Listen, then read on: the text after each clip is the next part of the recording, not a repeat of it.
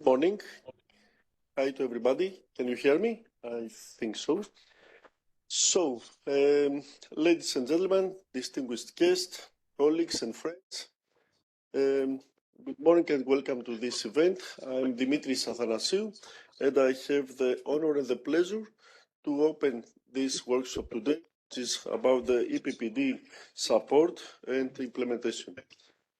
First of all, I would like to warmly welcome all the colleagues from the European Commission, the colleagues from national and regional authorities, also representatives from EU projects, from CINEA, from other financial actors, industry representatives, and everybody, I mean, all the wider and energy community of the building ecosystem. I would also like to welcome those who couldn't join us today physically here in Brussels, but could only join and participate online. And of course, your presence and involvement is equally important.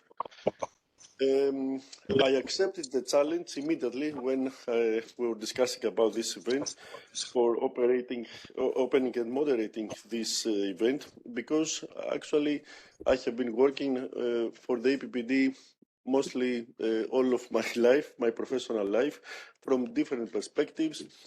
Some years ago, I was here in Brussels as a policy officer together with my colleagues in DG ENER, so developing policy and the EPBD. Before that, I was in the Ministry of Energy and policy officer again and consultant to the minister. And we were trying back then to implement, to transpose first and then implement the EPBD. Now I work in IEECP and I moderate and I coordinate some EU-funded projects, again related to the EPBD, or it's about research about buildings. So yes, most of my life I would say that I was around the EPBD, or even before I was just a simple and honest engineer trying to really, work inside. So for me, this event today, this opportunity, is exactly about bringing together all the elements, about having a strategic discussion about the question between, the connection between European objectives, but also national realities and how we can turn all this into action. Following a successful event yesterday, where real case studies demonstrated practical successes and solutions for building decarbonization, also within the framework of the final event of the EPBD.wise, and also accommodating many other events that we have been doing all these years from many relevant European projects. Today we have a conference and event where we will try to have a specific focus to move from policy ambition to practical implementation. The timing could hardly be more relevant as we now approach to the general transposition EPBD deadline of the 29th of May, after a long process. And I'm pretty sure that both the Commission, but also member states and national authorities are on fire, and they have decisions to make very, very soon. So the key question today is not about just what the directive says, more or less we all know about it, but it's how we implement it well in a credible and efficient way that is useful for citizens, public authorities, and the market actors. I do not need to repeat again in details about the significance of the building sector in Europe's energy transition. I think we all know the data, we know the challenges, but we all know that buildings are super crucial for energy consumption, for emissions, energy security, affordability, for everything. What matters now, at least for me, but I think we share the same opinion, is to not only recognize the importance of the buildings, but how to create the conditions for actions, what kind of policies we need, what type of tools, data, finance instruments, skills, and how can we actually find the optimum cooperation between public authorities and the market.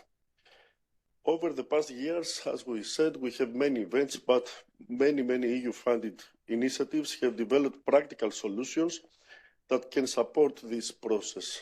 They have all this, and we will see some of them later today. We will see the results of some EU-funded projects related to better data systems, related to improved energy performance certificates, to smart readiness indicator strategies and methodologies, digital tools, renovation methods, building stock observatories, and many others. So today is about connecting the results of these projects with the authorities and the actors who need to turn EPBD provisions into functioning implementation systems. For me, at least, it is very important today to not just to present the projects and the results of the projects, but also to see how we can actually promote them and how we can actually exploit them. This is, for me, the most crucial part. It is about understanding how the knowledge, the tools, the methodologies, the lessons learned developed throughout these projects, the EU-funded projects, can be used in practice to support member states, also the European Commission, regions, municipalities, market actors, researchers, and in general the EPBD ecosystem. As we go through the day, I would also like to keep in mind three questions, like what makes implementation works, I mean, in terms of the EPBD, because the EPBD provides a general framework, but in reality, it will take place in member states where different conditions exist, different administration systems, different climate conditions, also maybe different traditional construction methodologies, and so on. The second question has to deal with what makes implementation scalable. Pilot projects, tools, methodologies are valuable, but the test is whether we can adopt and mainstream all these tools with the ministries, agencies, municipalities, and so on. How can we turn isolated good practices into structured implementation systems? And then third, it is also about what makes implementation trusted. In order for the EPBD to properly be implemented, we're going to need trust in data, certificates, financial projects, trust for citizens that these policies we develop will actually improve their homes and reduce their bills. So implementation is not just a legal exercise, it is also a trust-building exercise. All these questions, I believe that will be mapped very well in the structure we have for today. Because, okay, in the morning, we're going to look a little bit in the wider EPBD implementation system, policy, updates, finance. So let's say the high-level points of the policy and the EPBD. Later, we were going to focus on tracking implementation and enabling deliverable. So we're going to try to look for evidence, for observatories, data, and policy support. While in the afternoon, the idea is to turn into again, more technical elements and to see about standards, building performance, tools, methods, and collaborative solutions. It is also finally important to mention that that the EPBD cannot work alone. I mean, the European Commission provides always the policy framework, provides the guidance, but then we have to go to national authorities for transposition implementation. Then there are also researchers, there are regional authorities also that might also have to do something, market investment, technical experts, financial institutions, so everybody has to be on board. And I believe that we also managed to have the right mix of people today in the panel with specific policy makers, researchers, market representatives in the same room. So with all that, I think that we're going to have, I hope we're going to have an open and practical discussion today. Let's try to see how we can connect the project, the results, and the actual needs of both the European Commission, but also national authorities and the market, and see how we can actually make this a win-win situation.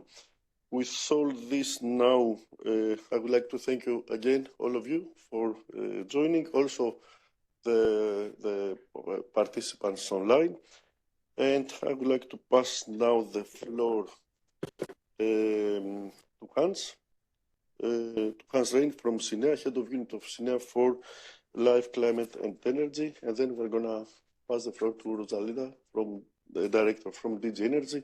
And then we will follow up with 3 specific sessions with more and more speakers. So, Hans, please, the floor is yours.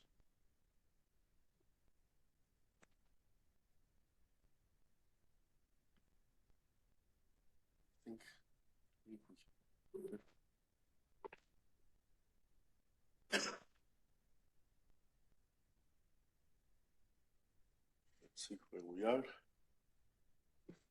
Here you go. Thanks a lot, and Dimitris for the welcome and for bringing us here together today. Good morning, ladies and gentlemen.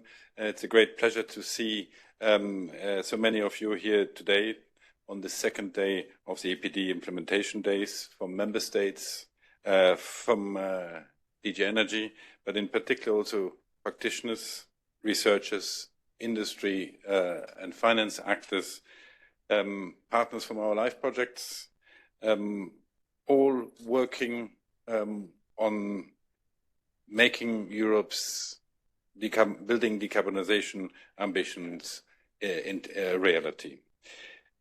We are meeting at a timely moment. The transposition deadline for the EPBD is just a few days away, on the 29th of May, and the focus is and should be on shifting decisively from legislation to operational delivery. And policy implementation is not about legal text, it is about getting the governance structures right, getting the supporting structures right that can sustain delivery. It is also about data and digital systems that can make the requirements operational. It is about market capacity and developing skills across the building sector. And it is also about financing frameworks that mobilize investment at a scale. And I think we discussed this not only yesterday, but also last week during the Clean Energy Transition Investment Forum and the Energy Efficiency Financing Coalition here in Brussels. And this is exactly on all these aspects of the implementation of the EPBD where EU-funded initiatives can make a difference, and where concretely the Life Clean Energy Transition Programme sets in. LIFE projects are specifically designed to bridge, so to say, the last mile between policy objectives and what happens on the ground. The projects that we fund do this by working directly with national, regional, local authorities, energy agencies, market actors across the sectors, but also with civil society actors. They test solutions, they build capacity, they reduce complexity, and I hope they also help to accelerate uptake. And accelerate we must. And this is why I'm so grateful for the group of partners here today, the EPBD Center, the eu.bac Energy Efficiency for Europe, to have taken the initiative to organize this event today, to share the experience and the knowledge about the available solutions among practitioners from across the EU. I think we have a rich agenda today, and a very interesting agenda. Dimitris has already outlined the different sessions that will come up, and I think it will be very interesting to see on the specific solutions that some of the projects and partners have developed over the past few years and are still developing, whether that is on financing, on digitalization uptake, whether that is with getting more accurate and more usable and more consistent energy performance certificates, or to be able to systemize the inspection systems for these, or very important also how to develop and maybe roll out and digitalize more effectively renovation passports, and lastly, advance smart readiness and building automation. And lastly, and not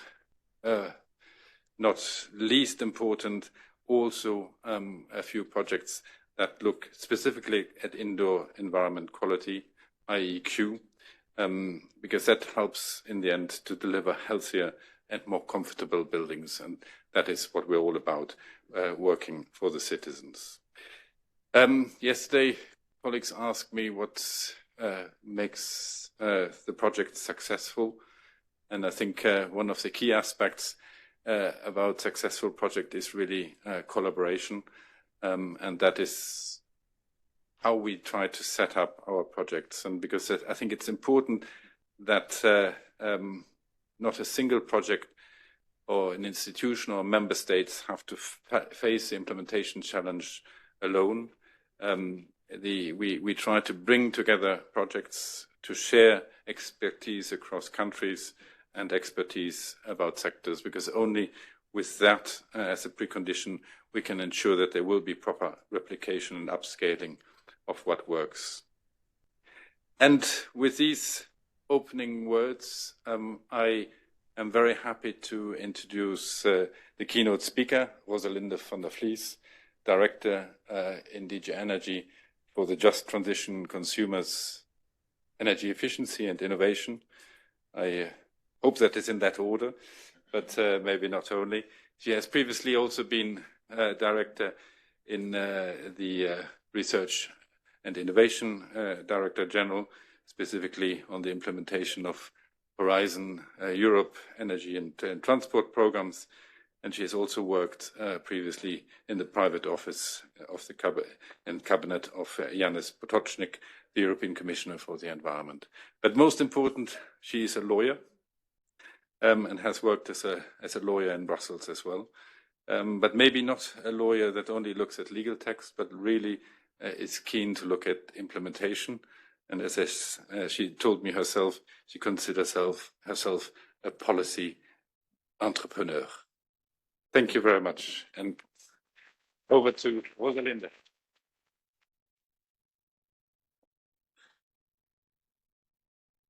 I'm not tripping again over this thing. I'm learning.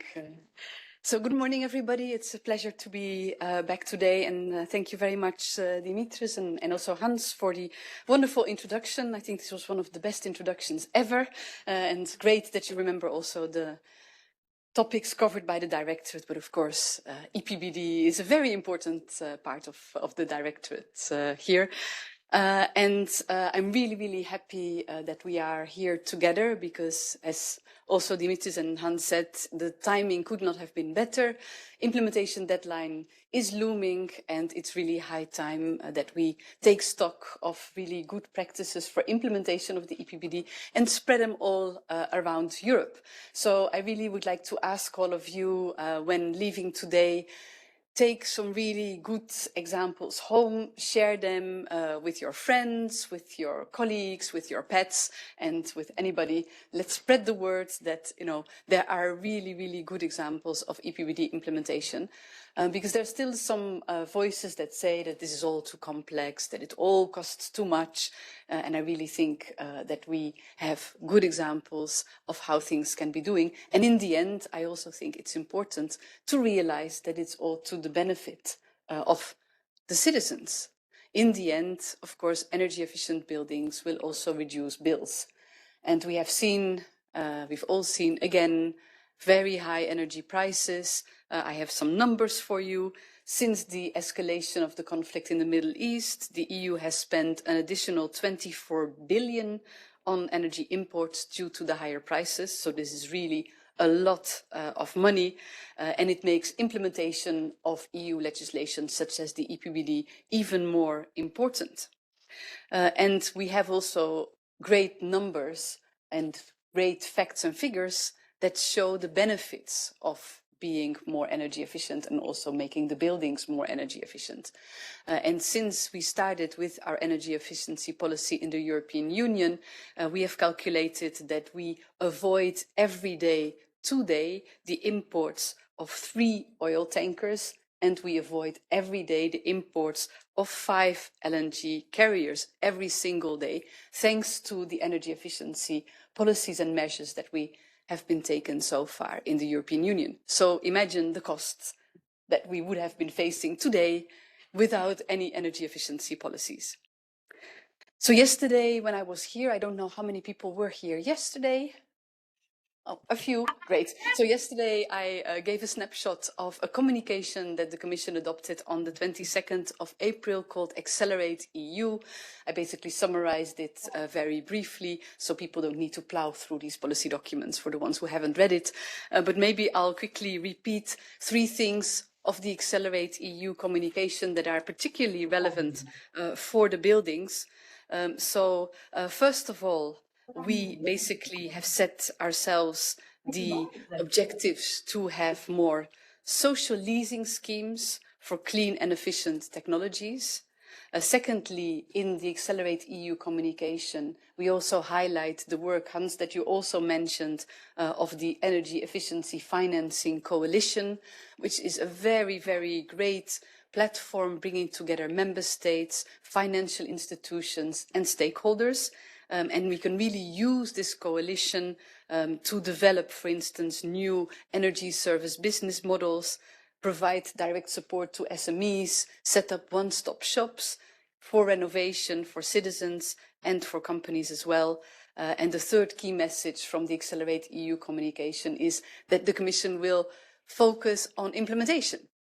And there, again, today's workshop is a very important element to accelerate this. And I think we all know that many solutions exist, but there are still quite some barriers that exist, and these barriers also represent opportunities. Let me highlight just 4 of them very briefly. First, data. It is really important that we have the right data, that we collect it and that we also use it. Second, finance. And here, I think for us, public policy makers, it's extremely important to not only use the public investments, but then also to leverage the private investments. And this is also something that we are looking at in the context of this financing coalition. How can we best use the public money to attract more private investments as well? Thirdly, simplification. And here, I think the one-stop shops are a very, very good initiative in order to simplify complex renovations or renovations that may seem complex for citizens. And lastly, governance. And here we attach from the Commission side huge importance to the national building renovation plans, which are building on Dimitri. I think you invented the predecessor there. But I think the national building renovation plans are really extremely important also to support the national level in cost-effective implementation of the rules of the EPBD. So I really think that we have a lot of successful projects in these 4 areas, successful projects that demonstrate how we can better use the data. Very soon there will be national databases fed by energy performance certificates that will really support decision makers to use the data to prioritize, for example, interventions. On the financing, we are really having now in this coalition very enthusiastic group, in particular also financial institutions that basically say the money is there, so let's really unlock it and work together to make sure that we can really use the money to replicate good solutions. On the governance, as I mentioned, the national building renovation plans, we have already received a few of them, but we are still waiting for others. So again, an encouragement for the member states that are here today and that are listening in. This is not just an administrative exercise. This is not just kind of like a boring technical tool, but it's actually a really practical instrument that can support also cost-effective implementation of EPBD.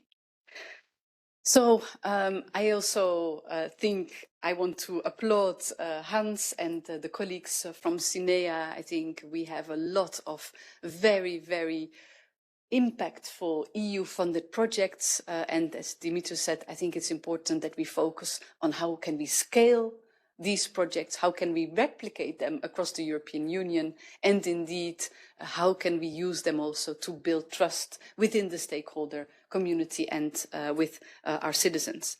I will end my intervention by drawing your attention to an innovative initiative that we have started, because of course when we speak about implementation of the EPBD from the European Commission side, we basically have two main tools to support implementation.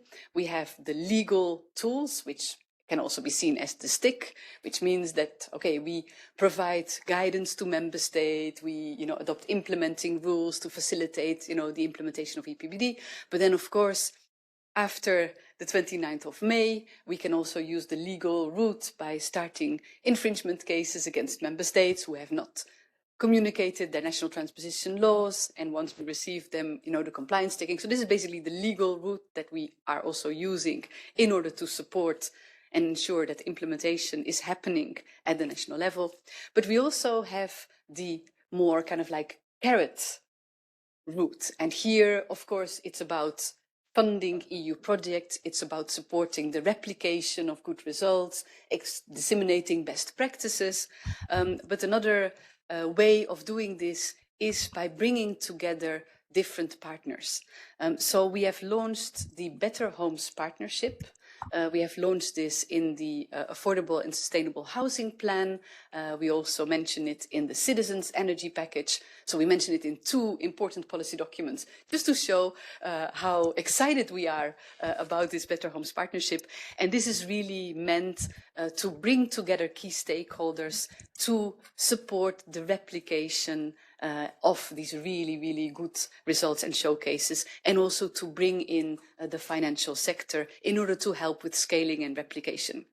So I would invite all of you to stay tuned on this, because very soon we are launching a call for expression of interest to join the Better Homes Partnership initiative. So keep a lookout on our websites and check out the call for expression of interest, Better Homes Partnership, to really support in the end the practical implementation of the EPBD. So I really hope that today will be very inspirational for all of you. And let me thank you all for all the work that you have been doing so far to support practical implementation of the EPBD. And also already a big thank you for all the great things that you will be doing. We are in this together. We are a team, Team Europe, Team Implementation EPBD, and you can really count on the European Commission, on my colleagues in DG Energy and in CINEA to support you as much as possible. So thank you very much and have an excellent day. Thank you.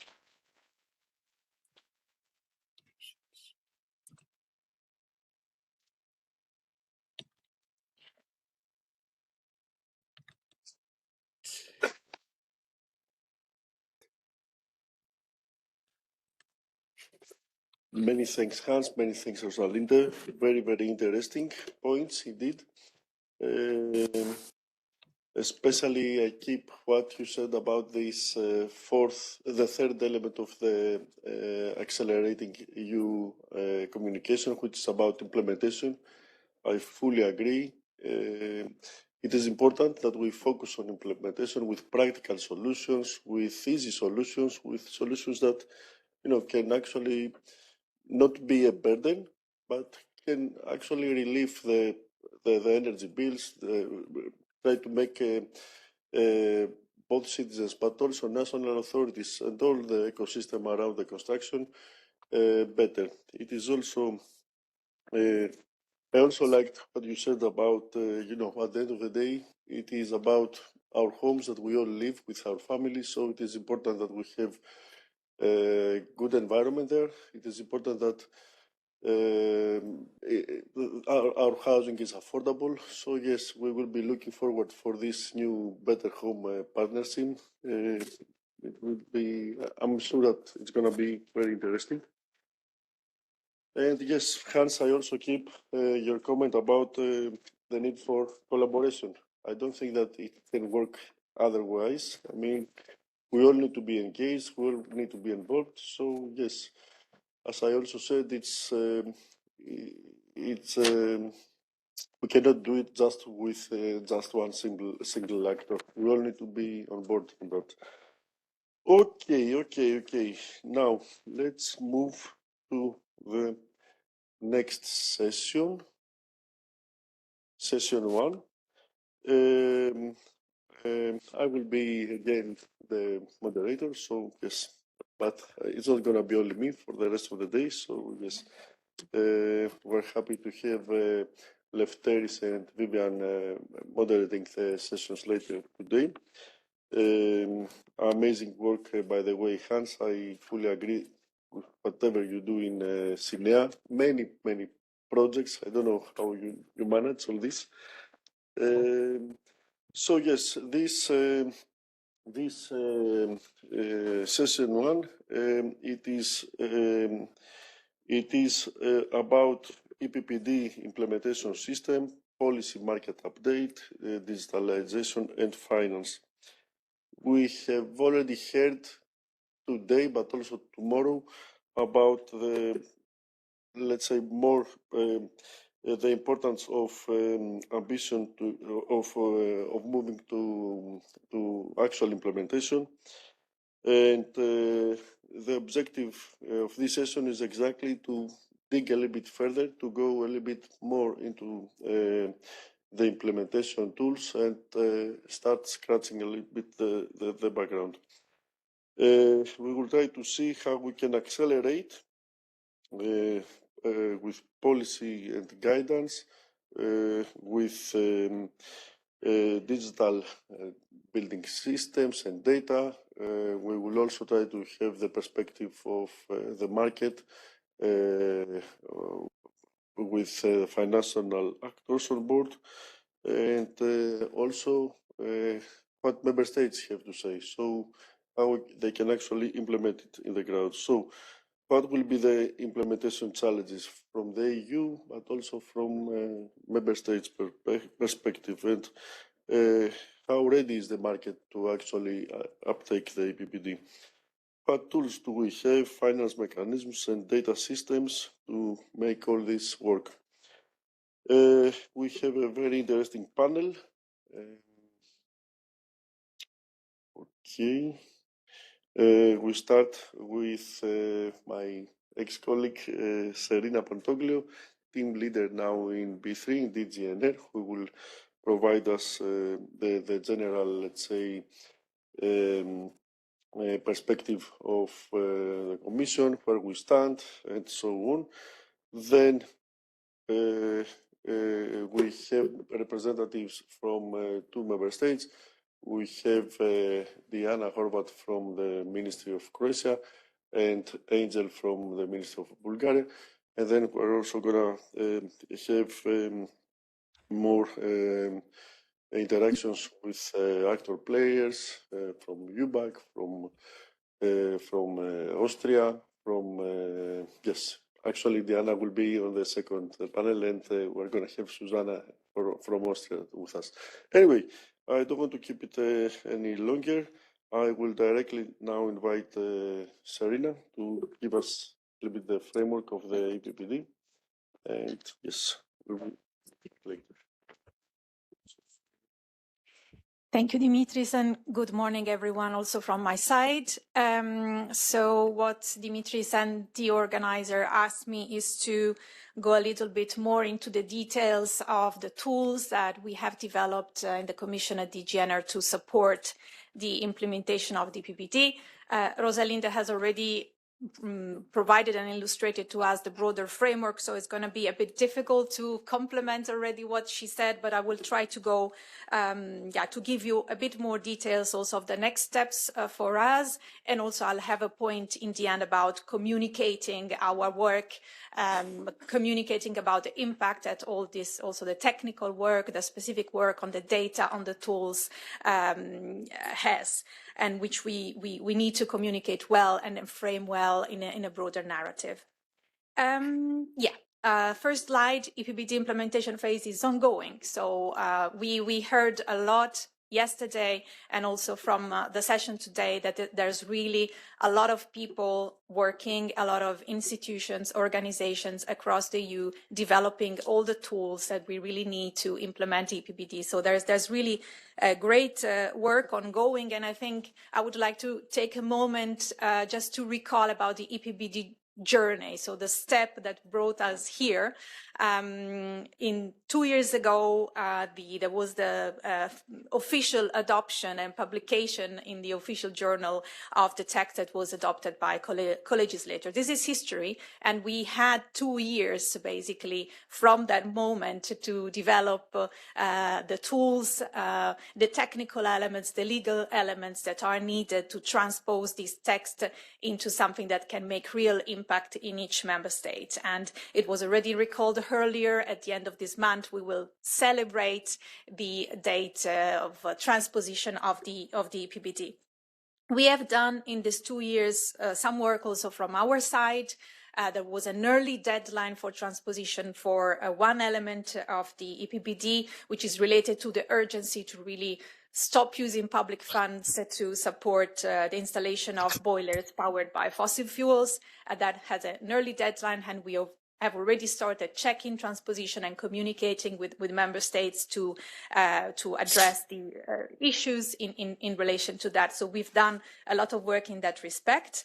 And we've also, and I will go back to that, also developed in a very iterative process with member states, but also with stakeholders. We developed a guidance document to unveil the mystery of the EPBD text and really explain as much as we could the flexibilities, the different options available to transpose the EPBD. And we published before summer last year the EPBD implementation support package, and I will go back to that. And as regards the member states' work, at the end of last year, it was the deadline for member states to submit the national building renovation plans, which are really very important planning tool for member states to really think strategically about the policies and the measures that are needed. And Julian in the next session will go more in depth into that. And the final plans, we expect them by the end of this year. So that's a bit the journey. Regarding the implementation support package, that was really a tool that we developed to help member states transposing and implementing. And we are still in this process somehow, because we have lots of bilateral meetings with national authorities and ministry to address the problems, to really help identifying pragmatic solutions to implement EPBD, cost-effective solutions, of course, that are available in the framework of the EPBD. So the guidance package is composed by 13 annexes that touch on the different topics and tools of the EPBD. And also, in addition to that, we also have developed in the last couple of years, and we are still in that process, all the secondary legislation which is announced in the EPBD, but we had to develop. And in particular, we adopted a delegated regulation in relation to the review of cost optimal levels, which we also adopted June last year. We adopted an implementing regulation on the transmission of data from national databases to the BSO. And also more recent, actually, it was published just a few weeks ago, a delegated regulation setting the union framework for the calculation of life cycle global warming potential. So we completed somehow the EPBD with some of the secondary legislation which is needed. The guidance package, here you see in this slide the list of topics related to the various articles of the EPBD on which we dive in, we provide guidance, best practice, and you see the list. So financing, one-stop shop, the minimum energy performance standards and the renovation of residential buildings, so the trajectory, the energy performance databases, data exchange, renovation passports, sustainable mobility, solar, zero-emission buildings, etc. So all the topics that are also addressed in several of the projects that that are represented today, and that also we have also drawn on the experience of this project while drafting those guidance documents. What's next? So have we completed the work in relation to the legal framework? Not yet. We are still working on a couple of acts. One that is still missing is related to one important area that Rosalinde has already mentioned, which is super important for the implementation of the EPBD, which is the financing. So the developing tools which will help increasing funding and lending volumes for energy renovations. And for that, we are working also together with the experts in the Energy Efficiency Finance Coalition. We are developing a delegated regulation establishing a voluntary portfolio framework for financial institutions, really to provide some tools that financial institutions and banks can use to increase the volume of investments on building renovations. And this is not a legal act, but we are also working on a report on the testing and implementation of the Smart Readiness Indicator, which will take stock of the experiences in testing SRI in the member states and will recommend about the next steps in relation to SRI. And these acts and reports are due either end of this year or beginning of next year. In relation also to the legal framework of DPBD, DPBD establishes that a review is foreseen by the end of 2028. So this is also a deadline that we have in mind in relation to the legal framework. Besides the development of legal acts and reports, we are also working on other initiatives which have been already mentioned by Rosalinde. So the Better Home Partnerships, which is a new tool to help us from the Commission side being closer to projects on the ground and see if there are barriers that we can help addressing, how we can help sharing best practice, matching needs with availabilities also from market actors. And we plan in particular to articulate this initiative over 4 areas. One is about making buildings really an asset of the energy system, of the electricity system. So we will look into projects in relation to demand flexibility, etc. And then the second area is about financing, already mentioned and mentioned again. The third area is about simplifying renovations. We will look at all the tools, but also the administrative procedure that can be simplified to make renovation faster and simpler. And the fourth area is about the decarbonization of heating and cooling. So all the solutions that can help accelerating the rollout of heat pumps, PV, batteries, all the technologies that we have and that are needed to decarbonize heating and cooling in buildings, because 1/3 of gas that we import is used in buildings. So that's really a key sector for EU energy independence. Specifically on financing, Rosalinde mentioned that we have some work which has been identified and allocated to us already in the Accelerate EU communication, again on development on finance tool and other solutions.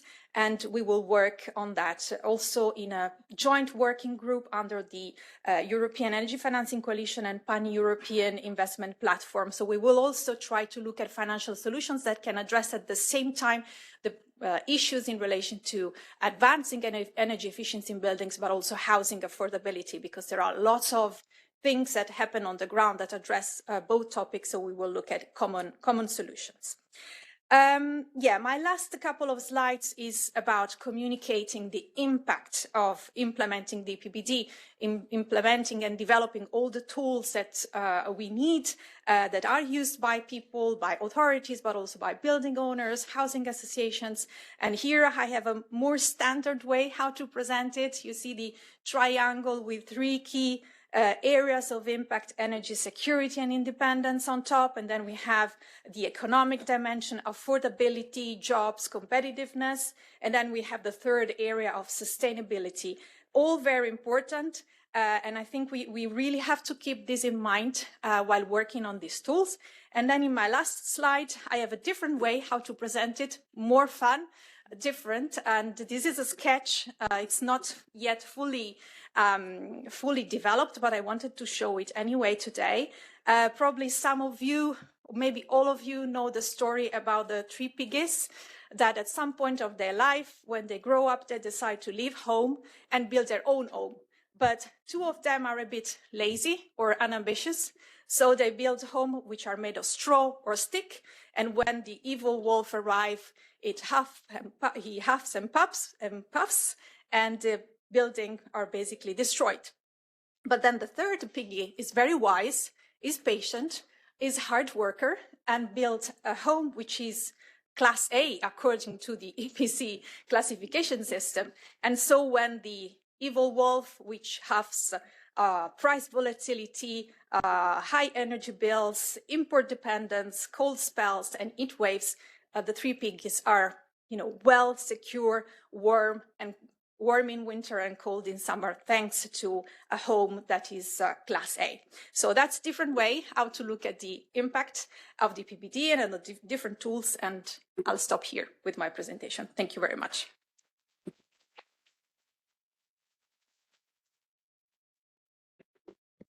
Many thanks, Serena. Very interesting indeed. I also like this last slide. I think it summarizes everything. So, just, yes, one picture, 1,000 words. Interesting work that you have already done.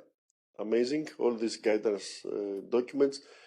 I think that the current EPBD is by far the best in terms of,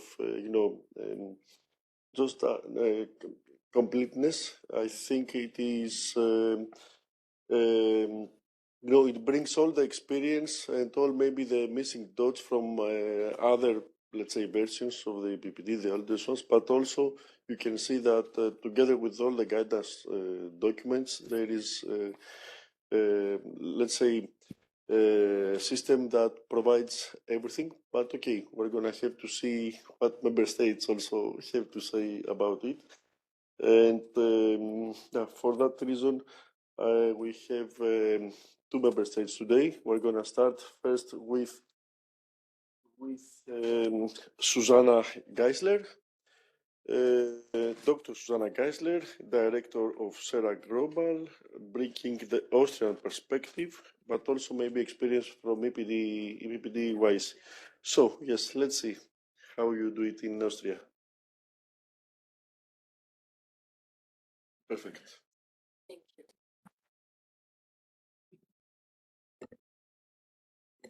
Thank you very much. So I will talk as somebody who knows the situation on the ground, as an EPC issuer and energy advisor, but also as somebody who knows the legal and policy framework at EU level and at national level.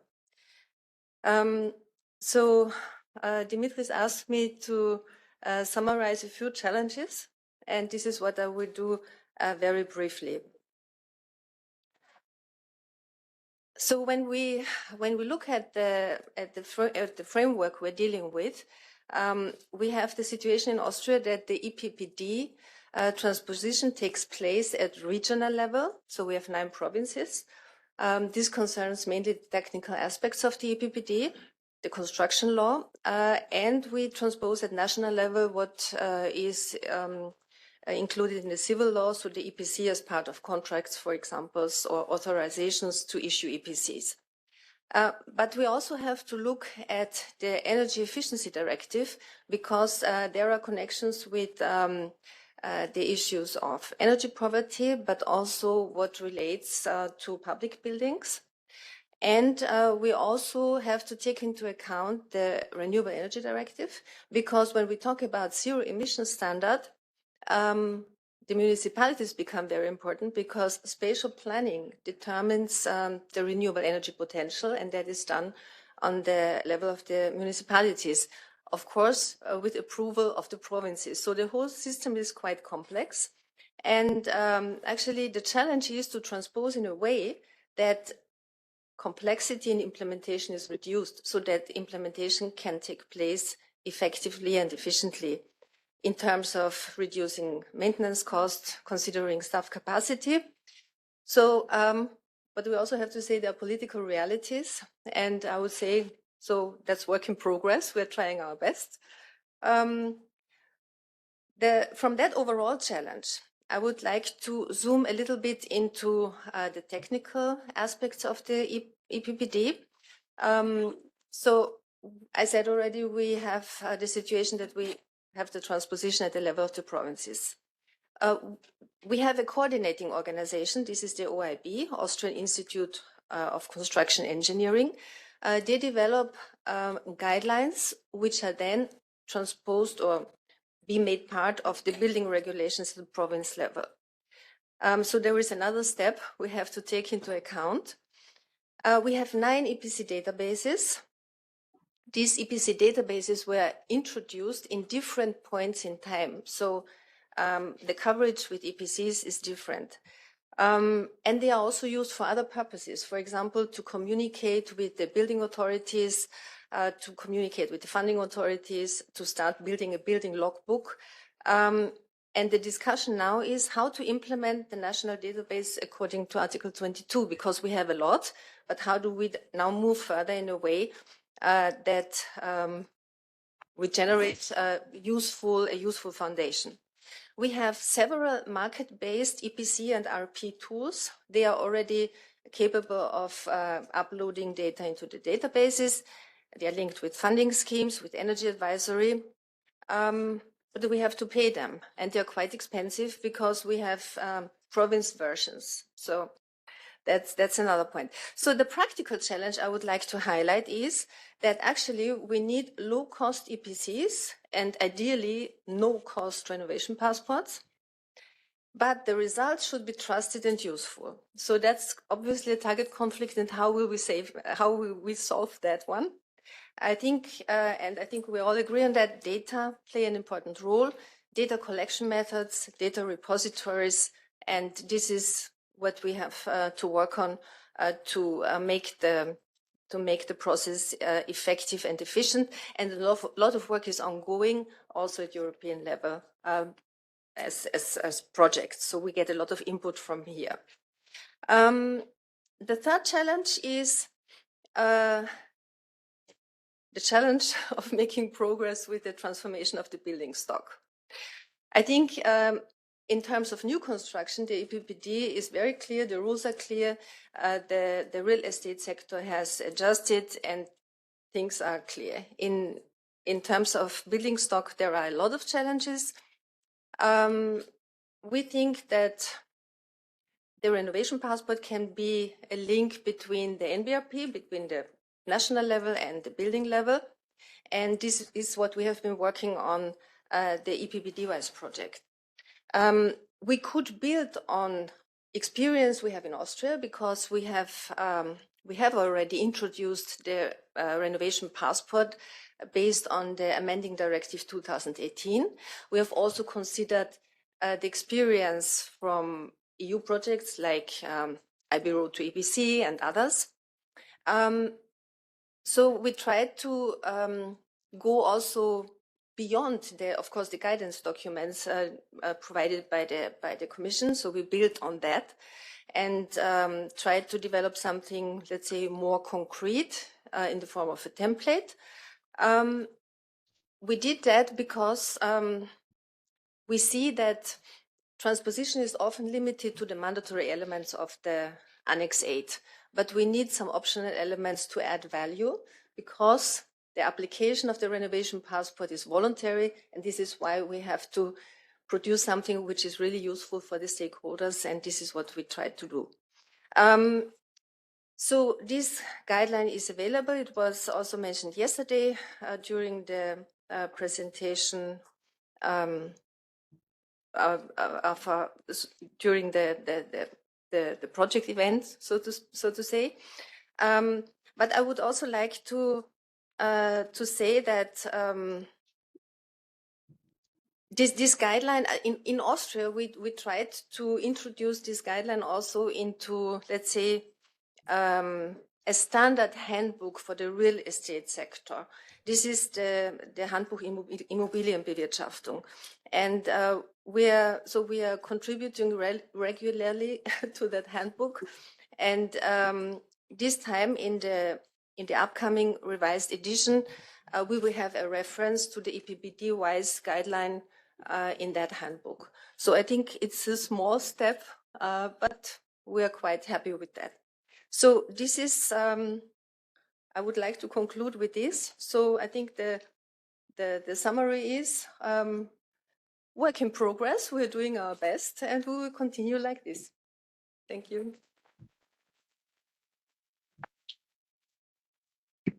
Thank you, Susanne. I mean, I can only imagine with this federal system how difficult it is to have 9 different EPC systems, to have 9 different databases.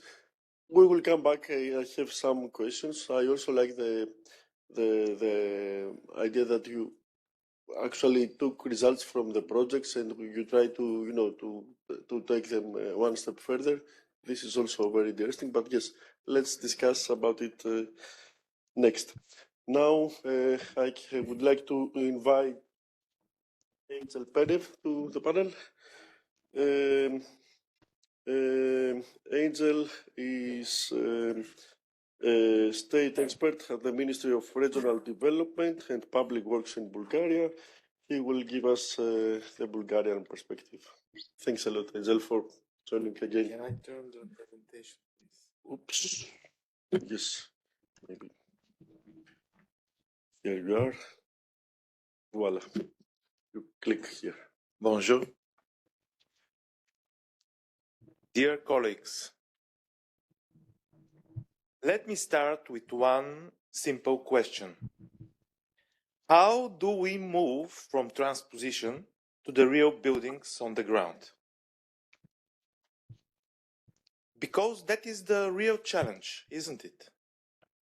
The EPBD is not only about rules, it's about people's homes, their schools, offices, hospitals. It's about lower energy bills, it's about healthier indoor spaces, and it's about green cities. For Bulgaria, this is not just an obligation. It's a chance to improve our building, chance to improve our energy efficiency, and chance to improve our lives. And that's why we are here today. So for Bulgaria, we have a strong legal base. And that's actually, it's our structure for the implementation. We have several acts and ordinances that we have to change. And that's actually is the first step. This is the first step. Second, before I cannot present the whole of the implementation of the articles, this is the second one. We planning to update our national methodology with new standards.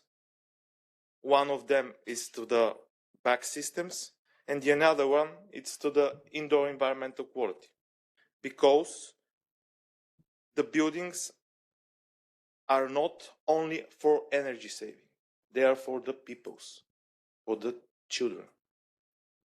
And that's the important, that's the key for the directive from my point of view. In my work, I explained this issue. We have gaps in our legislation. And of course, with my colleague from EPB Center, I have missed something in this national methodology. The storage is very important to be included. And we will discuss this. So next is to the renovation process. This is the third step for the realistics. And as you see in the slide, the renovation process, it's a step-by-step. The first phase is the basic envelope improvements. That's the first step. The second is to technical building systems, HVAC systems, and of course, to achieve our goals, to zero emission buildings. So this is the realistic, not only for the auditors, but for the owner buildings, because every budget is limited. And the integration of the energy it's not only about energy efficiency. That's not enough. These requirements. What's happened?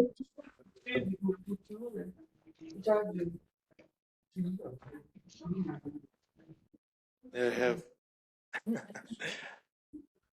So the energy efficiency is not enough with the requirements to EPBD. So we have to integrate new renewable capacity to achieve the zero emission building. And here is the challenge here.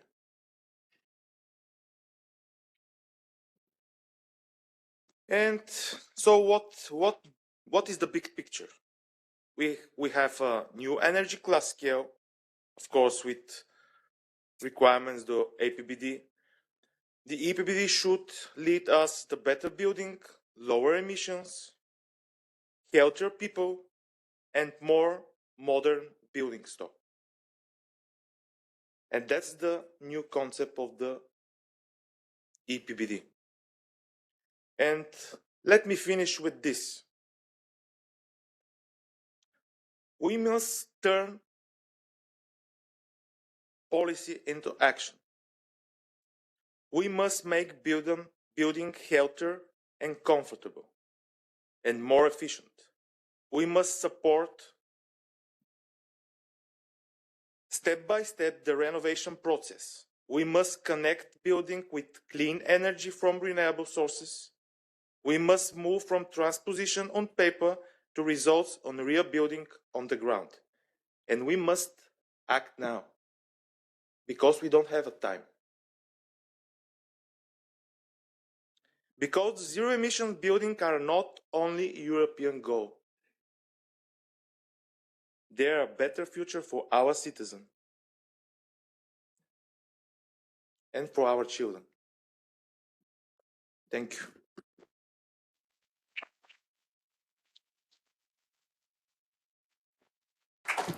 Thank you, Rachel. Oh, it's okay. Destroy. We will manage. Very, very interesting indeed.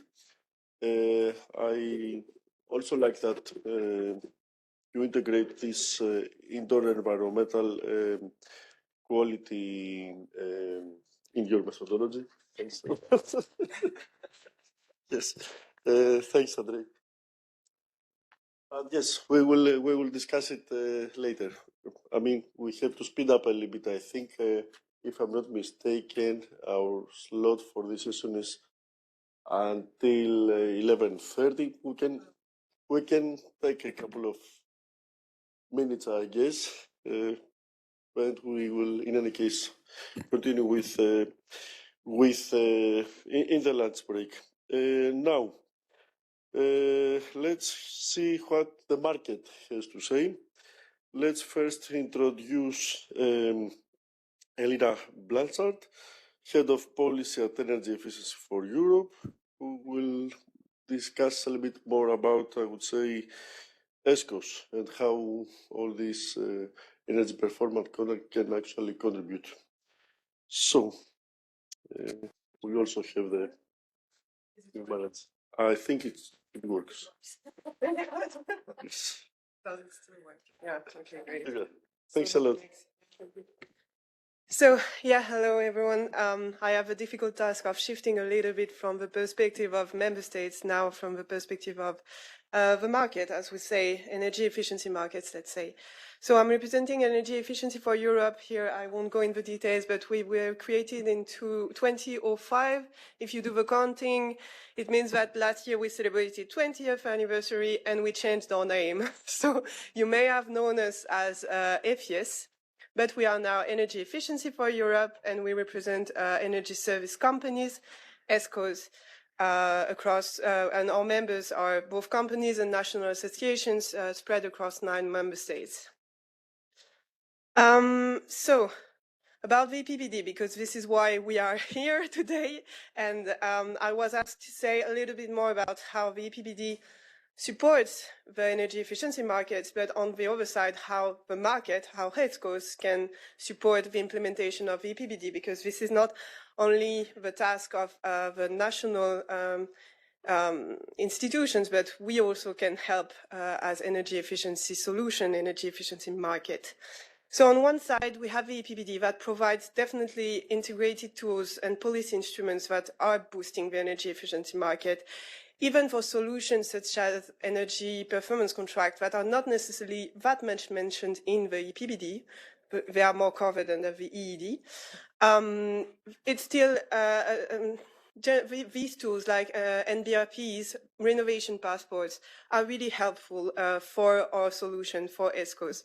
And all in all, this is an ecosystem that is supportive. But on the other side, as I was saying, we are talking here about a virtuous cycle. ESCOs can support the implementation of the EPBD.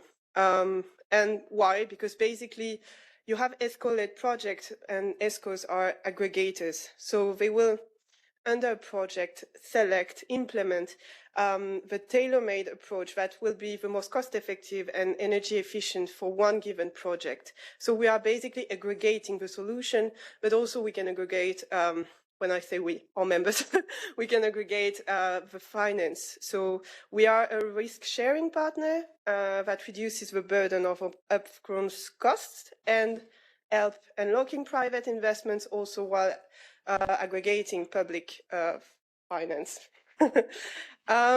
Interesting.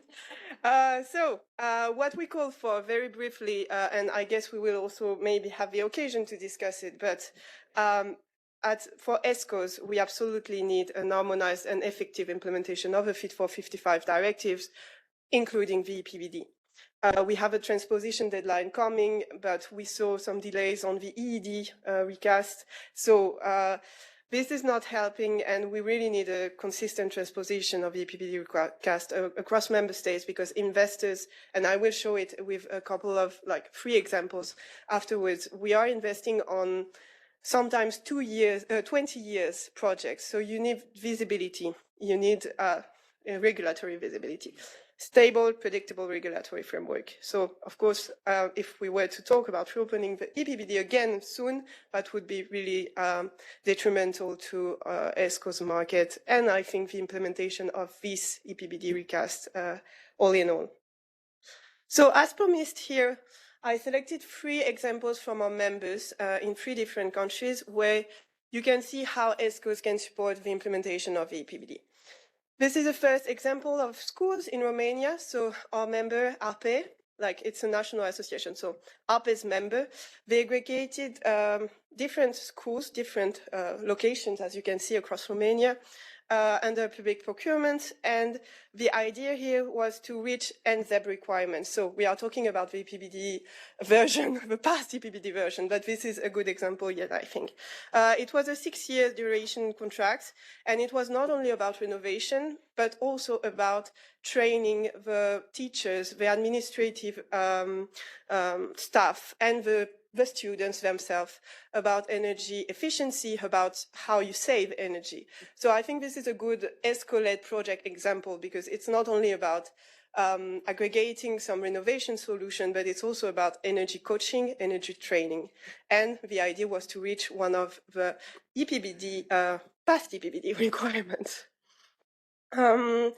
Another example here is an hospital, a public hospital from Italy, and we are talking here about a more recent project because it started in 2023. And when I was speaking about long-term project, you see here 16 years. So you need visibility and stability for this. And why I selected this project, of course, because this is a good example of ESCO's-led project that is supporting the renovation of the public buildings, and I don't need to remind you of the public buildings objective and public sector's objective under the PBD. Here, why is it a good example of ESCO's-led project? Because you have a very different kinds of actions that are undertaken in order to reach the energy consumption reduction of 30%. You have renovation of the heating and the ventilation system, installation of a new generation system, new BMS also, and photovoltaic panels. So really a large set of different options that you aggregate here to reach the objectives. And last but not least, I'm sorry, I have to jump to not take too much time, but I wanted to show you here an example of housing, because when we are talking about energy performance contract, most of the time we talk about big buildings. So housing is covered mostly through condominiums and social housing. And this is the case here. And why it's interesting as well is because it's not only an energy performance contract, as you usually know, but it's now an energy and carbon contract. So it means that the carbon performance, the CO2 savings, basically, are also contractually guaranteed. We are talking here about an 8 years project, and the savings mostly will be reached notably through energy management. So you have a person helping to manage the consumption of the overall building, but you also have the connection to a district heating and cooling system. So you see here yet another way for ESCOs to achieve the guaranteed savings. And here, what we see more and more, especially in France, is the guarantee of both the energy and the carbon performance, which is, I think, dovetailing very well with the EPBD objectives. So this is all for me. I don't want to take too much time, and I'm happy to have a discussion now.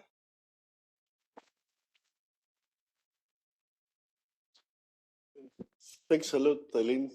I mean, very interesting. I'm a big fan of ESCOs and the overall concept of you as well. But yes, we can discuss later, because I see the projects, I see projects happening all around, but I know that in some cases, there are some markets that in some member states that, you know, the ESCO market is, you know, just don't exist. And I would like to share a little bit, if you can share with us a little bit some insights. What do you think that could improve? Anyways, let's now, you know, speak about ESCOs and investments. Now maybe we should talk about money, about financial. Let's invite Alexandra in the panel, who will, you know, tell us a bit about financial mechanisms, innovative tools, everything. So yes, Alexandra, please. Thank you very much. By the way, we started a little bit late, so we have 15 more minutes to add in the discussion. I managed to work.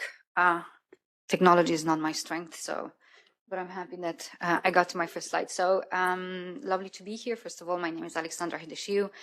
I'm going to have a dual role today. I'm actually the managing partner of NSA Capital, which is a financing facilitator based in Luxembourg. So what we're trying to do is that via securitization mechanism to buy receivables from ESCOs and place them to a different type of investor, because the problem is, in general, when we're talking about ESCO projects or EPC contracts, they're very small, they're very scarce, and in a way to tap into the different type of category of financial investors, we need to bundle them, so standardization, aggregation, all these nice things that I think financiers are always banging on about, But what we realized is that aggregation is quite difficult to do.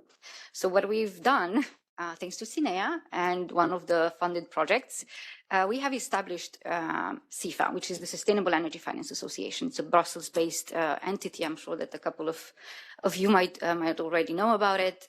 And NSA Capital, alongside other companies, we are one of the funding members.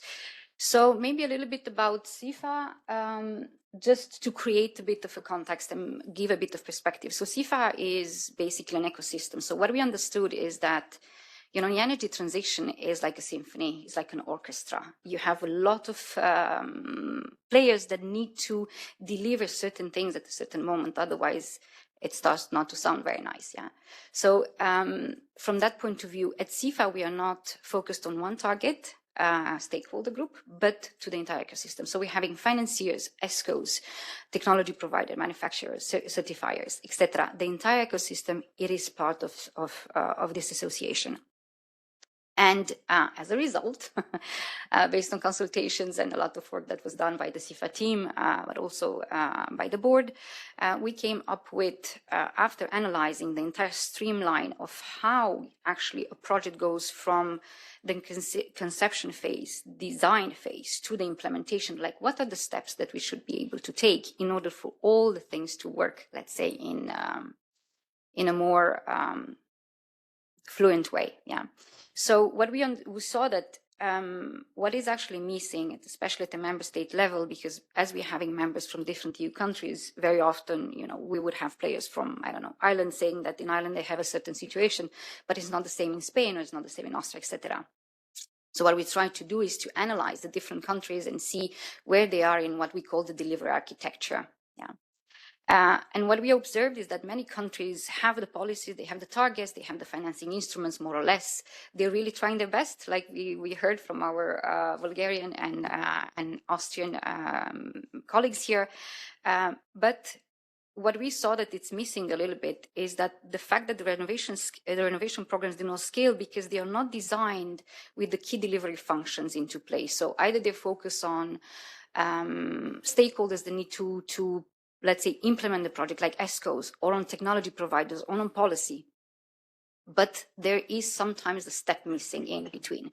So what we try to do is that we've tried to, via this delivery architecture, and you're going to see it a little bit later on the slides, it's what we try to do is to identify very quickly if something is missing and how we can make sure that the streamline is present at the member state level so we can empower the market to really work together and come together.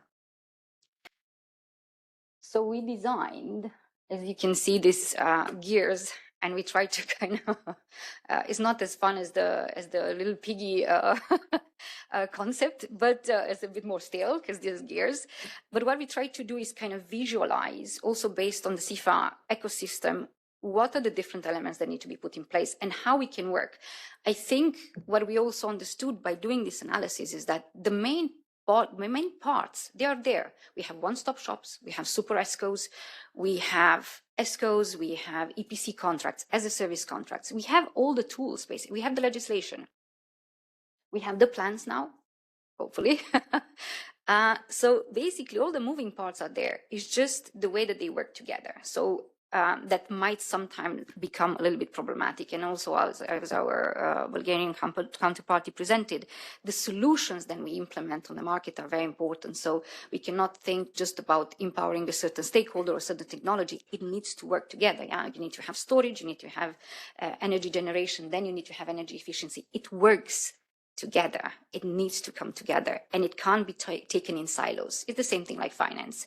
A bank does not work as an investment fund work, as a EIB works. They all work a little bit differently. They all have different criteria.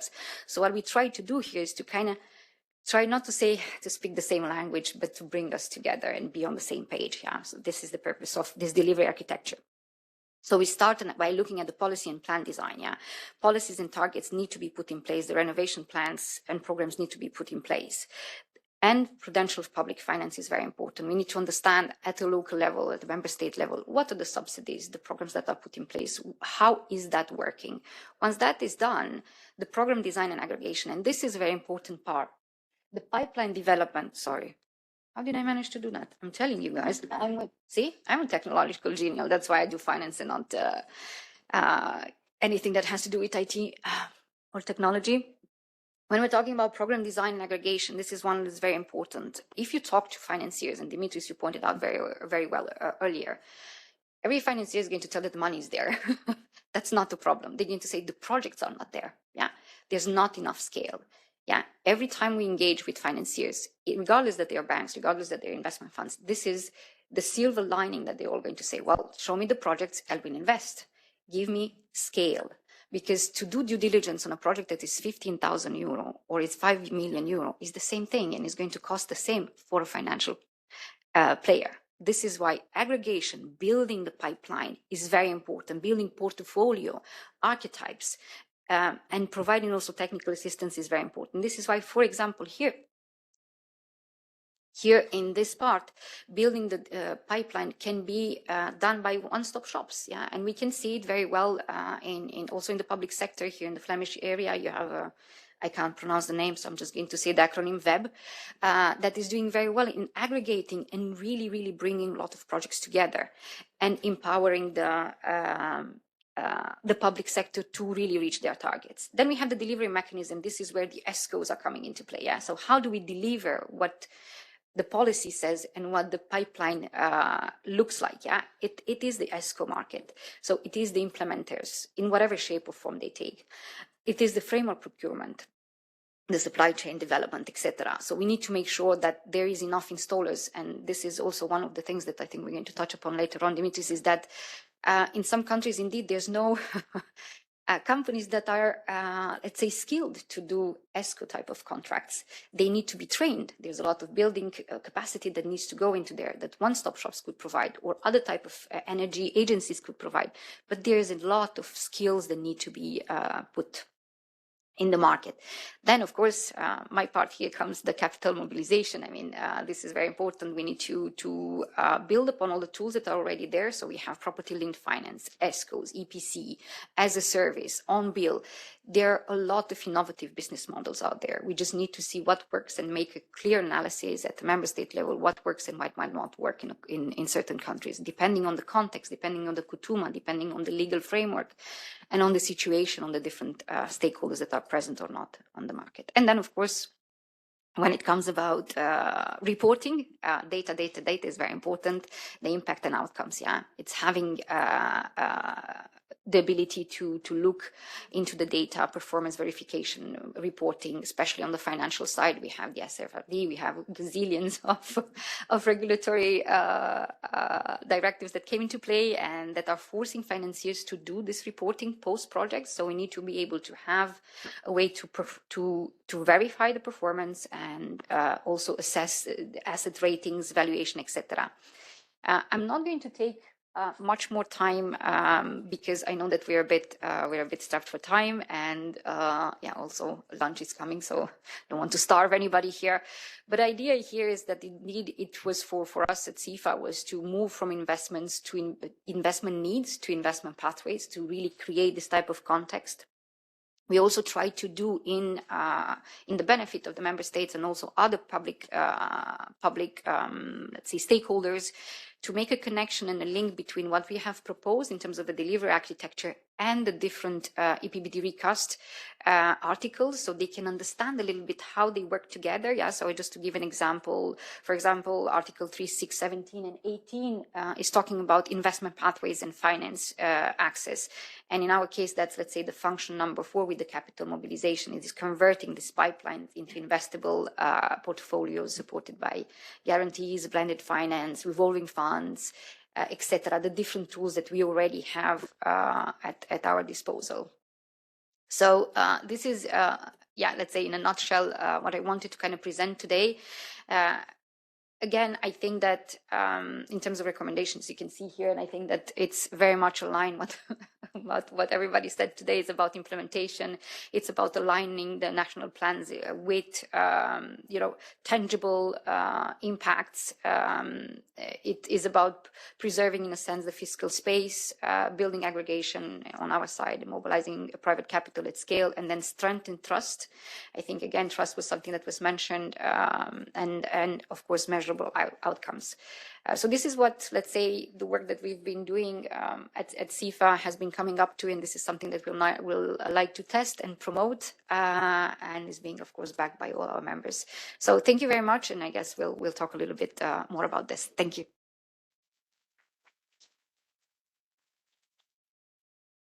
Many thanks, Alexandra. Interesting indeed. Also, the work we do in CEFA. Okay, I have a question for you, but I will save it for later, because now let's discuss a little bit about the market, the technology, and digitalization in general. I would say in buildings. So I will invite Chloe Wells, project manager at eu.bac, and she will focus on the more, let's say, smart elements of the EPBD. So please.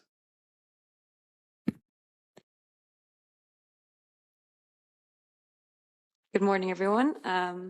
Thank you for all the coordination, for the invitation.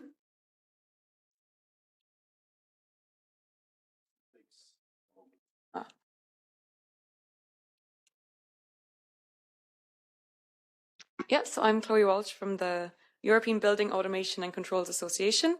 We represent companies, as it says in the name, active in building automation controls, smart building technologies. So our perspective today is very practical, and I think it was already mentioned by Angel here as well. So it's how to move from EPBD requirements to buildings that perform better in real life.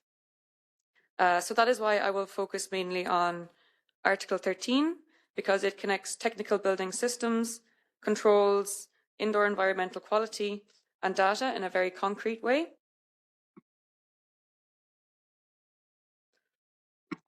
So Article 13 matters because it connects several things that are sometimes discussed separately.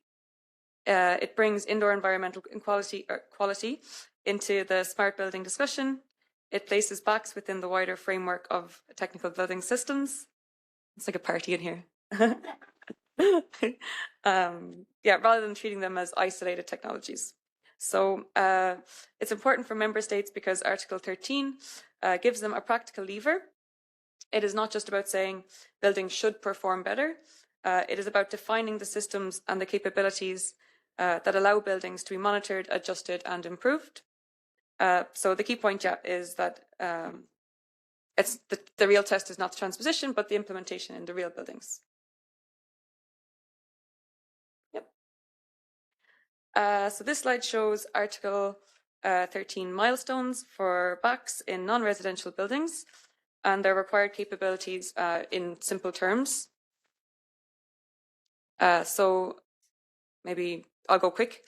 For larger non-residential buildings, BACs requirements already apply. As you know, as of the end of this month, the EPBD also brings in IEQ monitoring into the picture. And then by 2029, the lower 70 kilowatt threshold means that a much larger part of the non-residential building stock will also come into scope. So the capabilities I've listed here are quite practical.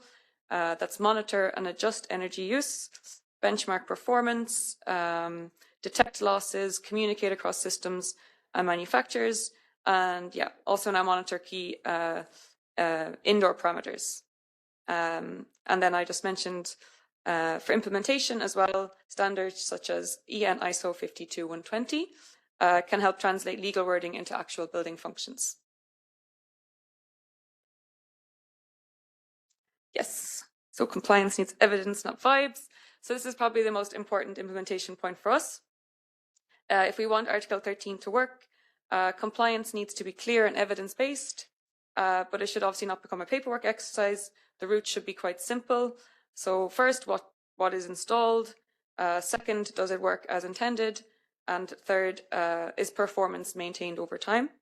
So that means the system documentation, commissioning records, functional checks, monitoring, fault detection, and maintenance follow-up. This matters because inspectors need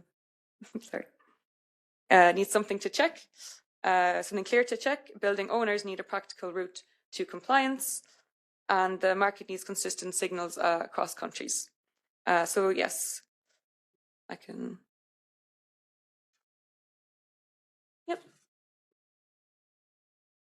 So the EPD also has put evident emphasis on some tools and assessments, as you know, such as EPCs, SRI, renovation passports, building stock data, databases.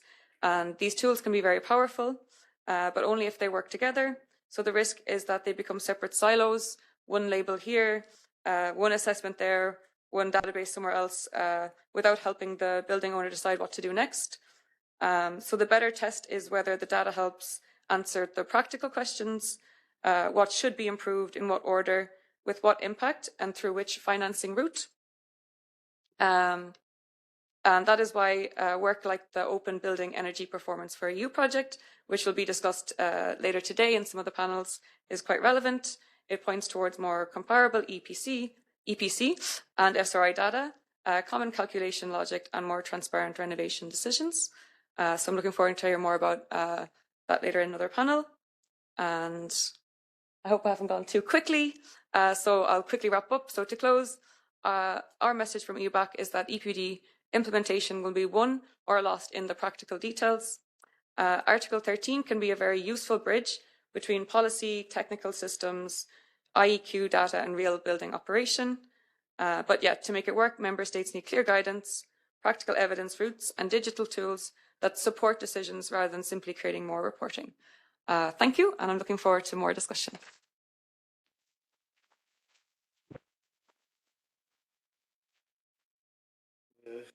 Many thanks, Chloe. Interesting, and let's hope that Article 13 will remain. It. We're not going to lose it somehow in translation.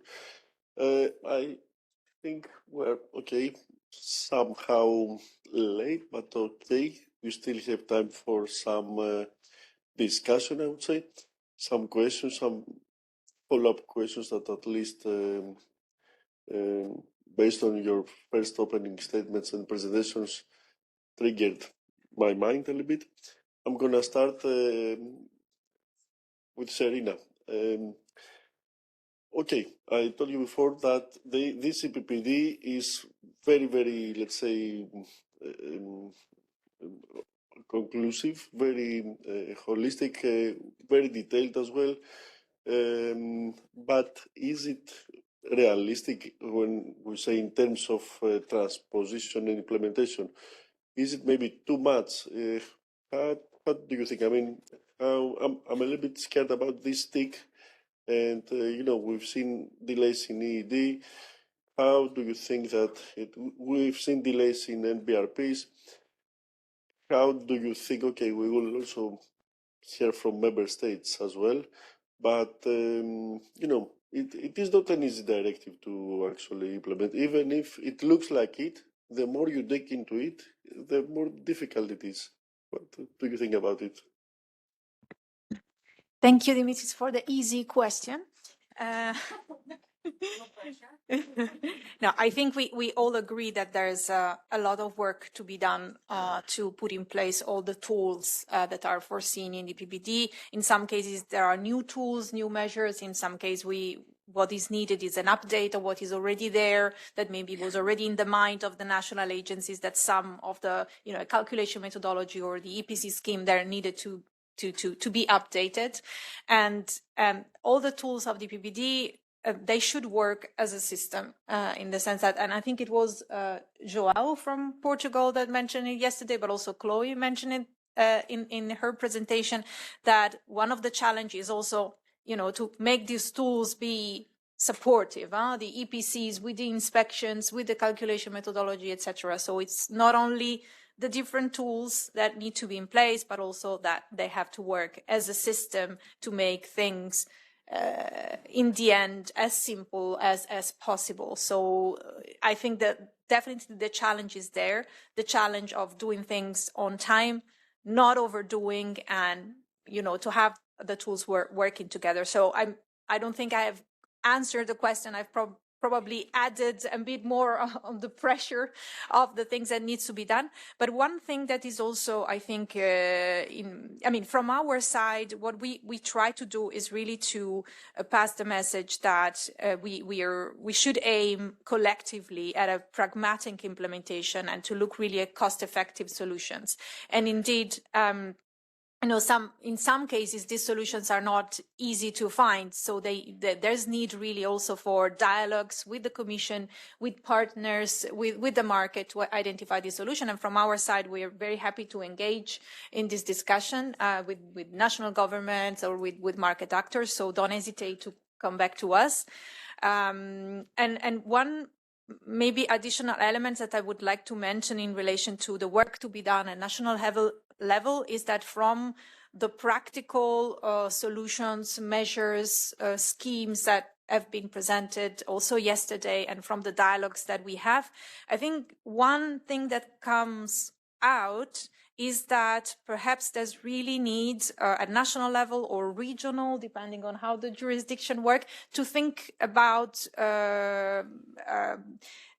perhaps about the overall governance of the renovations and the modernization of the building stock that might require different structures like aggregators, intermediaries, new agencies. I think we've seen several examples from regional and national level where really having an agency or a dedicated entity that was putting together the different actors, the different pieces, was really helping in making things simpler and accelerating. So perhaps really one thing to be done also for the national authorities that are working on the different tools is also to think about the governance, about perhaps the need to create new structure or to use in different ways, like national energy agencies, structures that are already there and can really help as an intermediaries and aggregator of or putting together the different actors that are needed.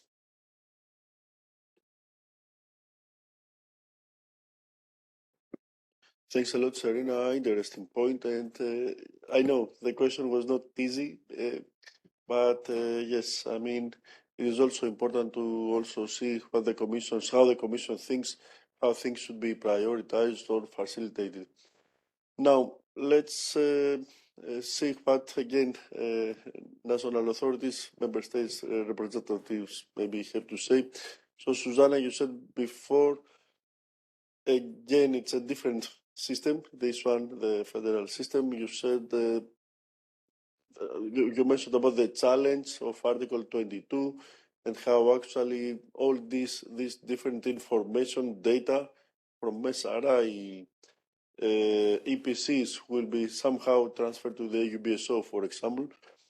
So how do you think about it? Do you have some solutions? Do you think that projects and solutions, or let's say solutions offered by projects could support? We will discuss in session 2, I think, about this, and maybe we can also follow up there. And another question about the renovation passport that you are designing. Is it going to be again on a federal, let's say, system, or is it going to be now a tool that will be working for all different regions? So I will start with the first one about the Article 22 database. So we are starting from the EPC databases we already have at regional level, and they already have quite many features that are required, such as interfaces between the calculation tools and the databases, so we can transfer input data, but also intermediate calculation results. We have the interface with the renovation passport. We can update the renovation roadmap. We can add meters, so building owners can specify meters, and we can have the meter data, compare them with the calculated data. We have the option also to upload reports. The building owner has the option to upload reports. So, and here we come to what is needed in terms of further development, what is now required by the Article 22 database. We have to, we have to work on who is in charge of the building specific data collection, because actually it's the building owner. So the building owner uploads documents, the building owner specifies meters, but actually they're not interested in doing that, only if there is a funding that is linked with that requirement. Then another question is, in what form is the data available? Can it be verified and processed? So we found that we have text input, so data fields which are specified as the allowed text input. That creates issues. So this is another question or topic for further development. Then who is allowed to access and use the data?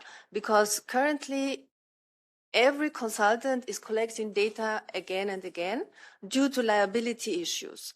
This causes effort, but is also error prone. So we have addressed this topic in EPBD.wise. So there is a report called Legal Studies where this issue is addressed by experts. So these are some of the issues we're working on. Another issue is that we actually have a national database, but this database does not comply with the BSO transfer requirements. So it's also a process that is ongoing, but just last sentence, Chloe mentioned that, okay, there is a risk that data sit in silos like SRI, EPC, and I think also, yeah. So in TAMPEC, we have, this was another EU-funded project, we have discussed a completely different approach. What we are doing now is we upload EPCs, we upload renovation passports, we upload other documents. But another option would be we have a data repository that is always up to date, that is authorized. Authorized in the sense that data are verified. And from that repository, we produce the assessments which are needed. So it would be like a reverse process. But that's quite far away. Probably. Yeah. But it is interesting, I have to say. And yeah, please. Thank you. The second question was on the renovation passports. So what we plan to do is to use our concept for public buildings, because in Austria we have the alternative approach according to EED. So here the renovation passport comes in with public buildings. We have now the challenge that also municipalities are obliged to renovate. It's difficult for them, and we're trying to move into that direction. Thanks, Susanna. Interesting. And again, apologies again for the easy question. I know it's not easy at all to implement all this stuff. Then, Angel, how about you? I mean, you presented before more or less the system, but I haven't heard anything about any challenges. Okay, I understand that this is what you already plan to do. Calculation methodology with indoor environmental quality, zero emission buildings, decarbonization, everything is there, but is it under control? Do you see a missing spot? Where do you think the biggest challenge lies? Well, unfortunately, from my point of view and my little experience in the public sector, the main bottlenecking is that we need a better coordination of the stakeholders and with the ministry which are involved to the implementation of the directive. And as a deputy chair of the interministerial working group, I felt that we have to identify the responsibility for each institution have to be, and that's the important. And our ministry is responsible main of the technical regulations.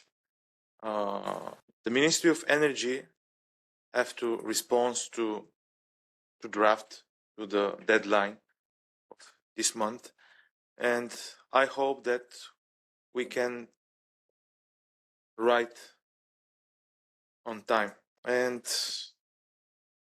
that's the big challenge in Bulgaria, unfortunately, I said. And that is. I fully understand what you mean.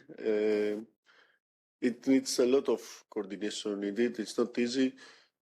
Not just, even if you take it article by article, maybe you will need, different coordination and organization roles for each and every article. So imagine for the full one, yes. And I also want that the administrative capacity, it's with very low level. I mean, we need better education with this kind of field, the energy performance of building. we need a guidance, and experts. We don't have enough experts, unfortunately. Angel, I fully agree, and that's why I keep saying that, maybe these EU-funded projects, on top of the guidance provided by the European Commission and everything, maybe all these projects can be actually utilized, can be exploited. The way I see it in some cases, like a free technical contract service offered to national administrations that they can serve as a basis. I mean, I'm not saying that, okay, they can just take the results of a project and just implement it. But if you look at them, they are, pure gold out there. Anyways,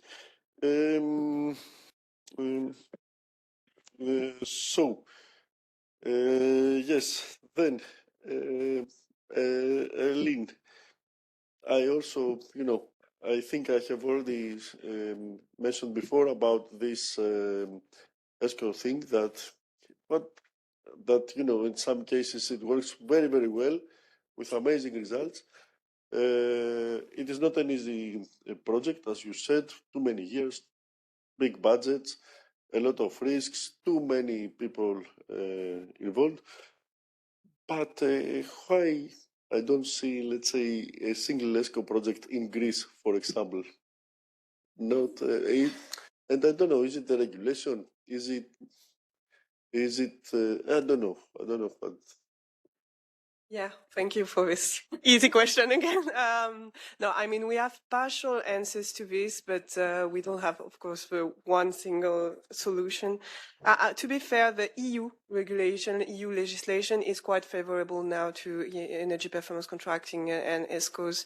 We have seen very good reference in the EED and very good provisions.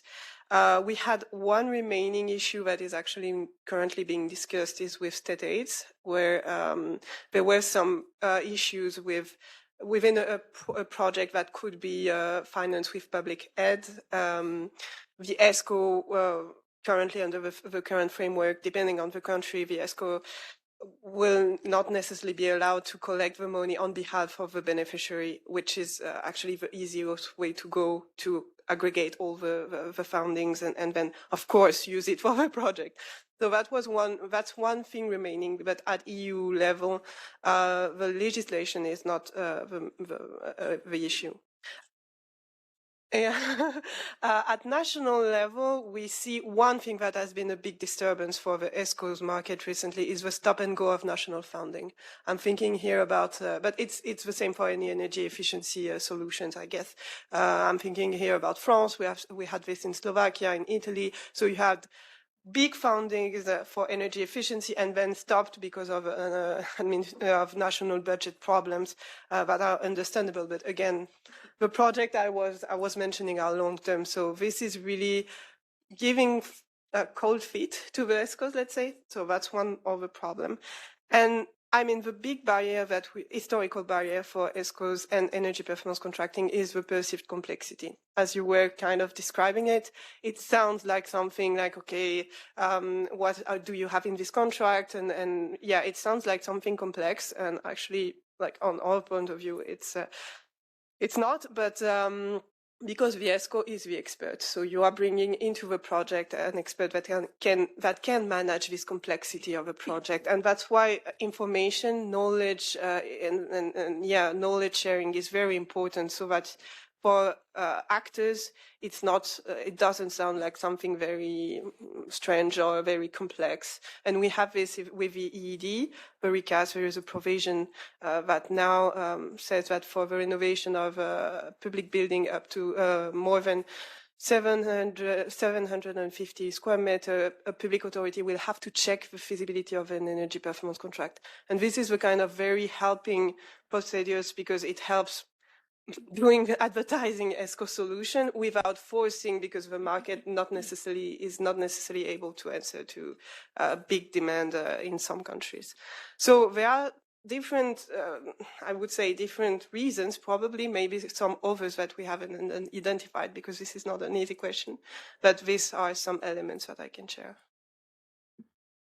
Thanks a lot. I mean, it makes sense, and you know, I mean, if time allows, we can discuss it more. Or I mean, I might disturb you a little bit during the lunch break. Just to share some experience I had with some colleagues, and they were telling me that okay, we try to simplify a little bit the whole system. Don't be very, let's say, don't.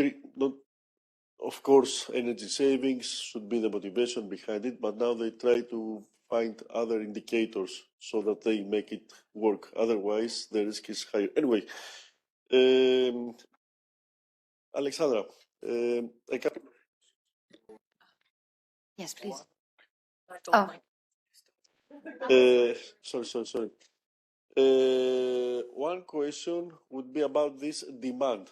You said that there is no demand. I mean, banks are there waiting with their money, okay, something like that, but there are no projects. On the other hand, if there is the public projects, you see that the demand is high. So if there is like a project, I know from some member states that there are public projects, and they say, okay, if you want to renovate your home, your building, 80% grants, and yes, of course, the demand is super high. So how do we bridge this? And one extra question about this innovative mechanism, the innovative financial tools. We hear about on-bill financing and all this stuff. Do they really work, or they're maybe tailored to some specific markets? I'm going to take it now. Okay. So related to the first question, I think, or second question related to the public sector, yeah. Indeed, in the public sector, because the projects are larger, the financial, let's say, ticket size, how we like to call it in the financial terms, it's higher. But as you said, sometimes it comes with a lot of subsidies on top. That is distorting the market. Why? Because then you would have a lot of pushback from the public authorities, because they will wait for the next pot of free money. And that is paralyzing basically the energy transition. So although it is sometimes a good effect, because it kind of stimulates the projects are being implemented, but it kills the private capital in penetrating the market. Because 20% of 100 million, it's not such a big ticket size. Yeah, it is good because it's de-risked. Yeah, because the biggest chunk it's been taken by governments, etc. But it cannot. The energy transition, as we know, is not going to happen with public funding. Like, I think that is clear by now. It should be clear to everybody. We need billions and billions of euros that need to be poured into this every year by 2030 to be able. Above 200, I think it was the latest number, to be able to reach the targets that are in all these directives stipulated. That is one. Then when we are talking about the public sector, even if they don't have, let's say, a lot of subsidies that are coming, or free money, as we like to call it, from different pots, one of the problems there is the off-balance sheet. In general, public... Besides EPC type of contracts, so energy performance contracting, that is under certain, let's say, structures that are aligned with the Eurostat guidebook of 250 pages, in certain condition, it can be off balance sheet, yeah, minimum 8 years, minimum savings of 30%, etc. There are a couple of conditions there: design, operation, everything stays with the ESCO, etc. It can be off balance sheet. That is a very important, especially today when we're looking at the national debt of all the member states, not only in Europe, but around the globe. Off balance sheet aspect is very important. Is it going to go on top of the national debt or not under the Maastricht criteria? And this is why it is important to find innovative business models, such as the energy performance contract, such as a service, to be able to ensure that we are not putting more pressure on the public authorities and the member state governments, but we are trying to support them via these innovative business models. In relation to the demand, yes, I think that, of course, when we're talking about finance, it can be the perceived risk. There are a lot of elements, let's say, that come into play when we're looking at the energy transition. But the biggest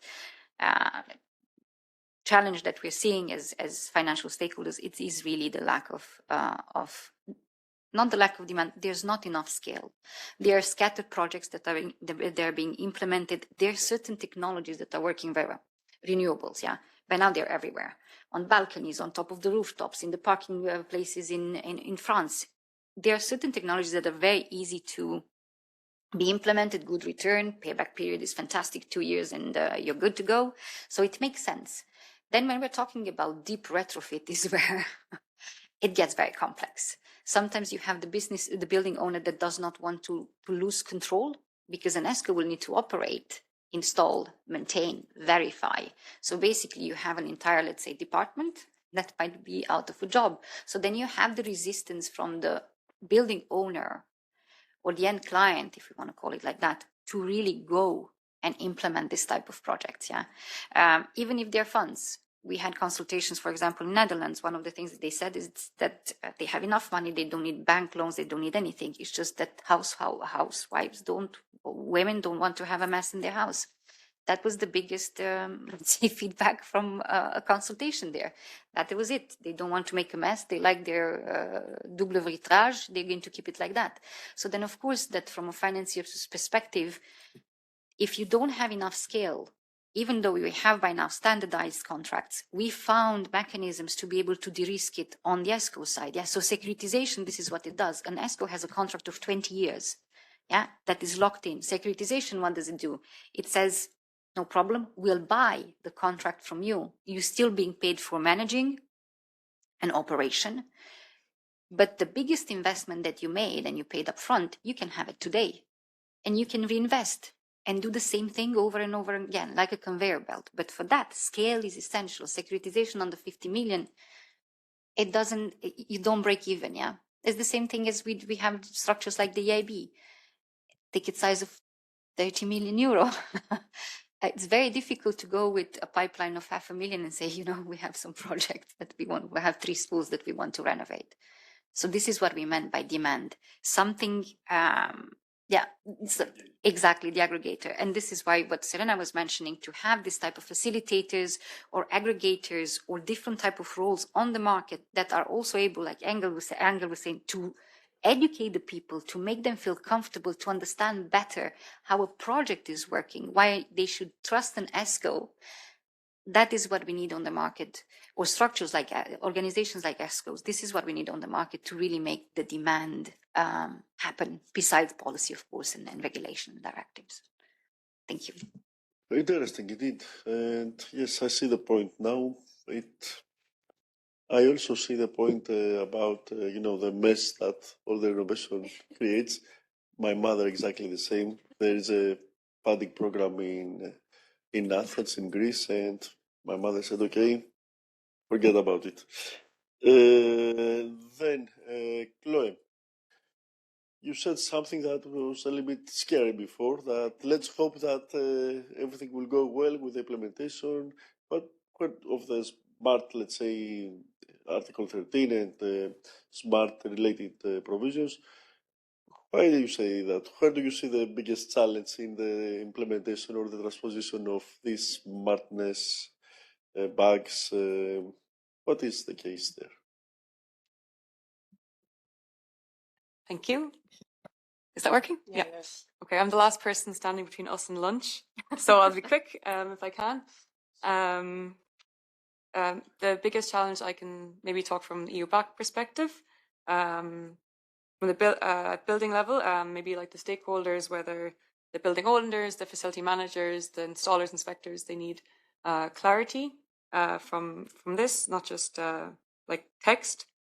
So they need to know what's required, what counts as compliance, what evidence needs to be provided, and how performance can be measured and verified continuously over time.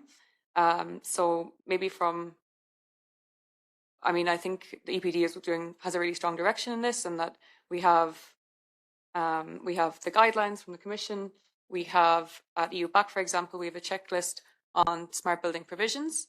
And then also I have to say the importance of the EU projects come in here as well.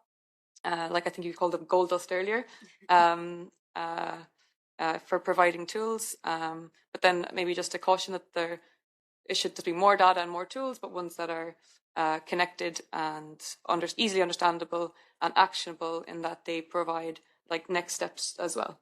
And I think if we can manage that, I think someone used the word systems earlier on, things that are connected, then I think we'll be successful. Yeah. Yes. Brief. It really makes sense. I don't know what time is it actually. It's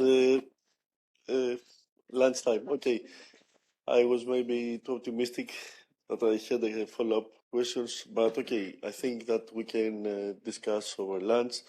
But I don't know, for me at least it was very enlightening, very interesting, all the points. I would like to thank you all, really, very, very interesting.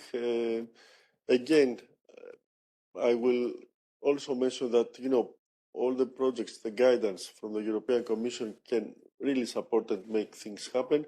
Many, many thanks for the slides, the presentation, and your replies. Interesting. Okay, we will follow up next after, when exactly do we start, Andrei? When session 2 starts? At 1 o'clock. We start at 1 o'clock with session 2, which will build a little bit more on data observatories and BRPs. Eleftherios will take over, and yes, let's enjoy the lunch now, and we follow up later. So many, many thanks. Bye.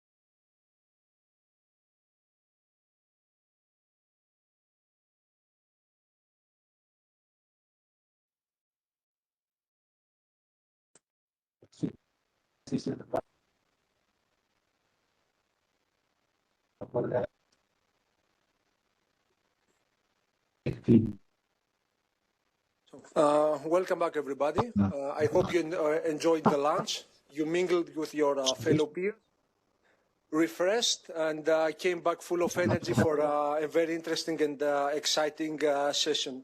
My name is Eleftherios Bourdakis. I'm a project advisor at CINEA, the unit for life, climate, and energy.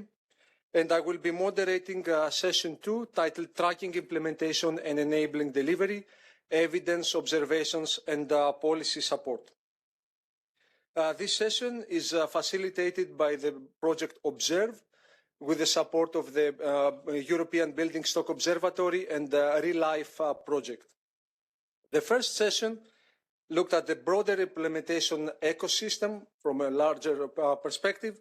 And in this session, we will dive deeper. We will focus on how implementation can be monitored, assessed, and supported over time. The central question is not only how member states transpose the EPBD, but how we can understand progress, identify gaps, and turn data into action. We will start with a short presentation from the panelists, and then we will have the question session. First, I would like to introduce fellow colleague Julien Tamy, Policy Officer at DG ENER, unit responsible for buildings and products. Julien will set out the policy perspective on why monitoring, reporting, and implementation intelligence are essential to support the EPBD implementation process across member states from the national building renovation plans perspective. Julien?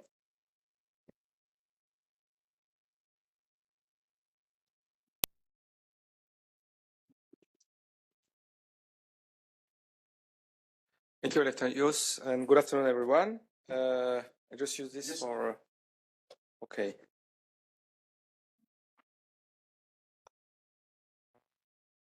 Okay, yeah, NBRPs and a bit of BSO.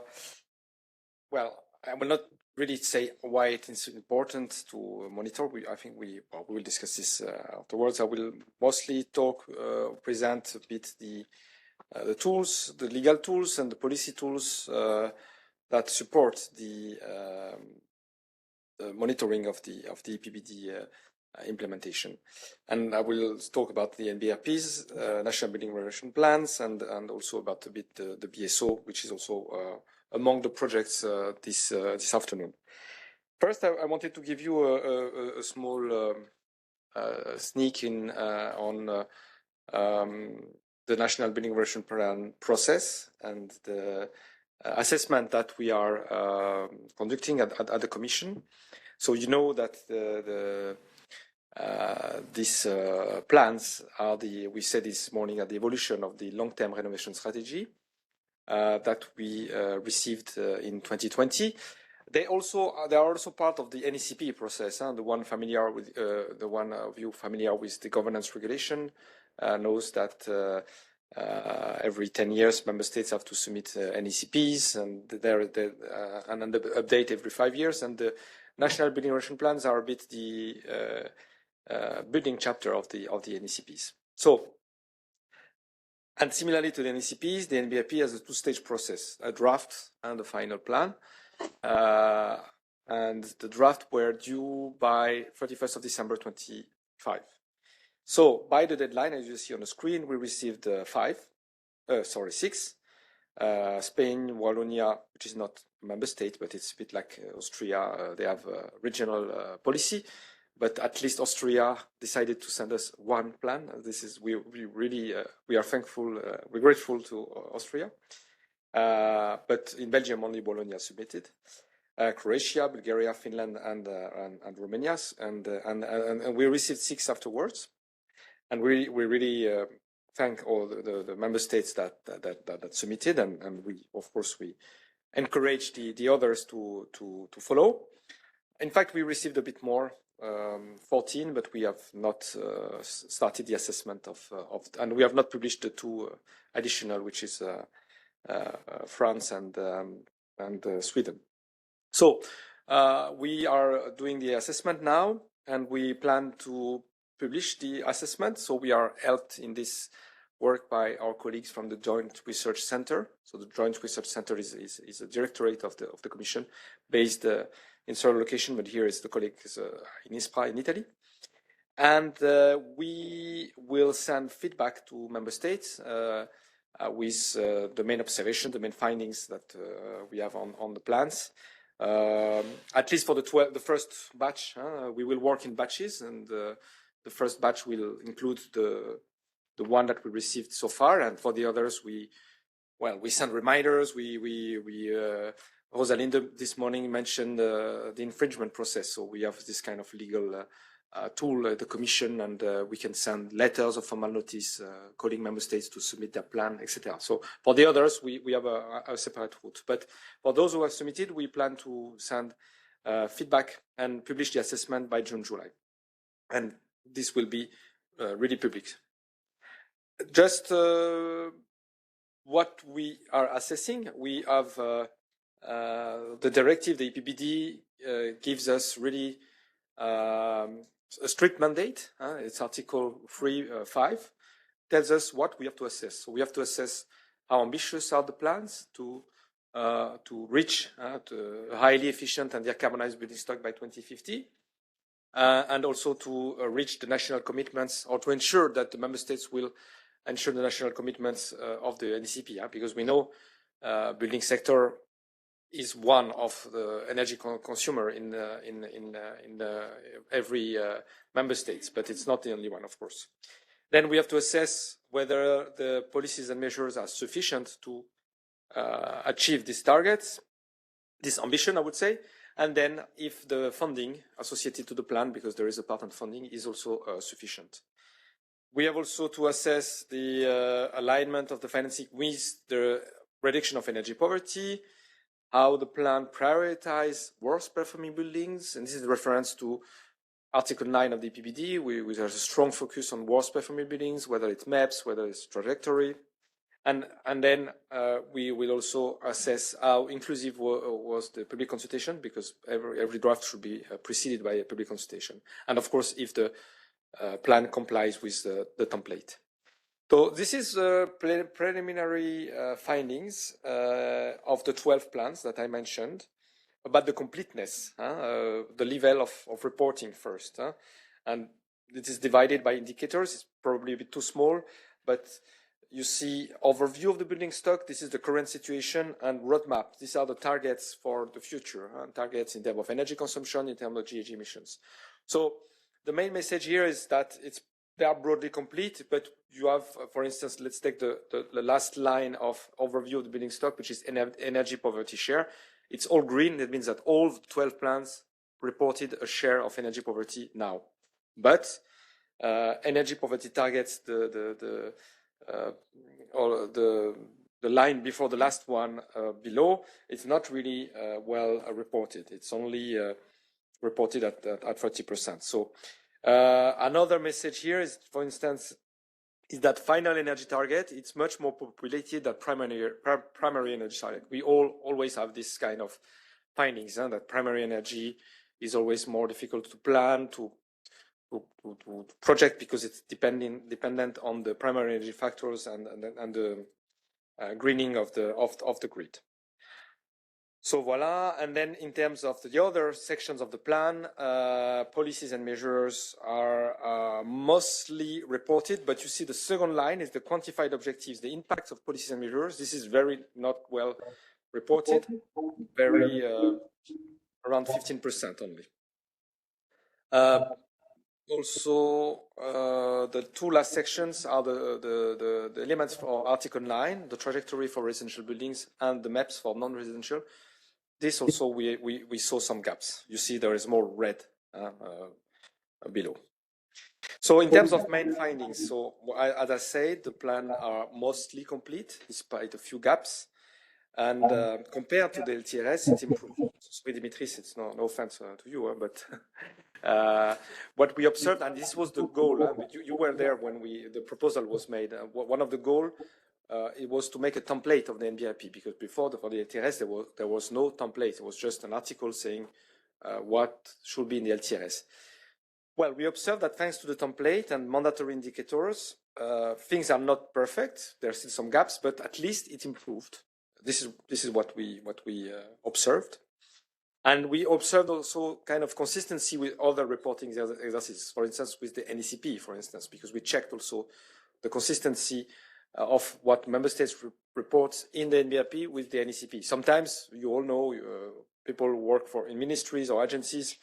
These reports are prepared by different persons, different departments. So it's important to ensure consistency. What we found also is that generally the roadmap aligns with an energy efficient and decarbonized building stock by 2050. Not always. They align with other EPBD requirements like Article 9, and they align with NECP commitments. The message here is also that the plans are public, so you can go, you can look for yourself, you can, if you are interested in a particular topic that we don't really cover in our assessment, because it's not part of our mandate, you are perfectly welcome to read the plans, to engage with us, to engage with national authorities. This is why we published the plans. So I think it's very important that the ecosystem grasp them and engage on these plans.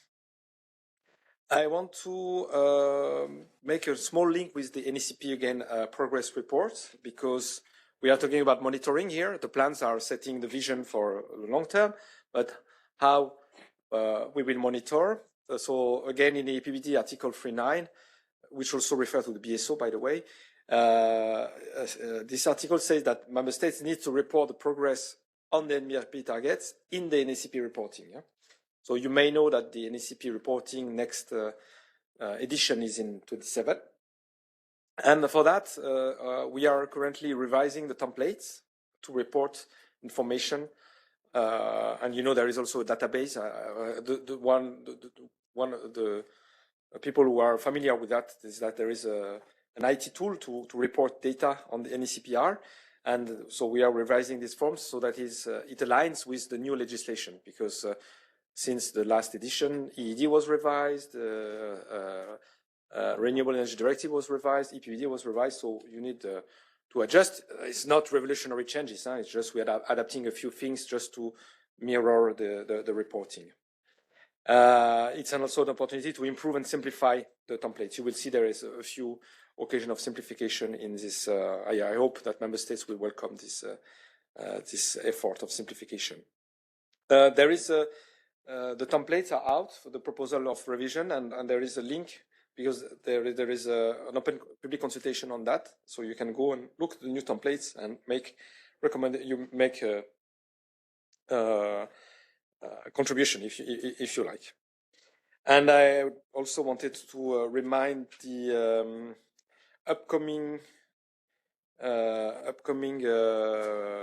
revision of the governance regulation that is currently in the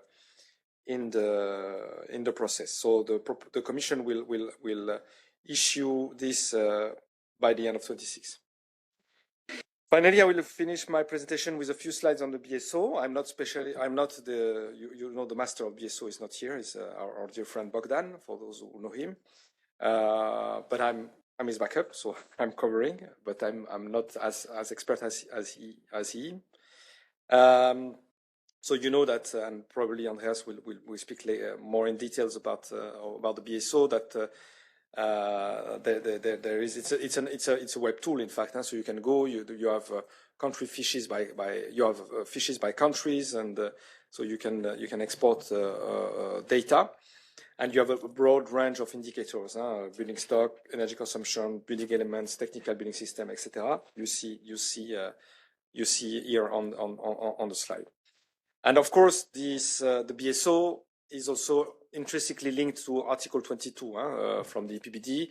I think we'll talk a lot about this article, but most of you are aware of this. And so we heard this morning the case of Austria, where the databases are in the making and making them more interoperable. The idea of, I will not learn you a lot of things, but the idea of this article is really to make the most of all the tools that the EPBD has created, the EPC, the renovation passport, and really to make the data collection more interoperable, more automated, and also to save time and improve quality to everyone. Because, as I said, if every department is reporting a form somewhere, and then at the end you don't reconcile, so the idea is really to make this as really a hub and an ecosystem. So for us, it's really, really important that this Article 22 is well implemented, and the first transfer of information from the national database into the BSO will happen, I think, next year in 27.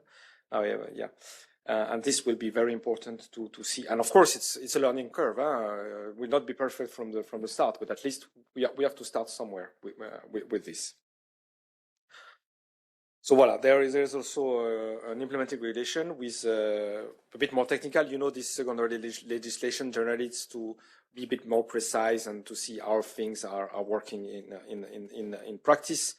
And as I said, the first time the transfer of information will happen in 27. So I don't want to be too technical because we will also speak later. So I think I will stop there, and I'm happy to engage later.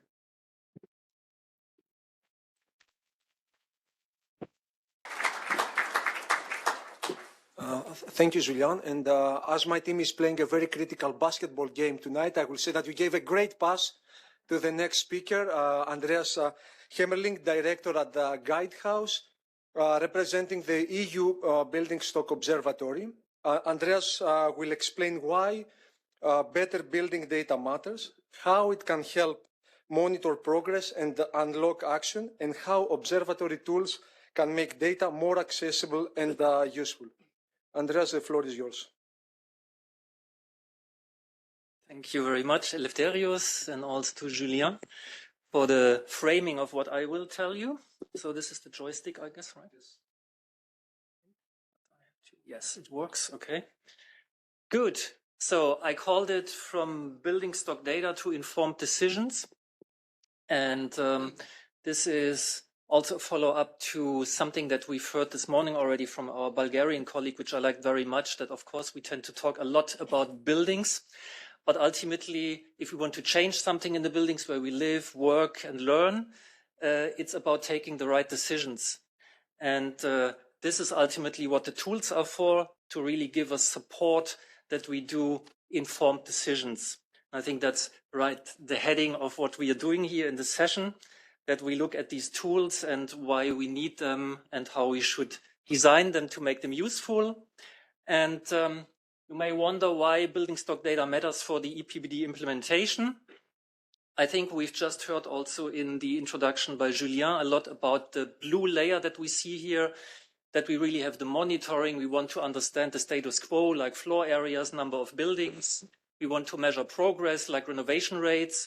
But the third box, which I personally like a lot, because if you only have the first two boxes, you really look at a black box where you have inputs and then outputs, but you really want to know what happens inside this black box. It's also about the understanding why you get certain outputs with the inputs, like incentives or an EPBD, for example, that wants to drive certain things into a certain direction. And what we want to drive is, of course, ultimately unlocking funding for better buildings, guiding smart policies, and ultimately we all want to have future-proof and cost-effective buildings, very strongly looking at renovations and, of course, still the wave of renovations that we would like to have. So Julien already gave a brief overview what the BSO is. So first of all, it's a web platform. I hope everyone in this room has already visited it. If you haven't done so, you definitely should do so and use it, because there is a lot of very nice information, and we are also very open to receive your feedback, of course, to improve it. It's publicly accessible, so it's not just a tool that member states can use or market actors, also researchers, and everyone who's really interested in these data can use it. The ultimate purpose, what we also hear here, is, of course, to support the whole policy cycle. So really from design through implementation, and then again monitoring, improving it, and then the cycle starts again. So that's the ultimate purpose, to really be a tool. I mean, it is a European Commission platform to, first of all, also support the Commission, but also give a service to the member states and to all the actors that I've mentioned here to really make themselves a picture and to learn about what's going on and how it can be improved into the direction which the EPBD and the overarching targets we have in Europe provide. So especially with the new EPBD, who makes the BSO a mandatory reporting platform, it will really develop into the one single reference point for building stock indicators and trends. So again, please have a look. And if you have not done yet, then please continue doing it in the future. How the BSO is used. Of course, we have different types of users, and therefore we also have different approaches in the BSO. Julien also has briefly shown that. So we have, of course, users who are not big technical experts, or also not the deep policy experts. And for them, it's very important to just get a brief glimpse of what's going on in a country or in the whole of the EU. For these users, we have the BSO fact sheets to really get quick facts. Currently, it's 1 page, and it gives you a fast orientation on the building stock status and different sections like social indicators, the building stock data, how does the final energy consumption and greenhouse gas emission develop, stuff like that. So if you are more an expert user, you should rather go to the so-called BSO database, which is more for exploring and also comparing data between years, but also between member states. So you can really dive deeper and do what you like, play a little bit with the BSO and find out what's there. And especially, of course, also what you need for serving the purpose that you follow. And then I called it the ones and the zeros, the data nerd that you see here. That's for the part of the users who really want to dive into the raw data. So we even provide the raw data set that you can use for really diving into all the details that we have there. So it also means that we have full transparency of the data, and you do not just get a chart and you wonder, okay, where does this come from? We have documented the sources and also provided explanations, and a user manual is available. So if you want to dive deeper in that, you can spend quite some time with it. So just an example for the quick facts, because we are in Belgium, I selected the social aspects of Belgium. What you see here is actually online since yesterday. We just made it happen, the latest update of the BSO, also to match the occurrence of this event. And you see here in the social sector, for example, you can find in the fact sheets information like the percentage of the population who has areas on the utility bills, or the inability to keep the house adequately warm. This is all relatively low in Belgium. You will also see countries where these numbers are significantly higher. That's also something you can do when you use the data mapper, for example, where you can dive deeper into these comparisons. But you see that also even here in Belgium, for example, there is quite a significant share of buildings where the users report that they have issues with a dwelling with a leaking roof, or they live within damp walls or rotten window frames. So it's surprisingly high what people report. And that's also kind of insights that you can get when you have a closer look into the BSO. And these numbers are constantly updated once we have updates in the underlying sources. So this is an example from the database, how we call it, for the exploring user. And here, for example, you can see how in 2025 electricity prices across the EU 27 looked like. And these maps have also interactive features. For example, here the screenshot shows the actual number for Spain when you hover over it.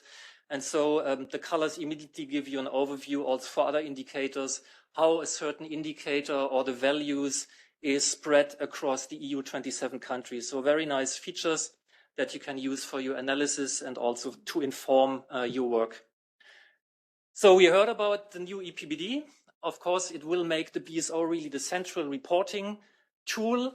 And it means, as we just heard, we will have a much broader coverage than we have today in the future, also ingesting the information from NBRP and also Article 22, which we just heard from Julien. We have a permanent ongoing workflow to improve the consistency, the reliability, and especially also the timeliness of the data that we have in. That will also significantly improve with the new EPBD, because if, as a policymaker, for example, you have a new regulation in place, you, of course, would like to have up-to-date information and not somehow like the reporting lagging behind by 3 years or so. So that's also a very important point. We also just heard about that interoperability will need to improve between the BSO and the national systems, which is the direct link to the session that we had this morning. So these levels will interact much more closely in the future, which is really a great achievement that we already see today of the new EPBD. And of course, users also should love using the BSO, so the usability is very important. So we are also permanently thinking about how to make it more accessible, not just in terms of the user interface, of course, but also in terms of really providing the information that the different user types need for the decision making. Yeah. The practical takeaway for you when you leave the session, what should you keep in mind? It's really that the EU BSO should help member states answer 3 essential questions. Where do we stand? That's the status. Are we moving in the right direction? And what should we focus on next? Because. So this is really what makes the BSO useful in practice, and it will be even more like that in the future. And if you would like to stay up to date, I can really only encourage you to subscribe to our BSO newsletter.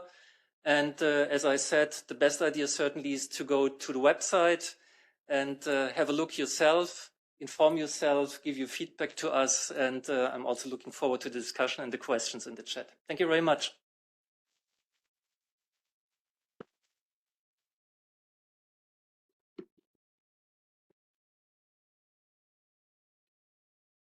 Thank you, Andreas. So we have now looked at observatories and building stock intelligence at an EU level. We will move one level down and move to the question of how national building stock data systems can be organized in practice. Our next speaker is Dimitris Athanasiou, senior expert at the Institute for European Energy and Climate Policy, representing the Observe project. Dimitris will present how national building stock observatories can support data governance, gap analysis, KPI development, and coordinated implementation intelligence. Dimitris?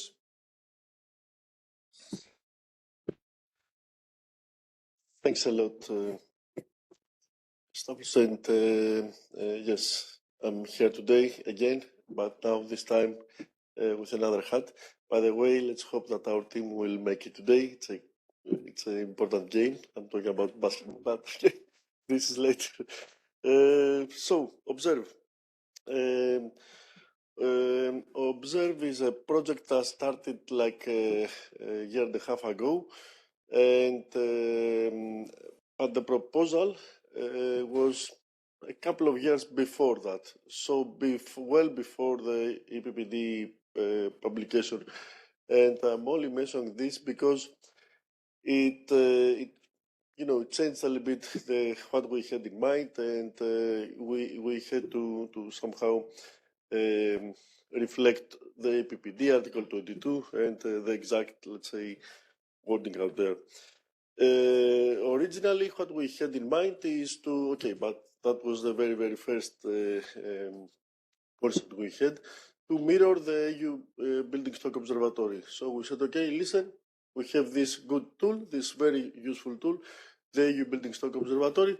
Why don't we make something like that at a national level, so that we also facilitate the process between transforming the data from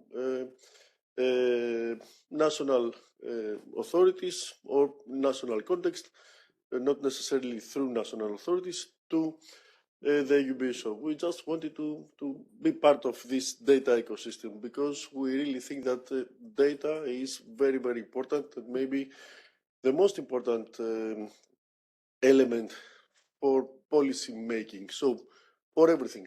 So you want to do good NBRPs, you need data. You want to do good Article 9, you need data. Everything you want to do, it cannot be done without data. So eventually, after discussions and after the publication of the EPBD, and we decided that, okay, let's try to develop national building stock observatories, but not something like the EU Building Stock Observatory.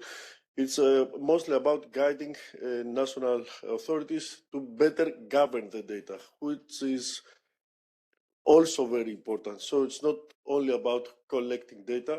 You cannot just go out there and collect data. You need to have a standardized procedure for that. So we wanted indeed to see, to improve the methods for collecting building-related data and streamline the coordination at all relevant bodies. This is also something important to mention, that yes, if we want to collect all the data, the eu.bac needs or the EPBD needs or whatever, it's not so easy. It's not just a single authority.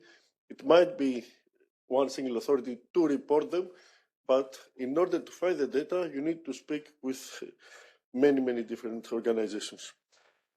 We also wanted to enhance interactions with other relevant projects. We know that there are many projects out there or different methodologies, approaches that somehow deliver data.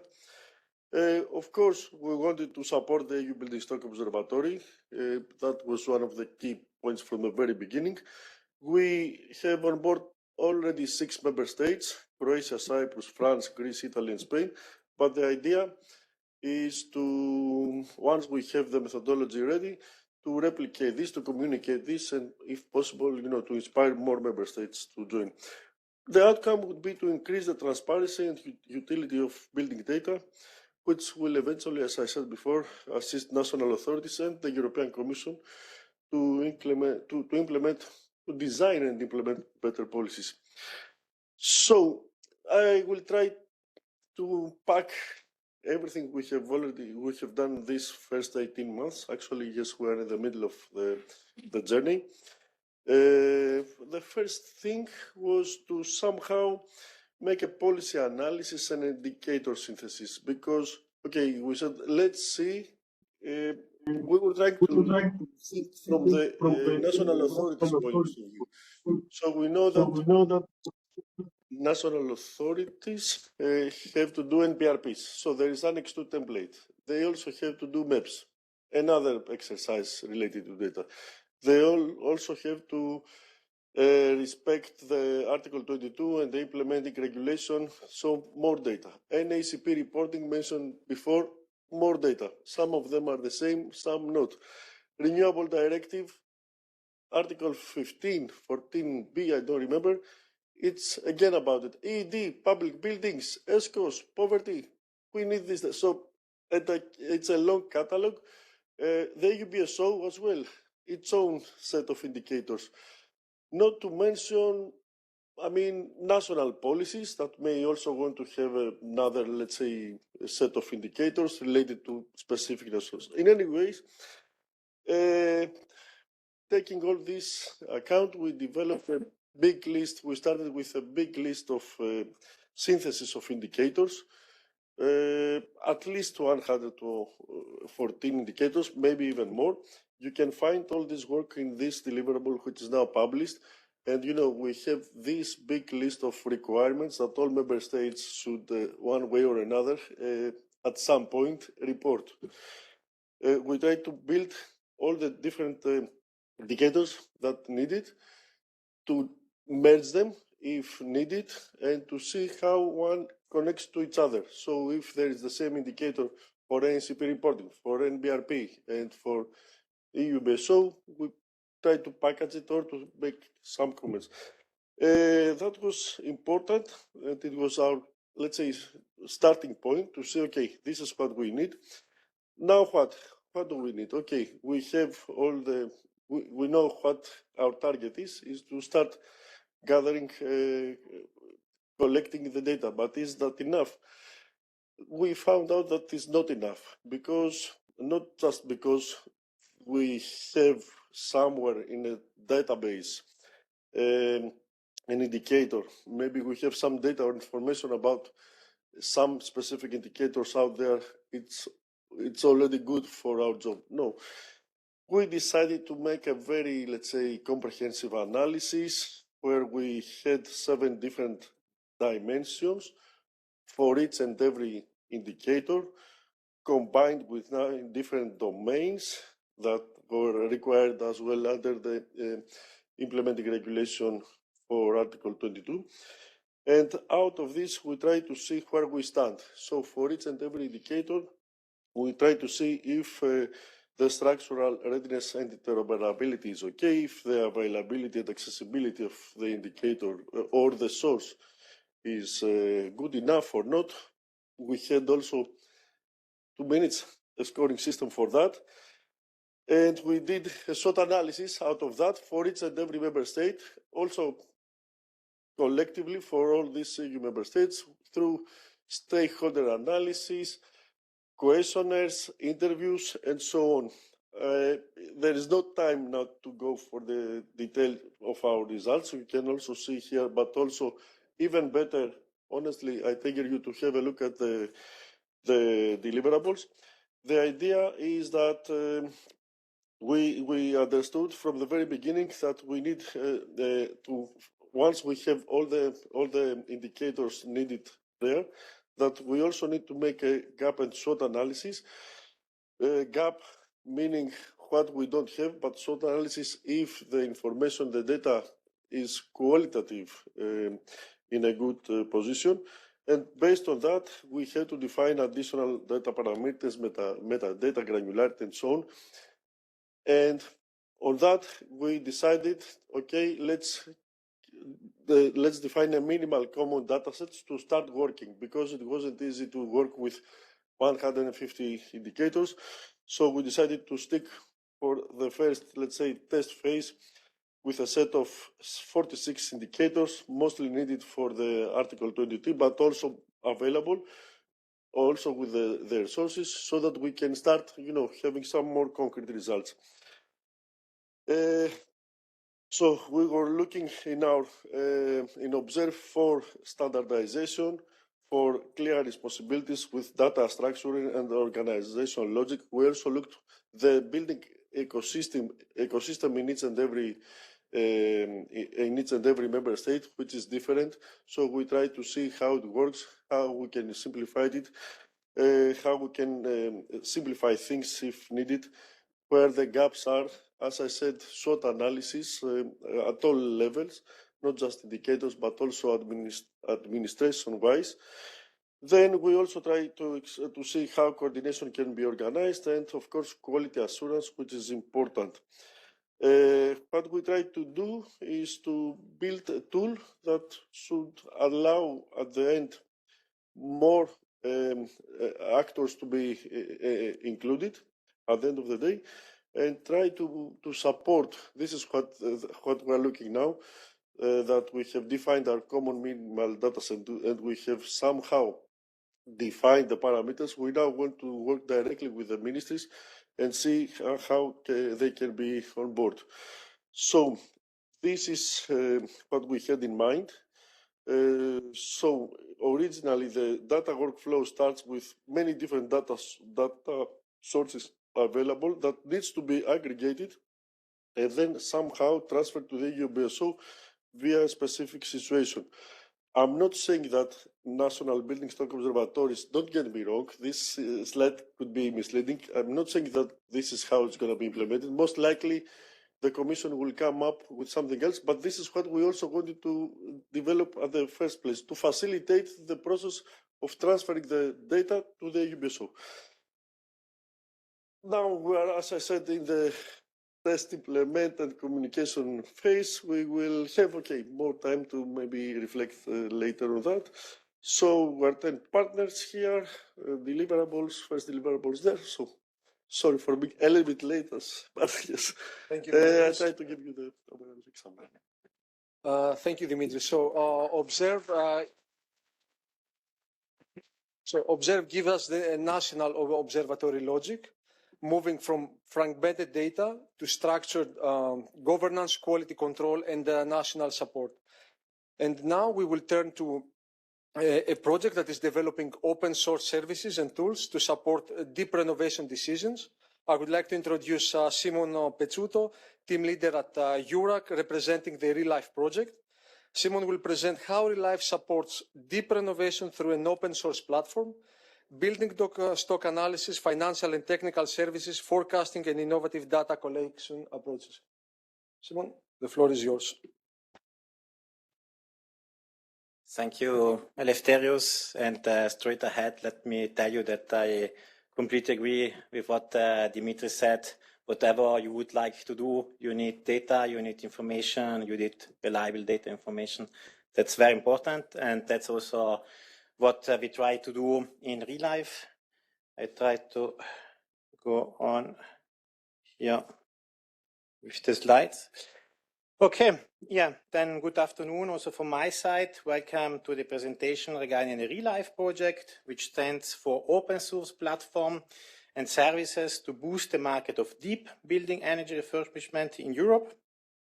I will rather go fast through the next coming slides and then take a little bit more time at the end of the presentation, where I would like to display some preliminary results. Yeah, what you see here is basically the project environment. The green dots display the project partners, with EURAC allocated in the northern part of Italy as coordinator. Then, very important in the sense of concreteness of the project, we have 5 real-life case studies. And among those, we have also a bank, the Bank of Piraeus, which will test the most important service of the project, the financial service. And then, last but not least, we have also social innovation case studies. Yeah, let me tell you that the most important part of the project is the finance and investment part. We have an own work package for that, and there, among others, we investigate alternative financing pathways for deep energy refurbishment, especially in the residential sector, because this is our focus. Yeah, among the identified issues to be solved, we saw a lack of access to technical data, but not only, also socioeconomic data, economic data, environmental data, and other type of data, which will then be produced by Real Life. We are going to deliver 130,000 data regarding the EU building stock to be published online in open access with respective metadata to be at disposal for everybody and anyone, also for the Building Stock Observatory. Yeah, let me tell you that Real Life's platform has been developed based on previously investigated user needs. That's very important, because by doing so, we can provide a really useful platform which fits to the needs of the lead and end users of Real Life. Yeah, among the most relevant lead and end users, we have financial institutions, policymakers, and technicians, for example, engineers and architects, which corresponds also to Real Life's services, the financial, the forecasting, and the technical service. The Real Life platform is very user-friendly and as such aims to be used by both sides, so from non-professionals, for example, homeowners which intend to renovate their building, their dwelling, and also professionals, of course, like bank operators, which can then, with the support of the platform, decide to provide rather or not a mortgage. Yeah, let's deep dive a little bit more into the services. Like I said, the most important one is the financial service. It simulates financials for renovation projects, offering cost effectiveness, return on investment, payback time, and energy savings while linking financial schemes to technologies to optimize investments. Then we have the forecasting services. It analyzes past renovations and projects future renovation and decarbonizes trends in the EU. And last but not least, in the form of a catalog, we have the technical service, which offers a knowledge base on advanced building renovation technologies, classifying solutions by energy generation, insulation, and efficiency to support energy performance certificates and building renovation passports. Yeah, let me tell you also that in Real Life, investigate also the EU building stock by means of remote sensing, among others by detecting building renovation elements, like, for example, PV panels, solar thermal panels, or heat rejection units of heat pumps. Yeah, and now let's come to the more concrete part. I have been asked to provide insights Let me tell you straight that what we see here are preliminary results and have to be handled as such. All the data of the real-life building stock analysis are currently under quality control. So these graphs will change, but I anyway wanted then to show how this data will be then aggregated and what the main figures will be. The first thing I would like to say that the reference here of the Building Stock Observatory, of the real-life data is the year 2023. This is the first chart as type I would like to display. Here we see the distribution of residential and service building stocks across various construction periods for the entire EU27 in percentage. And what you can see on both sides, so residential and service, is that the largest portion has been constructed on one side before 1945, so the historical buildings, and then after World War II until the 1970s. Figure 2 displays the distribution of residential and service building types across various subsectors in percentage for the EU27. Regarding the building types, you see that the most diffused ones are single family and terraced houses with about half of the total, followed by multifamily houses, and then at last position we have the apartment blocks. For the service sector, the highest percentage is given for offices. Then we have trade, education, and all others follow. And in order to create a complete building stock analysis, we have here a special section, which is called Other Non-Residential Building, which includes sport facilities, military barracks, and transportation facilities, like, for example, airports or railway stations. Yeah, what we see here in figure 3 is specific. This is specific useful energy demand for space heating and domestic hot water in the residential and tertiary sector. From the historical buildings until nowadays, with this last construction vintage, which lasts only for 3 years, 2021 until 2023. What I would like to say here is that at the real end, you see the last section, which is not so steep like the others, but please consider that the last construction period is only about 3 years, and the others are about 10 years. And then there are two differentiations. One is about from 1945 until 69 for these very fast constructed buildings after World War II, and then also before 1945, which includes the historical buildings.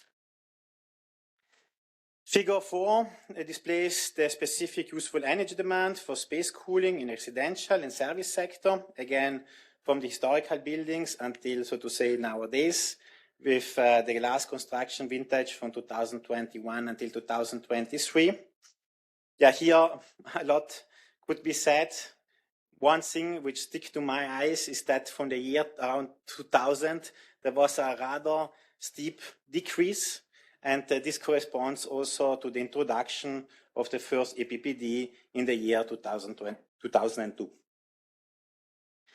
Yeah, and last but not least, we have also the thermal transmissionality values, so the trend of various U values over construction periods per main building elements. Again, for the entire EU27, we have those values for walls, roofs, floors, and windows.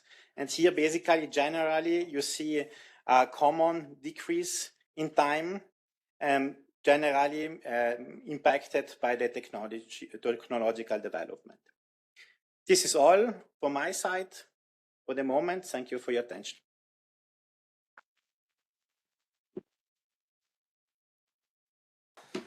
Thank you, Simon, also for respecting the time. You set a good example. So your presentation brought in the tool and the service dimension, how data can support planning, investment, and renovation decision. And in the next presentation, we will hear from a member state representative how these implementation and monitoring questions are addressed in practice. Our next speaker is Diana Horvat, Head of Sector at the Ministry of Physical Planning, Construction and State Assets in Croatia. And Diana will share the Croatian experience with national renovation planning, financing programs, implementation results, and lessons learned. Diana, the floor is yours. Thank you very much. Thank you for the introduction. Thank you for the invitation. And I'm very happy to be here and to share what is going on in Croatia and how are we working on the implementation and how are we working together with other stakeholders and being a part of EU projects. So what will I introduce you first? The programs what our ministry developed and our government bring together is based on the National Building Act and on the long-term renovation strategy. These programs are program for energy innovation of public buildings, energy innovation of multi-apartment buildings, program for innovation of buildings with the status of cultural heritage, and energy poverty program for the period up until 2025, covering comprehensive renovation of buildings in assisted and special government care area. Also, we have a program for circular building and space management and green infrastructures. So this is based for all energy renovation which are done until now. And I have to go a little back in the 2020 when we had also pandemic and 2 earthquakes in Croatia. And that's a point where I want to give a little attention because we had two earthquakes in 1 year. The first one was in April, and the second one was in December. The first in Zagreb, and the second one in Petrinja. And as you can see, there were many buildings, over 60,000 buildings damaged. And what we learned from there, it's that the post-earthquake renovation had to be the Build Back Better principle, and the comprehensive renovation had to go to the direction where is any energy renovation measures, but it has to include measures of safety in case of earthquakes, fires, and to improve climate conditions. So it's not only energy efficiency, it's also other measures that have to be in this comprehensive renovation. Now I will show you a few slides what are the use of national and EU funds in our renovation programs. These are national funds, ERDF, RRF, and ERDF. I won't go into details. The slides will be I think shared, so you will see how many buildings we have done until now. Also for the residential buildings and energy poverty. We have for the energy poverty the national funds, also National Recovery and Resilience Plan, and we are now making the social climate plan, and we send it to European Commission, the first draft of our social climate plan. So we will see how it's going on. And now we go to this today, what we are talking about, our connection to EU-supported projects. We think that we as a policymaker are it's very important for us to be a part of projects which are dealing about transposition the directives, also EPBD, EED, or RES. So we in the last few years working on SRI 2 market, SRI Enact, TUNES, TimePack. So it's, like I said, it's very important to be a part of this project, to see in what direction is it going, and what data and what is the lesson learned, what we can use when we make policy decisions. So also is the project Observe ongoing, and it's very important also for us because they analyzed all our data and what we learned from this, where are the gaps and how to improve and how to go better in the future. So what we have now is that we have a database in our ministry. It is a special planning information system. It's an official repository for special planning. There is a building register, permits on the map. You, for each building, see also the building permit, the EPC, and other information about the buildings, and it is every year taking new information. Then we have the EPC database. It's also very important because in Croatia you cannot develop EPC without this EIC platform, and there are all valued EPCs in this database. Then we have another stakeholder, it's Agency for Transition and Mediation in Real Estate. They have information system for energy management, and they are official repository for energy consumption in public sector. And this is obligation for the public sector. After that, Ministry of Economy is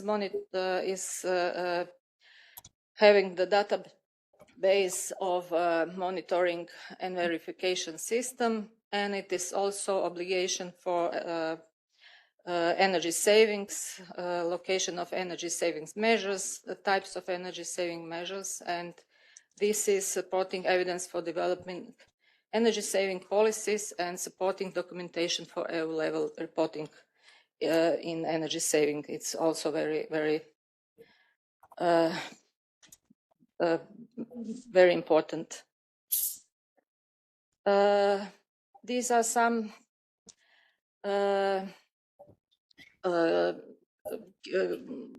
information what we get from the Observe project.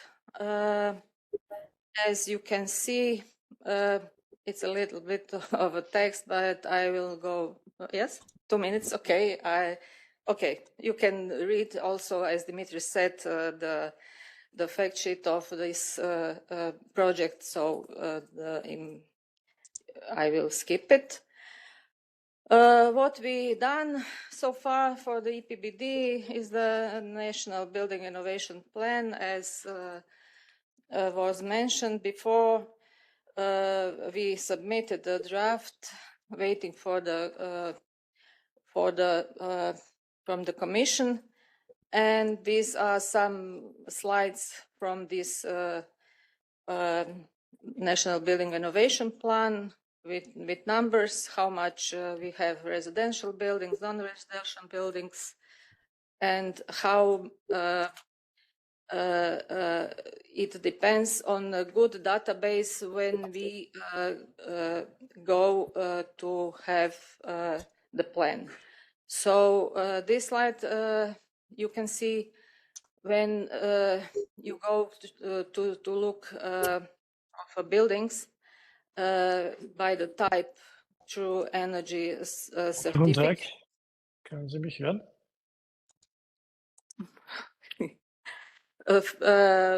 When you go with the information there in the data, and when you go and have a modeled distribution of number, how different the slides are.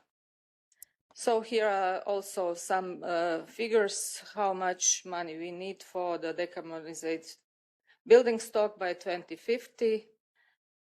And lesson learned, we have to change our legislative framework.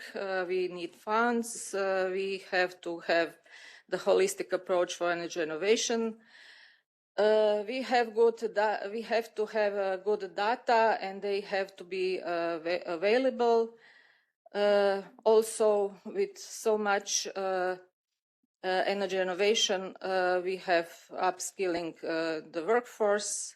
We need also technical assistance and continuity of publication. So that's from me for now. Thank you.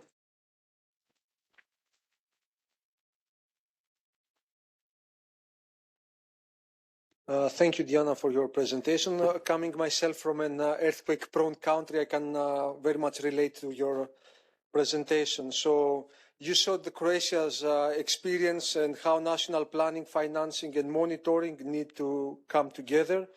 And from the Dalmatic coast, we will go a bit west to the Atlantic Ocean, to Portugal, where EPCs and DPC databases have become an important part of the implementation infrastructure. So I would like to invite João Cleto, project manager at the Portuguese energy agency ADENE, also linked to the EPBD.wise project. João will present the Portuguese experience, showing how EPCs and DPC database support monitoring, policy design, renovation, financing, and one-stop shop services. João, the floor is yours. Thank you very much, Eleftherios. Hello to all of you. I will briefly present our work, focusing a bit on the EPC, but also on how EU-funded projects have helped deliver real EPBD implementation. And when I mean deliver real EPBD implementation, it's looking at the past also, because I will be talking a bit about things that we have started 10 years ago and that now can help us a lot in implementing the new requirements. So just some key messages from the EPBD.wise project, where we were coordinating the work on the EPCs. I've mentioned this yesterday, but I think it's important to reinforce that the EPC sits at the center of the EPBD delivery. So it supports, and it can support and supports MEPS enforcement, the definition on the national building renovation plans, and then it's monitoring, the ZEP targets, the financing and policy monitorings, and then some bottlenecks that we have identified in our countries and in other that most of us have already heard here today, like the fragmented databases. Quality assurance and capacity is something that we did not address totally, but it's something that has come up also. Is an EPC really valuable and has the process of calculation being made correctly? The actionability of improvement recommendations on the buildings that come from the EPC, and then public awareness.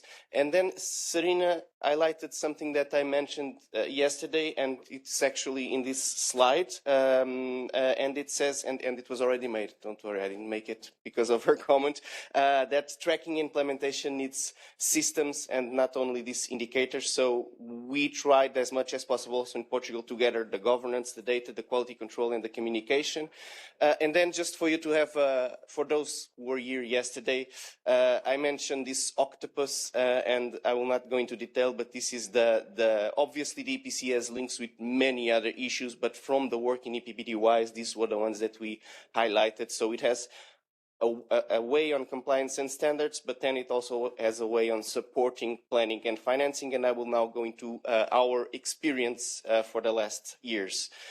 So basically, we set up the system as it is, you can say, in 2007, and you see here some numbers basically related, or most of them related to the database on the right-hand side. So there is a significant amount of data that we now have, and there is a significant amount of data on improvement measures. So we see in the middle 5 million improvement measures identified, with related investments and savings foreseen, and then we have a number. Here we have 2.5 million. Sometimes you hear 3 million. It also depends if you count with reissuing of EPCs or not. And then we have 40% of the building stock. We can say that now it's a bit representative. And the public buildings and big non-residential also with some representativeness. This is what the whole range of things that we do with our EPCs and with our EPC database. I will highlight 3, as Eleftherios already mentioned. So monitoring of national policies, support to financial incentives, and also this support to one-stop shop. So actually delivering on the ground support to the people. This is an example of monitoring the recovery and resilience plan renovation finance measures. So we have one approach that is kind of common, but this we used for bigger and more complex investments, big public buildings, for instance, where you have a comparison between the EPC before and after, and then there is some interoperability that provides the EPC data, so we can easily check what was done, how, and the impacts. But then what I think is most interesting is the approach 2. We had the financing for small, let's say small measures like changing windows or a small heat pump, and it would not be effective to demand an EPC for every one of these small interventions. So what we did was we took the intelligence we already have in our database. So we have their measures. We have their measures by type of building. We know more or less we can estimate an average reduction of consumption by these types of buildings, and we use that intelligence to come up with estimates of the impact of these implementations, because we knew they had happened, to calculate the reduction in CO2 emissions and the reduction in primary energy. So basically, we did not go into every building detailing, calculating what was happened. We used our intelligence in our database, which was made by the experts, to come up with these estimates of impact of the financing scheme. Also, in terms of monitoring policies, this is just one example. The EPC database was used in the design phase, so basically to define which were the building characteristics and also the archetypes, and then also with this intelligence I've mentioned from the recommendations and the improvement measures to set up the scenarios for the future, and this leads then to the targets. And then on the monitoring phase, and we have published I think 7 reports on monitoring of the long-term renovation strategies. The EPC database can help us really get into details on renovated area, renovated buildings, and discomfort hours reduction, at least for the ones we have an EPC. And it also helps us with setting up or estimating the impact on the several indicators that are in the monitoring phase of the long-term renovation strategy. And finally, EPCs and the EPC database supporting our one-stop shop. I mentioned here hybrid one-stop shop because we started off with digital one-stop shop, where basically it's highlighted in green on top. You can get into that one-stop shop. You can retrieve your EPC data directly from the EPC database. This requires some certification to make sure that the person there is the person that is entitled to have that information, but it is done. And then the platform lists the measures that are already in the EPC. It suggests more measures. It makes a direct link to installers that are on the platform. And I think we are talking in the rounds of thousands installers that are in the platform. It also links to public financing because some of the financing schemes mandated that this tool was used. And so finally, also a test that has been made is also to connect with financing and the banks after this screening and risk reduction, you could say, has been already made by our tools. And then the physical one-stop shops, that is a new, kind of new initiative. It started, I think, 1.5 years ago. And for now, I think we have around 130 one-stop shops across the country.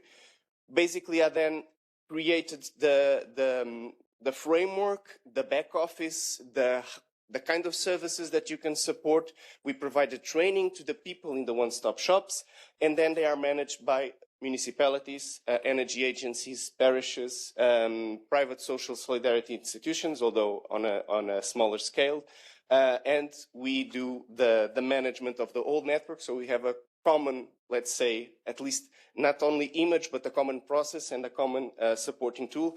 And this obviously also uses the digital one-stop shop, because when people go to the physical one-stop shop, the person that is there providing support can use the digital one-stop shop to get EPC data and to provide specific recommendations for that person on where to go. And the last slide, our experience with some projects. There are many more, but I highlighted 3 here. So one is the Extendo project, where we tested lots of innovative indicators. One of them was the indoor environmental indicator. This was actually included then in another project, IBRO2PC, related to renovation passports. And then also we have SRI to market, which was already mentioned here by Diana, where this was allowed us to have training, allowed us to have hundreds of assessors learning about SRI because they didn't know about it. We have the tools, we have the training, we have the calculation tools, and now we have, let's say, a package of information and tools and data that can be fed into the EPBD implementation when the SRI really gets into implementation. So basically, one real, let's say, real output of this, for instance, is from the IBRO2 EPC. So we tested renovation passports within our EPC system. We tested in the ground with real buildings, with real assessors. And the proposal we have on the table now is that the EPC and the renovation passport are issued together. So this is actually a real impact that came from our experience for testing it. And since we had already some details on the renovation measures, it was kind of easy in our case to adapt a little bit to comply with the standards of the renovation passport. So, and then 2 other projects, a bit more cross-sectoral, again, EPBD.wise and the concerted action on the energy performance of buildings, where we are also present. So, thank you very much.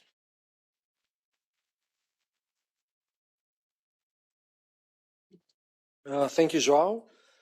So we had a panel that went from top to bottom. We had the EU perspective, we went to the EU BSO, then the national BSOs project, and then implementation at the 2 member states. So now I will start with a roundtable discussion. And my first question is about tracking implementation progress. If member states are to assess whether EPBD implementation is working, what should they track first? Should it be renovation rates, energy performance, finance mobilized, social impacts, or another factor? And I will start with Julian. So what should the member states focus on if they wanted to assess EPBD implementation from a policy reporting perspective? Thank you, Eleftherios. Well, I mean, every indicator is important in the sense, depending on what you look at. If you are designing a policy to support energy poverty, the social dimension is more important, and so on. But in terms of priority from the policy reporting perspective, I mean, the first thing I think is to get to be in order with your national database and your EPC database, and also to strengthen the EPC framework. We have also countries where the EPC scheme is not so developed. There is certifiers missing, or it's too costly. We have seen this in some countries. So I think first you need to have this. You have to have this right, because the EPC, as mentioned several times, is one of the most easiest tool to capture the building stock data. Of course, you will never have EPC for all buildings. Maybe one day, but I'm not sure if it's even possible or desirable. So, but at least you get your EPC system out, your EPC database right, and then you create your national database, and then you upload. Okay, the eu.Sco is just a way to present things, but it does not help for national policy. This is not so much important for a country. And then you have to fill the gap. When you all the buildings that are not covered by EPC, you have to develop models, you have to develop proxies, you have to develop methodologies to extrapolate the results of your buildings covered by EPC to the whole stock. This is where the challenge is, mostly. This is not easy. I don't have a solution, but this is where the most efforts should go. At the same time, I think sometimes I'll be a bit provocative. We are not all are scientists or engineers, but those are specialists. We tend to be too accurate sometimes, and sometimes accuracy is not the end goal. So you can live with some, with some flaws. Don't get me wrong. I'm looking at the NBIPs. If I see that a member state's report tripled the building stock compared to another reporting exercise, this is not right. Consistency is right. So, I mean, but at the same time, we don't care if there is not, I don't know, in a big country, the exact number of buildings is not counted at the unit. This is not the spirit of a policy making.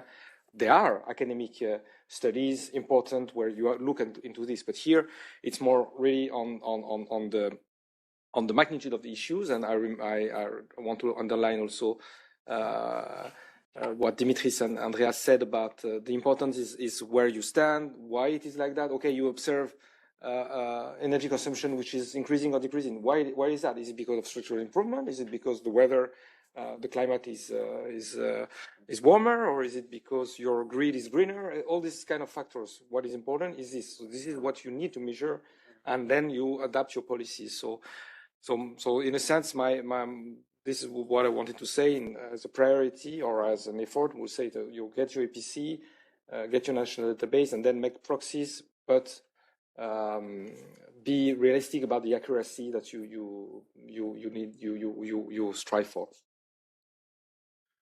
Thank you, Julian. Then I will like to ask Andreas, what does the eu.BSO need from national systems to make a comparison meaningful? Yeah, thank you very much. I think I can add to what Julian just said. First of all, as we've seen, the EPBD is really a very complex new regulation, which is of course meant to support the member states in policy making and improving their building stock. And so I actually have a little bit of an issue to say, okay, there is something that we want to ask on top of what member states already have to deliver with the BSO. And therefore, I think the most relevant thing is really that we get into as much as possible collaboration between what the national databases are doing and what ultimately is being done in the BSO to really avoid duplication of work and to make the interfaces between what member states do with a lot of effort already and what the BSO is doing as seamless as possible. And I think that also the Commission has done a very nice job with providing all these guidance notes that we have also around the EPBD. And I think the best thing member states can actually do, also with a view to best possible alignment and ultimately also usefulness of a tool like the BSO, is to stick to these guidance documents as much as possible. Because that will mean that things really get as comparable as they can be, at least seeing the differences that we also have between member states. I think that's really very important. And also, again, underlining what Julien just said, we of course do not expect that member states will deliver perfection in the next round of whatever reporting.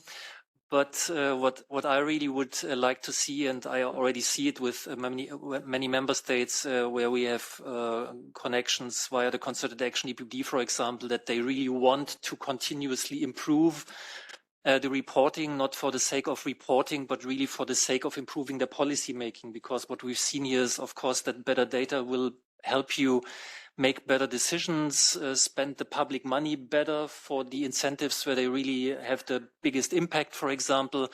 So that's certainly the core interest of member states. And therefore, I think collaboration, alignment also between member states, how they do it, the national databases in forums like the Concerted Action EPBD, and then collaboration with the BSO is probably the best we can do. Thank you, Dimitris. Sorry, No. Okay, then I will turn to Dimitris. From your experience in Observe, what would be a key element for a proper data governance for successful national building stock observatories? Okay, yes.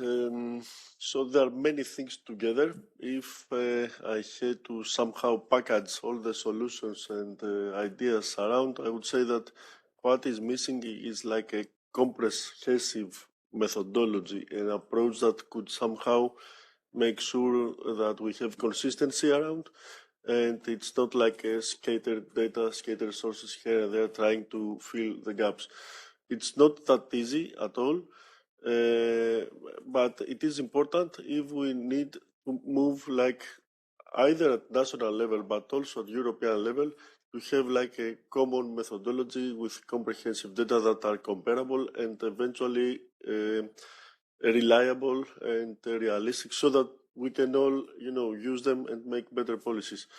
This is the idea, more or less. And the only way to make this happen is step by step, try to find out what each and every different methodology, tool, database, data source can provide to you, and see how this can actually feed this broader comprehensive approach that should be in place. The eu.bac, Article 22, the templates, NACP reporting, all that helps because they give you a guidance. We need to keep moving this direction step by step, build it, and eventually, yes, we can find it. Okay, I understand this as a pass to Julien, maybe to publish another guidance on data collection, maybe. Okay. I will then turn to Simon, and I would ask you, how can project platforms and building stock analysis complement official? Yes, thank you for the questions. Well, according to my understanding, by providing reliable data and information for comparison, it's always better to investigate from different angles and different perspectives and take into consideration different points of view. And in order to have a successful comparison, transparency needs to be there. You need to see where this data information come from, the reference year, the reliability level, and so on. Thank you. Thank you, Sir. For the two state representatives. Thank you. And then for the two state representatives, I have the same question. When it comes to data collection and governance, what is feasible and useful from a national implementation perspective? And I will give first the floor to Diana. Well, when we talk about the feasibility and what we have to do, we have the data which are now and which are we are dealing with. So we are trying to make the connection with all the EPBD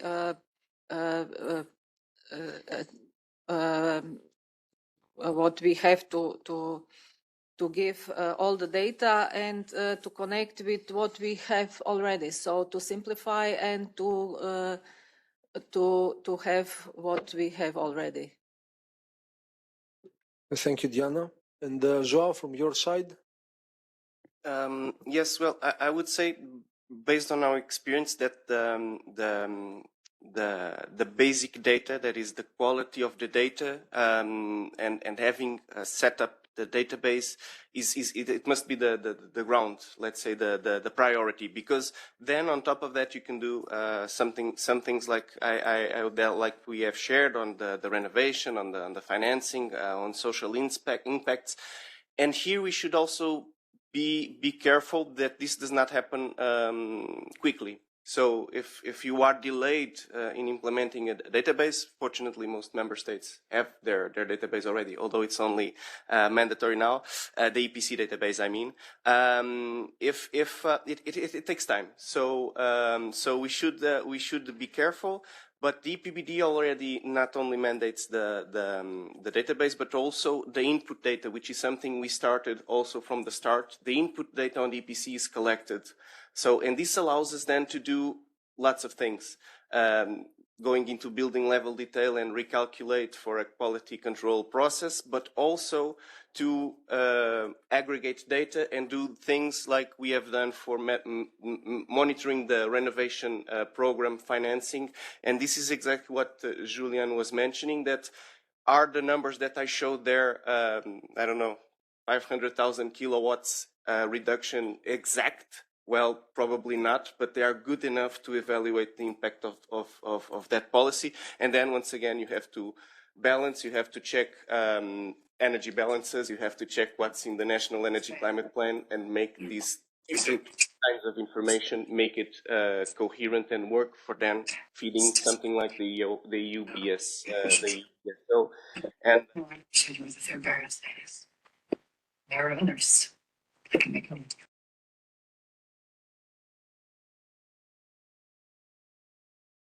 And we would be doing the EPC and nobody talked to each other. And now it's different. It's different, and things are starting to get more cohesion, let's say. Thank you, Joao.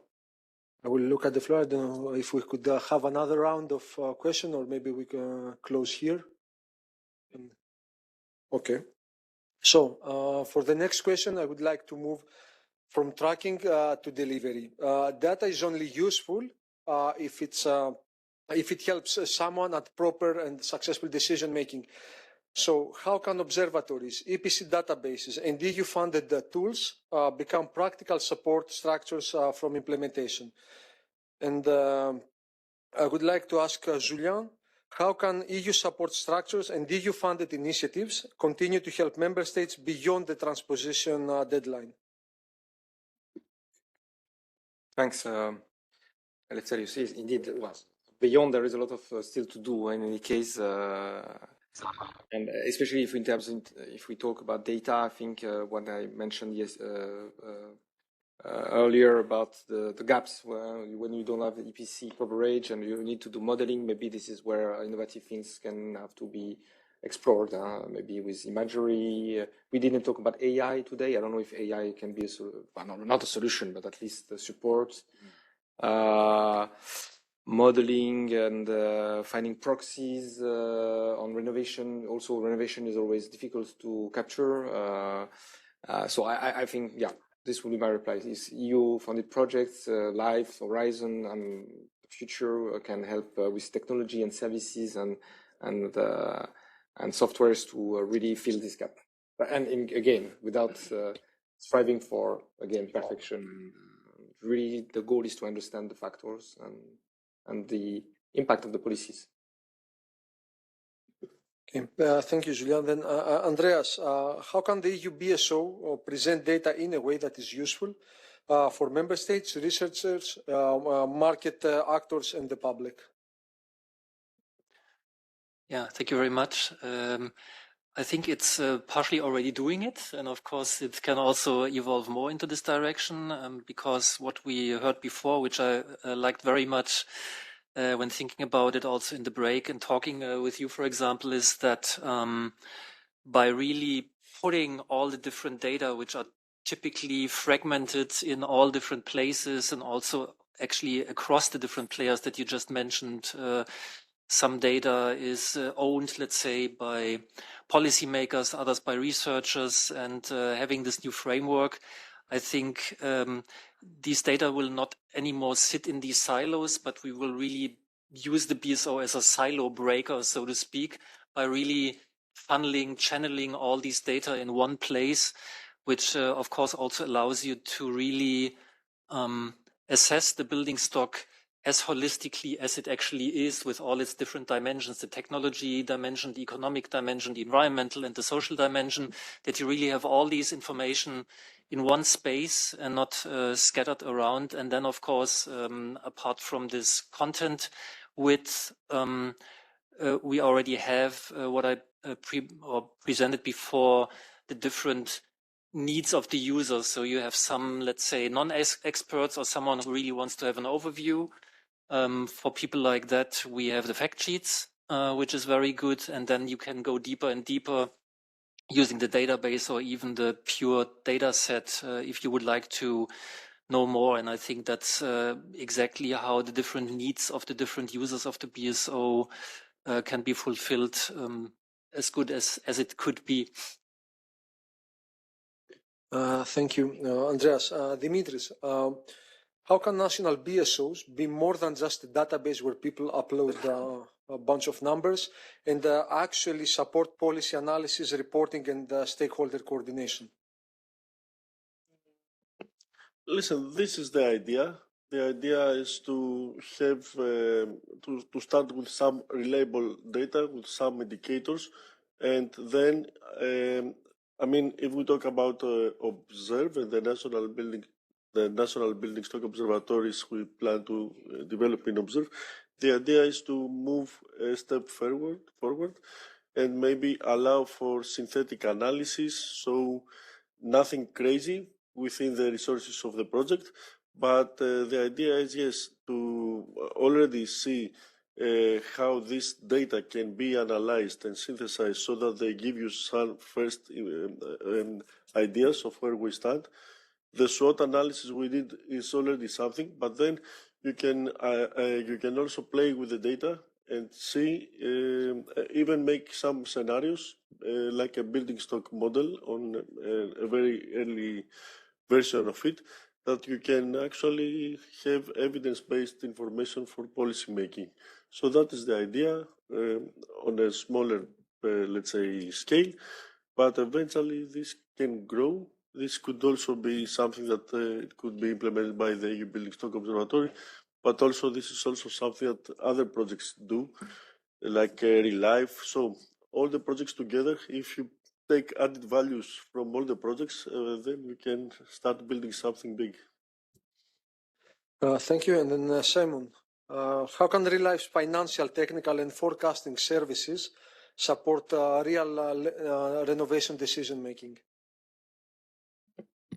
Yes, thank you for the question.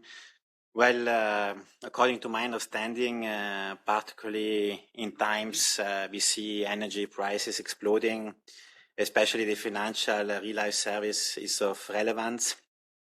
And it's important to show how clever it is to invest nowadays in the energy efficiency of the buildings, especially of their own buildings, of their homes, and save, of course, CO2 emissions, but also monetary savings. And so pay back timely the initial investments. And I would also say that with the running costs today being so high, if you do not invest in energy efficiency of your home, this is basically lost income. Thank you. Thank you, Simon. Very good point. Then, Diana, what kind of data or evidence is most useful for national renovation planning and financing programs? Yeah, thank you for the question. As you saw on the first slide where I am presenting our renovation plans, these were based on a long-term renovation strategy. So now we have the new draft of the National Building Renovation Plans, and they are new data, and we we had to update all what we could and all the data which are available. So now we have the whole new set of data and the new set of renovation plans and financing will be based on this new data which are available now for us. And so also we are monitoring what we done until now, and this is also what we use when we are making new programs and financial plans. Thank you, Diana. And last but not least, Joao, how do EPCs and EPC databases support policy monitoring, one-stop shops, and links with financing in Portugal? Well, not going back into what was already more or less detailed in the presentation. So exactly how we are using that data to support those policies. I would like to highlight two additional, let's say, next steps that we have been doing. So there are still some challenges related to the building registry, the EPC identifier, what you have on the National Statistics Institute, and this is something that we have been working on try to get this data streamlined, and this is not something only by ADEN or as manager of the EPC system. There is also a momentum in Portugal now on streamlining and digitalizing all of this information into one package, you could say, and the principle is the principle. I think it's quite important. Is do not ask the same thing twice to the citizen, because it is something that happens quite often, and it's not needed if you have the proper structure. So there is a wide momentum on that, and then the other. This is linked to specific fiscal incentives that we have in Portugal, where municipalities have, this was already mentioned yesterday by Rui, municipalities can have, the property tax can be deducted based on the energy efficiency. And what we are now working is also on making this a bit more automatic, because people had to go and deliver the EPC in a PDF or or in paper to the fiscal authority to then get the reduction, and this is something that is not needed. So we are working on that. And the other one is the links with the banks and financing. I've made an example of linking to financing to the measures, but also what we have been working on is developing this protocol where the EPBD mandates and it's on their interest also to get complete information on the building stock that they have mortgage on, or that they could get mortgage on, and from our side it is also important to capture something that, for instance, we do not capture fully in the monitoring of the long-term renovation strategies, and I think it's a challenge for everyone, which is renovation rates. And there is a bit that we can get from here, from the banking, at least the ones that are financed, the renovations that are financed from the banks. We could possibly get some info to better inform and come up with the renovation rate more fine-tuned to our country. Yes, thank you, Joao. With this response, I would like to close the session. I would like, first of all, to thank the speakers for their presentation and their audience for your attention. But I won't allow you to go for a coffee break that easily. You have a task. There are two topics that you should discuss outside there. The first one is, how do we avoid having parallel reporting with eu.BSO, EPCs, national building renovation passports, and so on. And the second one is, what should be the next steps once the first rollout of national building stock observatories is out there. So now you can enjoy your coffee.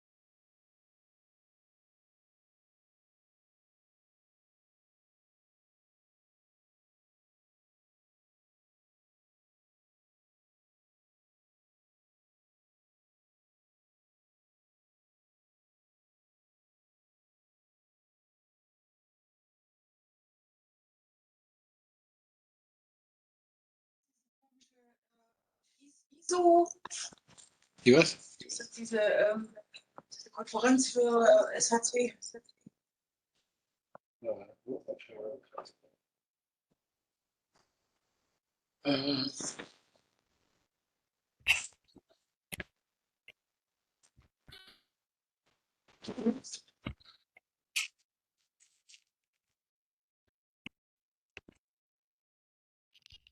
EXCO.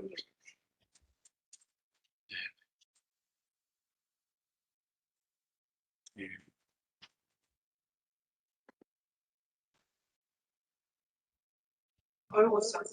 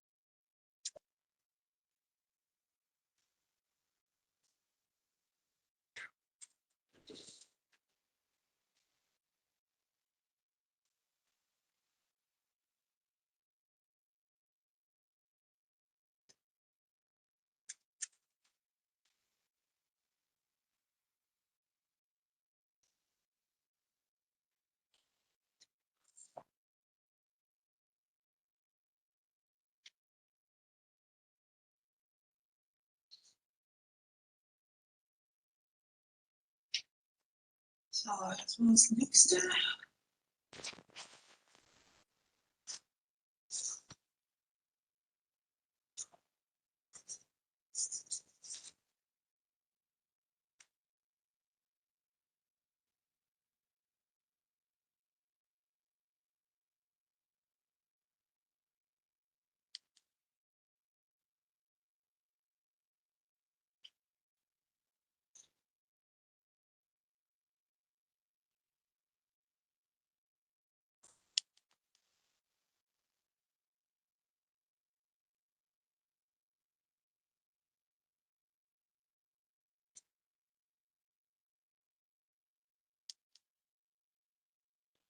Wir haben gesagt, wir machen jetzt einfach so, was heute geplant haben. Oder? Was ist los? Ich habe gesagt, wir machen es jetzt einfach so, wie wir es neu geplant haben. Ja.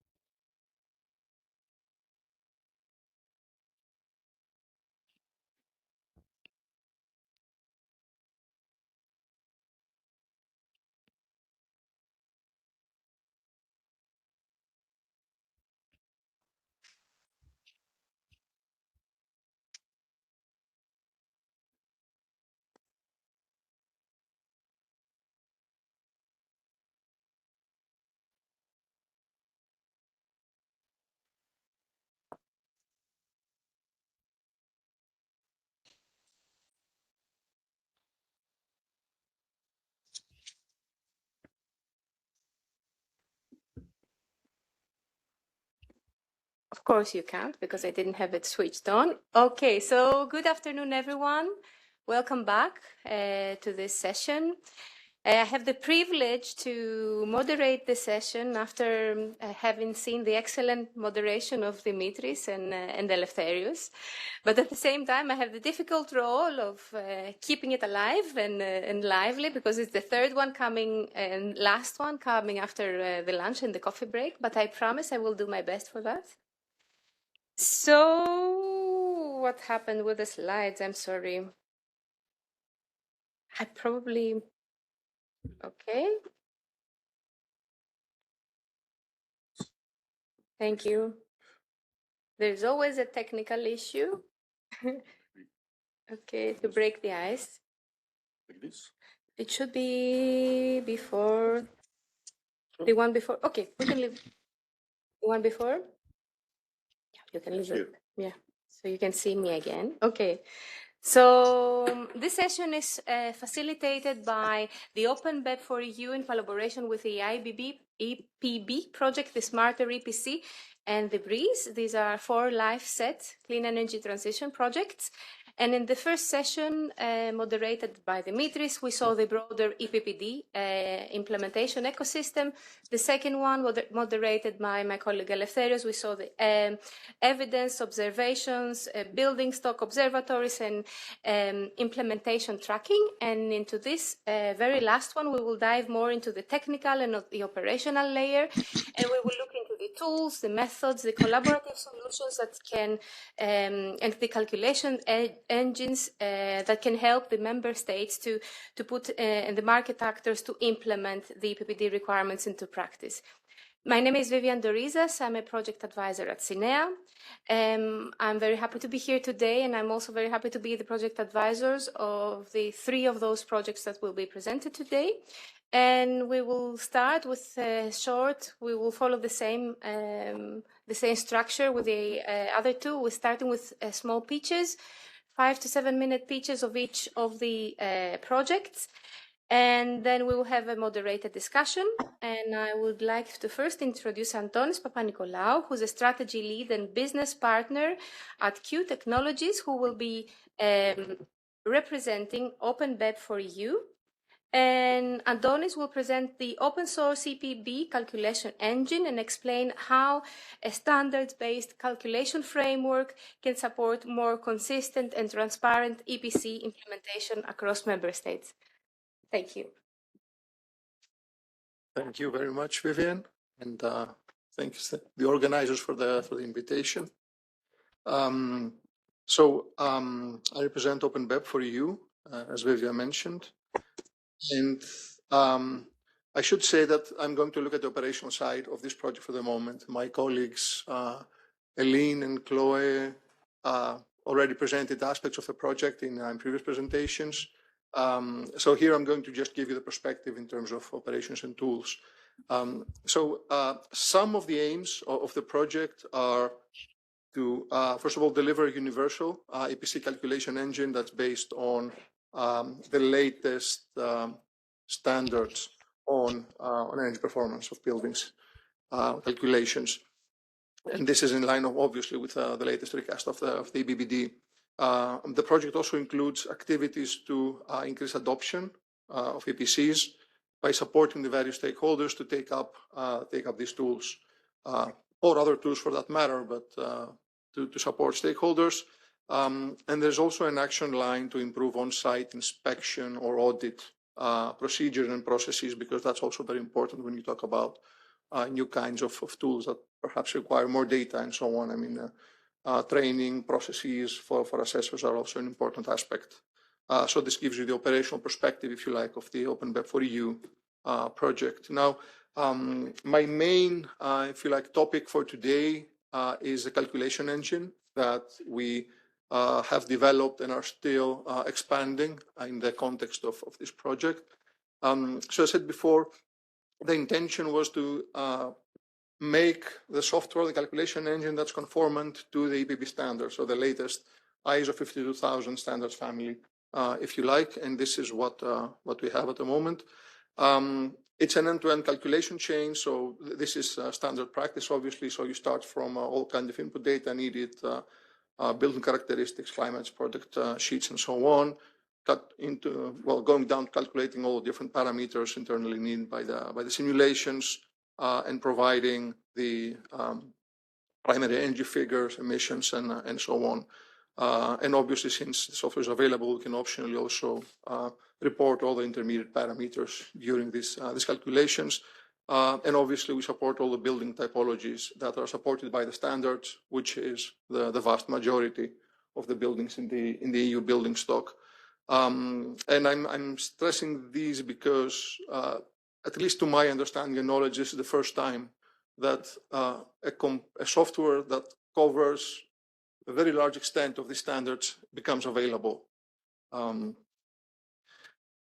And I should stress as a caveat that I'm talking about an hourly calculation. So one of the main important features is that we implement the hourly calculation method, which is in principle much more accurate than the monthly calculation method, and brings obvious benefits. For example, when you want to integrate back systems that are very, very dynamic in nature, or photovoltaics that are also very dynamic in time, right? In nature, let's say it's not a good practice to try to capture this in a monthly method, which averages everything on a monthly scale, right? So this is the first time that there's a software that takes a systems approach, so combining energy needs calculations with all the various technical building system calculations and packaging everything in one box, because at the moment, the only thing available publicly was some partial implementations in Excel of the individual standards.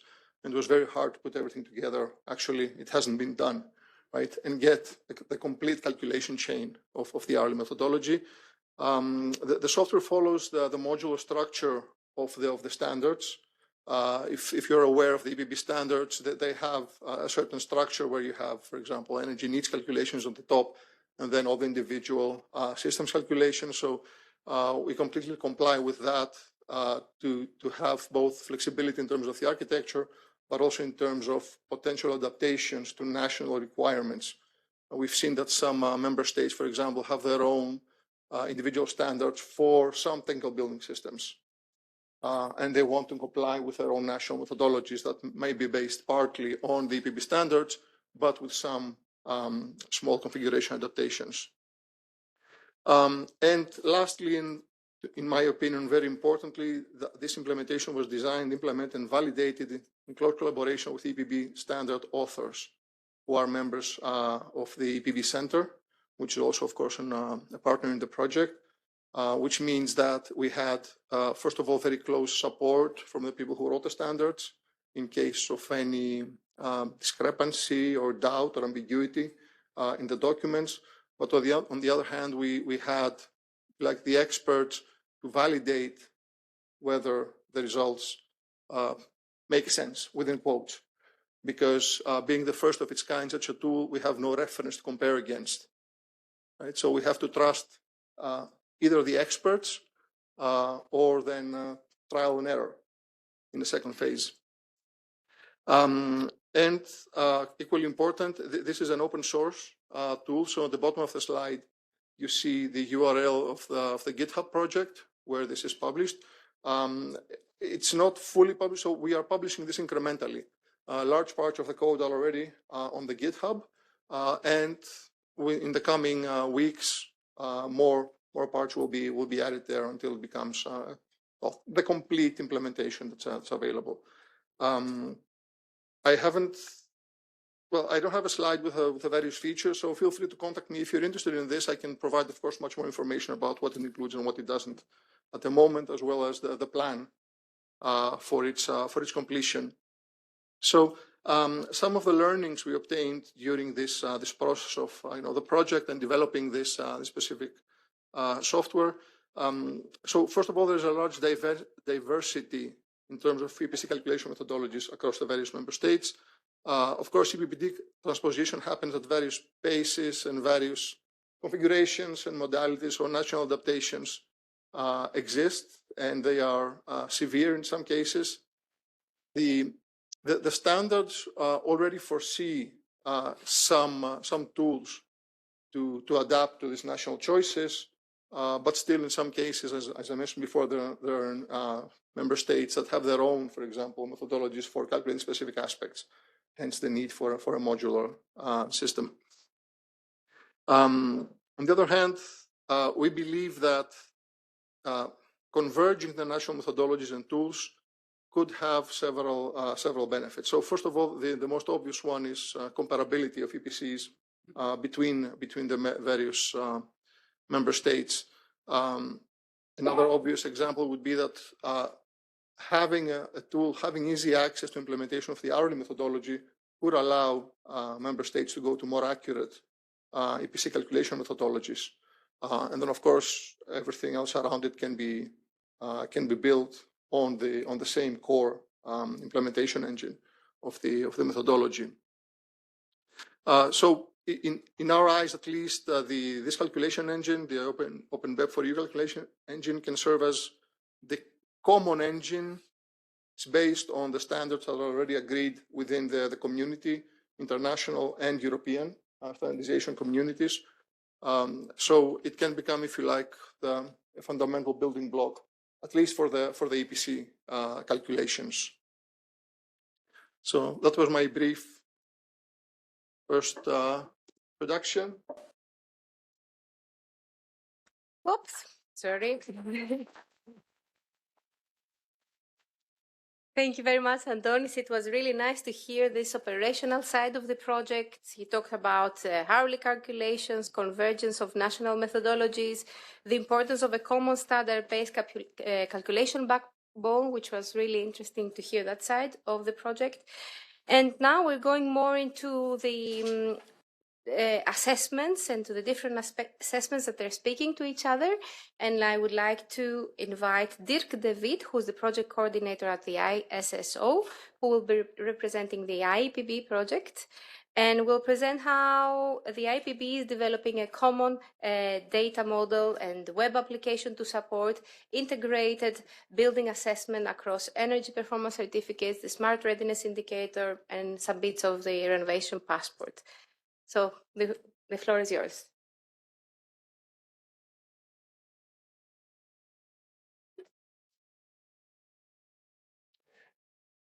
Yes, I'm happy to be here. And as explained by Vivian, I will dive into integration of EPB assessments, and then from the data perspective side, you could also integrate tools and so on, but now we are going to the data. Before I start with my the dive into the data parts, some things about the project as a whole. We want to upgrade the energy performance of the European building stock, and we are doing this by synchronizing all existing EPBD instruments, aligning the EPCs with complementary tools and energy recommendations, developing a shared data model for EPBD assessments and building data, and also providing an online tool for data gathering, including when it is data gathering for multiple assessments. The tool can guide you for, okay, you have to collect this set of data in the building. And then you have all data, for example, for an EPC and an SRI together. And in the tool, you can also do some data management. So I can give access to someone else to the data gathered for a specific instrument, so he can redo it or review it or use it for example, for a renovation plan for the building. And a common data model, it's in the EPBD, the instruments are defined in different articles, but when you dive into the instruments, you see it's always about the building. So all data about the building itself, it's common. And then in the renovation passport, you use some data, also the data from the EPC and the same with the SRI. And you can also start doing some life cycle assessment. It's not part of the EPBD itself, maybe, but you can also use the data for it, and it's always about the building, and there's always overlap. Therefore, we can do it in 4 times, 4 databases, 4 data formats, but now let's go for one data scheme, one database, and let's integrate everything. And for the why of one common data model, there is something more to say, because when you have one data model, it's easy to bring data from one assessment tool to another assessment tool, and also different data users are more easily able to get the data, to combine data from different instruments. Then second reason to have one data model is that when I now go, for example, to the Netherlands, I am from the Netherlands, so I know the situation good there, that our EPC calculation softwares internally have a different data format, and only some the input data and some output data is more or less harmonized. But you want to have all the data, and then it's better to have one data format so it can be more exchangeable. And also with one data format, you can put all data in the same place, and that can be interesting for also developing a digital building logbook. And another thing to have a common data scheme in a common data format is to make it reusable, and also scalability, because we are seeing that new instruments are popping up under the EPBD. How to integrate it in the data model. So that's also, make one data model. And the connectivity, I'll come back to that later, but how to bring data from that one database to other places, and how to retrieve data from the other places to here. And that's not only important for the assessors and for the building owner, but it's also important for the governments who want to receive data about buildings, to fulfill their obligations, to have their building stock observatory filled, and so on. So therefore we started thinking, what do we need? And the first thing we considered, and even when people think, okay, we will build our own common data model because we can do it better, use standards. Without standards, you are developing something on your own, something new, and no one will use it, or you will only use it by yourself, and then you're locked in your own situation, your own solution. Therefore, we have chosen to use GBXML in our project. But then, you see, okay, GBXML is not suitable for example, for installation data. So we have created in the same kind of structure, also the openness to include extra data about installations, about now everything you want to store about the project. Also, we included a block on the SRI. Then in the solution, we have also developed the traceability of changes, because data is sometimes credited by a professional, certified professional who say, okay, this data is true, but then when it changes, we want to know what's happened, and that's also included in the way we manage the data in the data model. And we have attached some converting options to it, so you can also, when you have a different data format, it's stored in a different way, because most of the times data can be transferred from one format into another, and then you can start with different data languages, for example, and then bring it together in our data model. And sometimes we implement this change in the for example, in the EPC software, when you go to Spain and use the EPC calculation software there, you see a button for our project in it to transfer the data to our data format. And And sometimes we have in the web application a tool to export data to a specific format. But then, okay, nice. We have common data. We have a big database. We are using the data. We are collecting data. And then especially for houses, it's always data about a house wherein people are living. So be careful with personal information. And it's also a very tricky thing, personal information, because, for example, when you store the information on an hourly basis, when the domestic hot water system is used, that also explains why people are showering. And that's their habit. That's maybe some personal information. So we can go to an hourly rate for our EPC calculations, but maybe we have some questions then about the GDPR. And for sure, when you do collecting your data with scanning of rooms, it's very easy that there is some kind of personal information included in the pictures. The next thing is who is owner of the data. You can bring everything together, but is it the homeowner? Is it the assessor? Is it the government? Is it? We didn't make a big decision on it, but it was something that popped up during the development. The data ownership. Next thing, it's increasingly safety of the data. How to store it? How to avoid that data is going into the wide world. And then when you compare it to the GDPR, or when people think, okay, well, let's give my neighbor a very high energy label, so he has to pay a lot of property taxes, for example. Yeah, it should be safe. And connected to this also, who is responsible for the correctness of the data? 2 minutes, okay.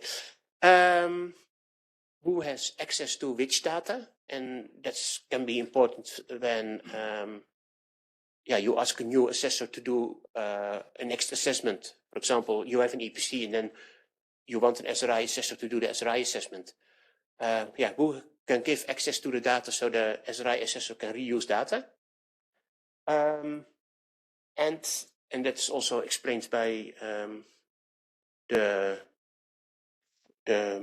my colleague. I forgot your name, sorry. You explained the same unexpected national aspects as in every country, and especially in the Netherlands, we have a lot of things that are a little bit different than in other European countries, and you can learn a lot from it, but it can also be difficult. Yes, for now it's it. We will have some questions and we can go deeper in it.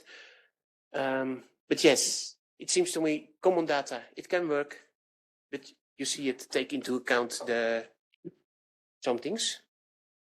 It was my brief introduction on our data model.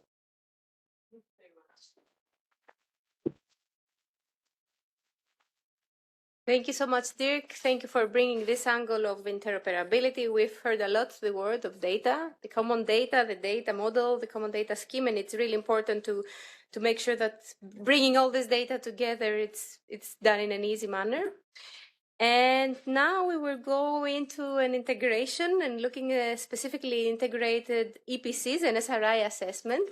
And I have the pleasure to introduce André Lethieu, who's an executive director of the EPP Center representing the Smarter EPC.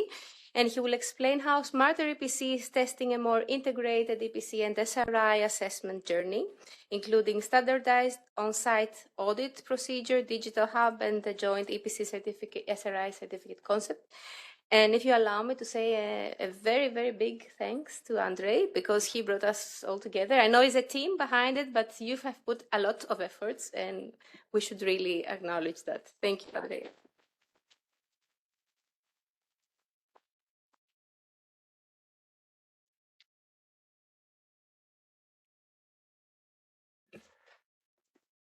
Good afternoon, everybody. I know it's third session, but it doesn't mean it's less relevant. And many thanks for your kind words, Vivian, and also for the introduction. I kindly ask you to allow me to be seated because I'm also managing the hosting of the virtual, I would say, room on WebEx. And many thanks for the colleagues joining us online for your patience. And also the extended coffee breaks, lunch breaks. The networking part is also the reason why we have these events. And sorry you couldn't be here, but hopefully next time. I'll quickly go through some core elements of Smarter EPC project. You will see that in nature, Smarter EPC and IEPB are quite similar, but then they also reflect, I would say, the way the European Union is set, this united in diversity approach. So we can have common frameworks, coherence, but then you can tailor certain things to specific choices. So we are also showcasing at EU level these different approaches. It's not the ideal situation to have multiple hats on today, so I prepared a slide deck with our coordinator in Smarter EPC, Sophie Durlens-Caranta at R2M Solution France, who couldn't join us today. But I'm also grateful to preach about Smarter EPC activities.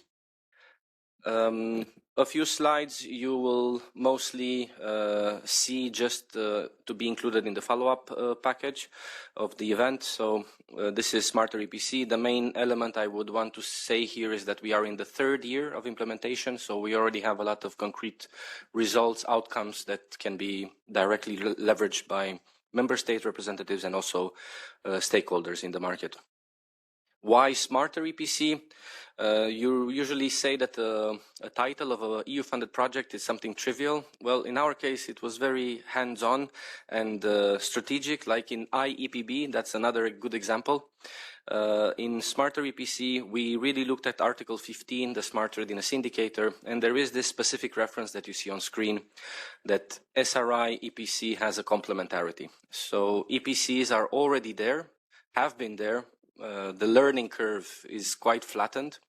So SRI is going to be implemented, so that's why we call it the Smarter EPC. These are the core elements that I wanted to touch upon. We have 3 core steps that we are going through what we call the Smarter EPC journey. The main scope is to bridge this gap, also in terms of communication, soft skills between the building assessor and the building owner. Building assessors, we see their role is evolving. They are becoming more like building therapists, doctors. They need to learn how to better talk to people, how to explain things in layperson terms, not only technical terms. So we have, I think, all the tools, and the 3 steps that we've envisaged.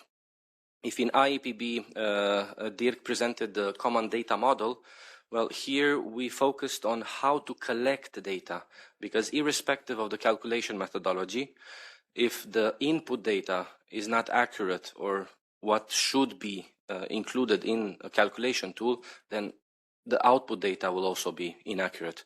So we really looked how to standardize the on-site audit procedure. So how to be on-site in a building and collect the different type of data sets that you need for the building envelope, the technical building system, and so on. Then we integrated everything in a hub. There have been many EU-funded projects on energy performance assessment tools and smart readiness assessment tools.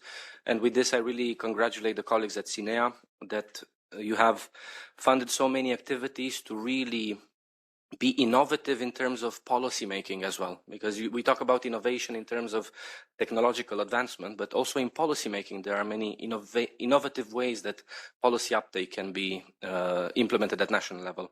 So we didn't reinvent the wheel. On the contrary, we brought together pre-existing calculation tools for energy performance and smart readiness.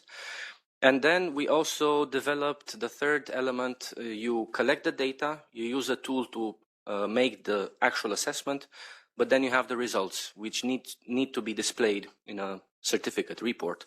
So we took a lot of efforts to look at EPBD, the text and the guidance documents that DG ENER colleagues have kindly prepared with the member states colleagues. And we have developed a proof of concept that it's doable, it looks good, and it's compliant with EPBD. So these are the 3 steps. The rest of my slides just go in a bit more detail. So on the on-site audit procedure, we went beyond energy performance and smart readiness. We looked at renovation passport, HVAC inspections as well. When we talk about smart readiness, we should talk about also minimum BACS requirements. We've heard about that earlier today, that's already in force. And the goal here is to end up having an additional standard in the so-called EPB package of standards, which would describe a coherent framework how to collect data. Like all the calculation standards, it will be, of course, ready to be tailored to national choices. I'll not go in more details. You can go when you will receive the slide deck. In terms of the hub, here you can see some of the projects that we integrate during the lifetime of Smarter EPC. But of course, there's always an afterlife for all of these nice projects we are working on. And I'm very happy to see many colleagues from these previous projects also here in the room and also online. So much appreciated that we are taking the baton further together. Of course, there are challenges. So if you want to integrate in one hub different tools for different aspects of building performance, like energy performance and smart readiness, the ones we tested in the hub, of course, there are challenges, but nothing is unsurmountable. And I think we've learned many lessons in Smarter EPC that we would gladly share. And then the joint certificate. This is just the cover pages. It's a 2-pager certificate, and in the blue part you see more on the energy performance, and then in the red on the smart readiness. And of course there are further pages where you have more details regarding the assessment results. The rest of the slides just showcase additional results that we already have. We have specific deliverables, so I'll not take more time on that. You can go through, there are links. You can also follow us on social media. And we are very soon going to launch public training on the calculation, on the on-site audit procedure. I need to underline that these procedures are just for collecting data. It's not to perform the calculation and to operate a calculation tool.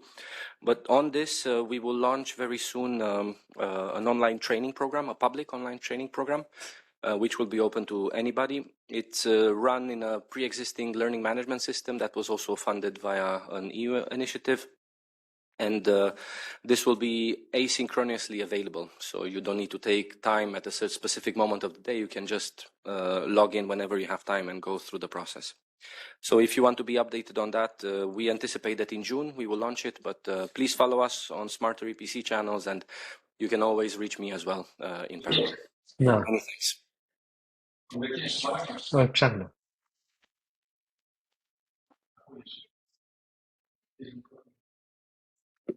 Sorry. A good thing of having the organizer as a speaker is that he keeps the timing, which is perfect. Andre, thank you so much for presenting this integrated assessment, the SRI to EPC complementarity, how to collect data, the joint certificate, and I would just invite you to follow this training, and looking forward to follow that.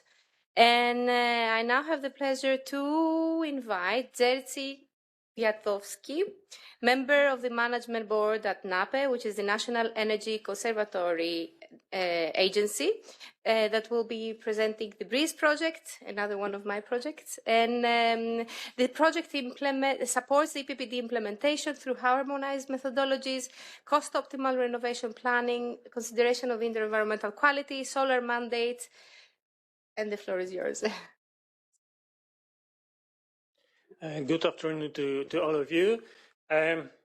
Because this session is about tools, and the previous speakers told about the tools that has been developed. In fact, the BREEZE, the building renovation efforts for zero-emission buildings, I will just give you some short summary, because Andrei, on his second slide, he showed when the project has started and when it will finish, and I will do the same. As we started in 2025 in September, so in fact we are in the early stage of the project. So I don't have much to show you about the tools that we already developed because, well, we are working on that. So I cannot do that. But of course, I invite you to follow the website and all of the information that will be provided there about our works, deliveries during the project that will be presented and published there. Some general objective of the project, as the project focuses on the building renovation to ZEP standard. We want to develop open software tool for cost optimal renovation calculation and scenario planning. And in order to do that, first of all, it was at the second session we were talking about it. On this session also we were talking about it. So we need the data. We need the data in order to set the reference buildings, the representative buildings that can be used in order to do such a cost optimal renovation calculation. That's why we said that we will gather and harmonize building stock data from 3 different countries, and already, even in this early stage of the project, we figure out that, well, the countries that we have chosen in the proposal, Poland, Italy, and France, they differ a lot in the database and the quality of the data of the building stock, which is good for us, as we want to have such a standardized methodology to harmonize building stock data. So if we deal with the different situation in different country, so it's good it's good for us. So we have to challenge it.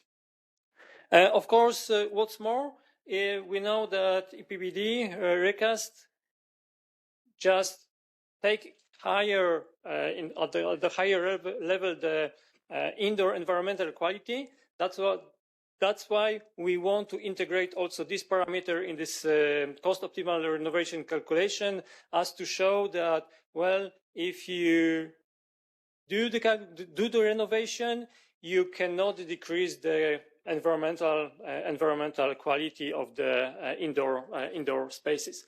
Of course, for the renovation, well, one of the main issues also the production of the energy on site.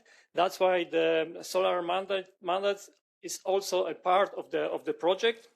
So how the building integrated PV system can be used in this pathway to have this cost optimal renovation calculation.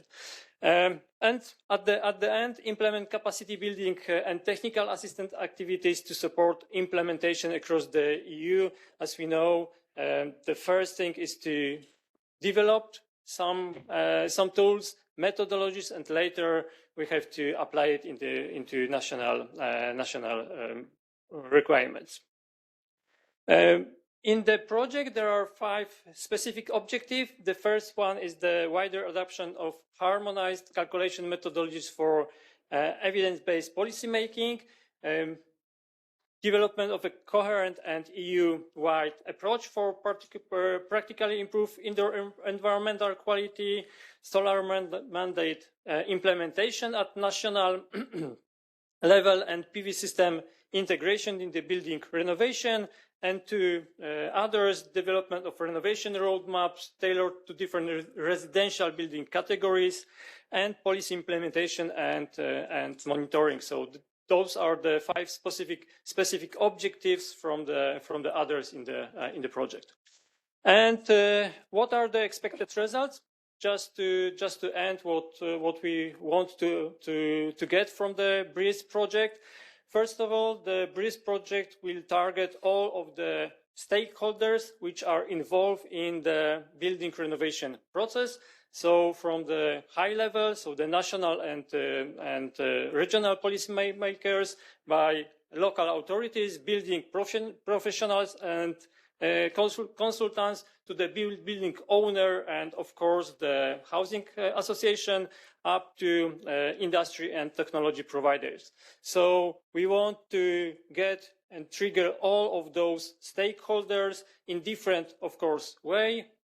So the national and regional policy makers can access harmonized energy performance calculation methods and up to end users, so they will benefit for healthier and more comfortable buildings. So yeah, we want to get to all of those stakeholders. And as I was saying, well, we are at the beginning of our road. That's why I will finish here.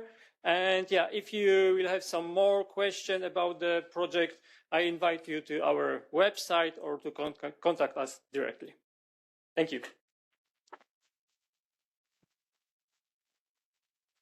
Thank you so much, Jerzy. And just to say, if you allow me to share a very personal note here, that I'm very happy that to hear that indoor environmental quality is taking some space into this discussion, both today and yesterday. This is a topic that really speaks into my heart, and I cannot emphasize enough how important that is and is affecting our health, our well-being, and our performance and our productivity.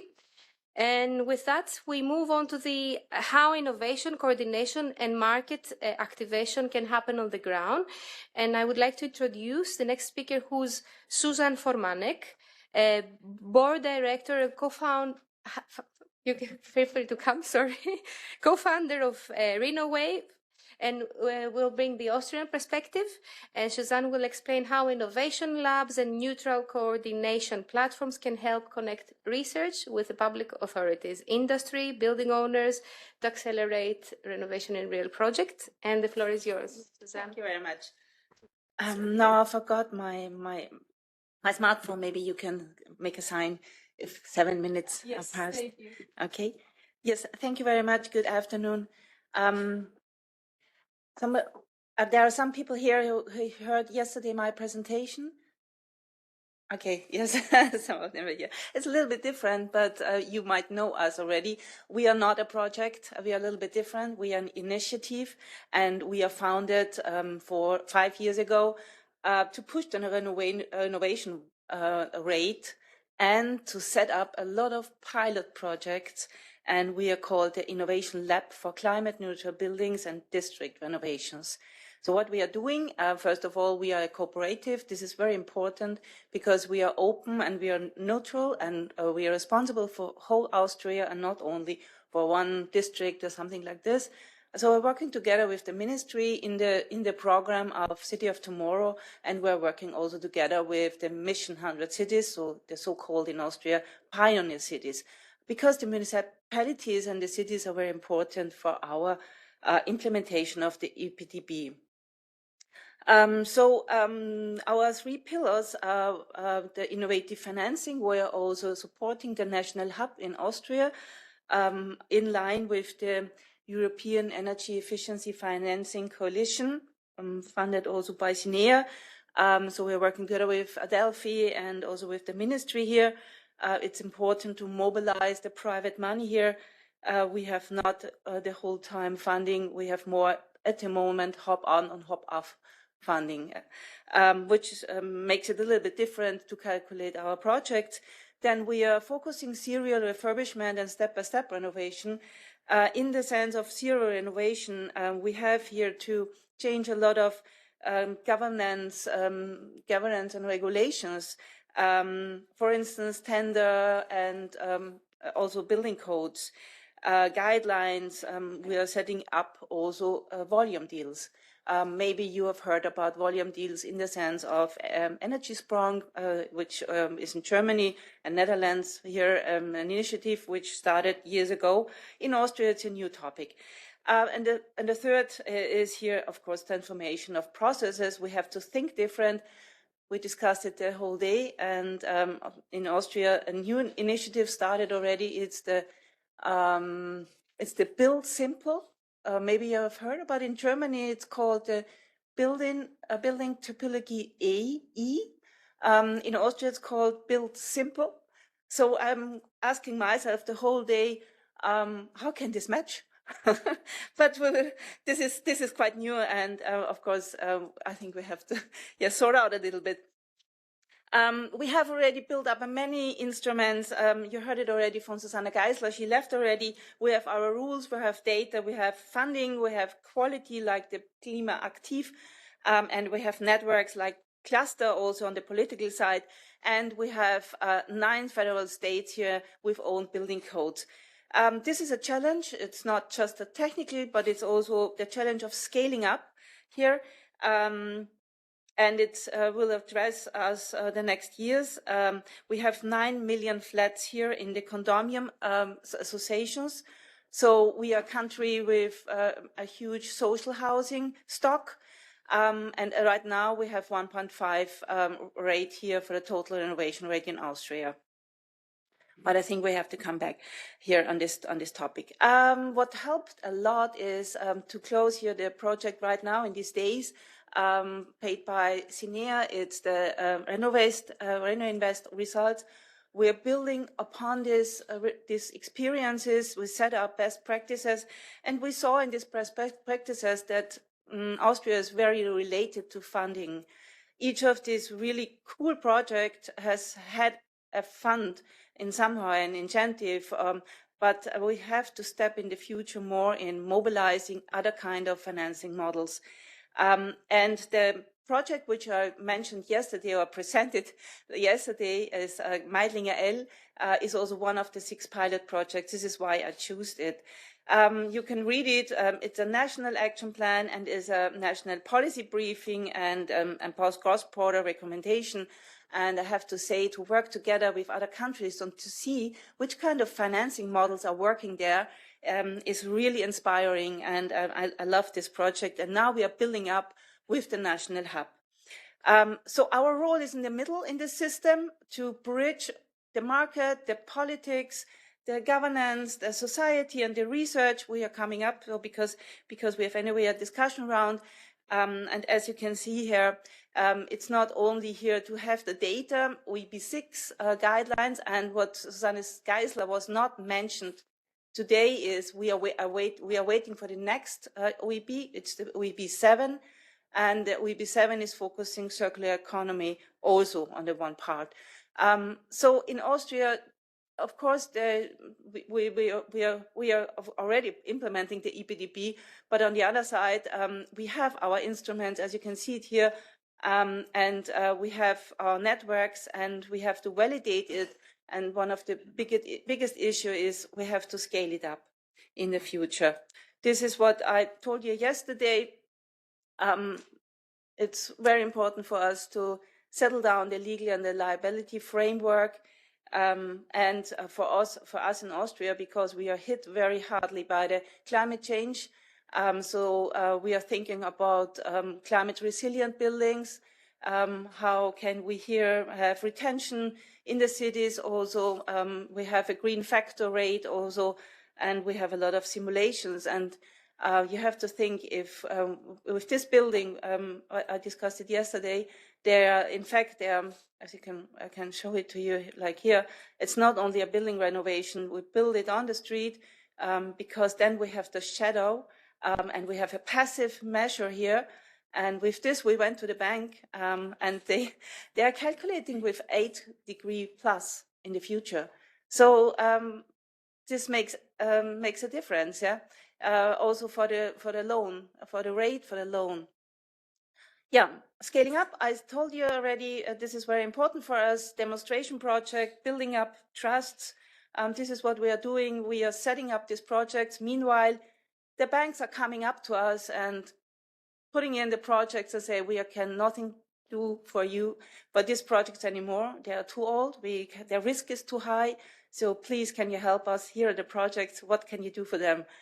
This is the really main situation, what we have had the last weeks, and it's a pleasure to find solutions. This is what we are doing. This is this is what our aim is and our task here. We are an innovation lab, and and bridges here then the networks and how we are doing this. We are going outside. We're doing the impact days. We're doing workshops, and We have we're building trusts and we have capacity building. So I'm stopping here because we have anyway our discussion. Thank you very much.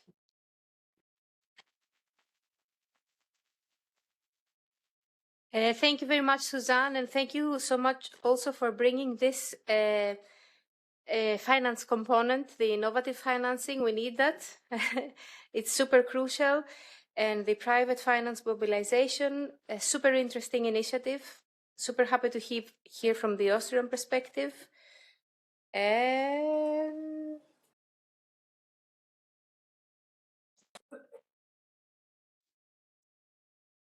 okay, so our next speaker, so we have the last two speakers of the session. Am I correct? There's the two last ones.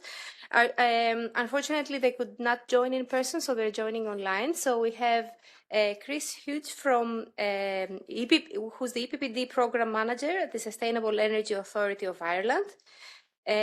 Chris, can you hear us? Are you there? Yes, I can hear you. Perfect. A bit louder if you can. So Chris will present the IRIS work on the building renovation passports, including software design, communication, expert delivery, and upskilling the existing EPC assessors. So Chris, the floor is yours. Should I be the one changing the slides? No, I can do it, yeah? Okay. You have to stand Okay, this. Okay, that's great. Thank you. I was wondering who would do that for me. Thanks very much for that. Okay, in my short presentation, I'll give you an overview of the work we're doing in Ireland on the Building Renovation Passport. So if you can move to the next slide, please. Okay, so this is a sample of the software we have at the moment, which will be released in 1 week or so to all. And the starting point is for the EPC expert to look at the published EPC, and then the system produces a suggested list of renovation measures that then can be customized by the EPC expert to produce the renovation passport. And we have some further detail on that. So next slide, please. Then we have an expanded view for each of these items we provide as required under the directive. The expanded detail of the energy impact, final and primary energy consumption, and also the opportunity to add a lot of commentary by the EPC expert to make sure that it's tailor-made and links back to information that the homeowner can action. So if we go to the next slide, please. As part of our overall design approach, we looked at making sure that the output document or the information that's generated by the system was usable by the homeowner and in a language they could understand and clearly articulate. We did a lot of research with the various focus groups and an online market research too, to make sure that the information is clear and concise about and easily understood and actionable by the homeowner. So if we go to the next slide, please. So yeah, I think there's a few comments on the slides. You can click to those. So so it's a clear visual roadmap of the just showing the building owner the starting point and the end point, and in the roadmap just with the right level of information that's in a language and layout that's understood by the homeowner, and we link the visuals on the side to the various color grades. So for example, if you start with very poor rating, a G, then step 1 is labeled as a G with a red color, and it progresses as you pick the different improvement measures to bring you to the end point, being the ideal one being the A0 for the building renovation passport, to step people through that. So we made sure also that we engage with literacy organizations so that it was clearly understood by a broad range of consumers in how to understand the language and understand the message, and that it was a useful tool for them. And if we go to the next slide, please. And the important thing that we're doing is we're leveraging or linking into existing systems and people we already have in place. So for example, we looked at various options for having people to carry out the delivery of the building renovation passport. From our perspective, the way we're going to roll it out to the marketplace is that the existing group of people or EPC experts or building energy rating experts, we have over 1,100 of those for homes, houses and apartments. We're going to offer initial training to a group of those so that the training will not alone be about the software itself, but more importantly about what kind of advice you need to give in different buildings. So for example, when you're surveying different buildings, so historical buildings, to make sure you understand the challenges and the potential for improvement, so as to protect the integrity and the quality of those buildings. So not to recommend items that would cause some damage or not add to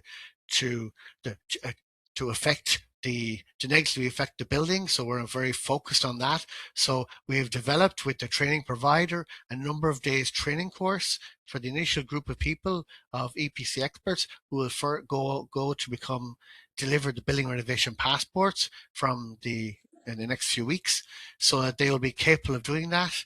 And it's linked to the EPC experts and not creating a whole new type of expert to carry out this function. Yes, it's important they know, these EPC experts, the boundary of their competence and where they need to get extra skills or extra expertise depending on the particular situation that they're working with.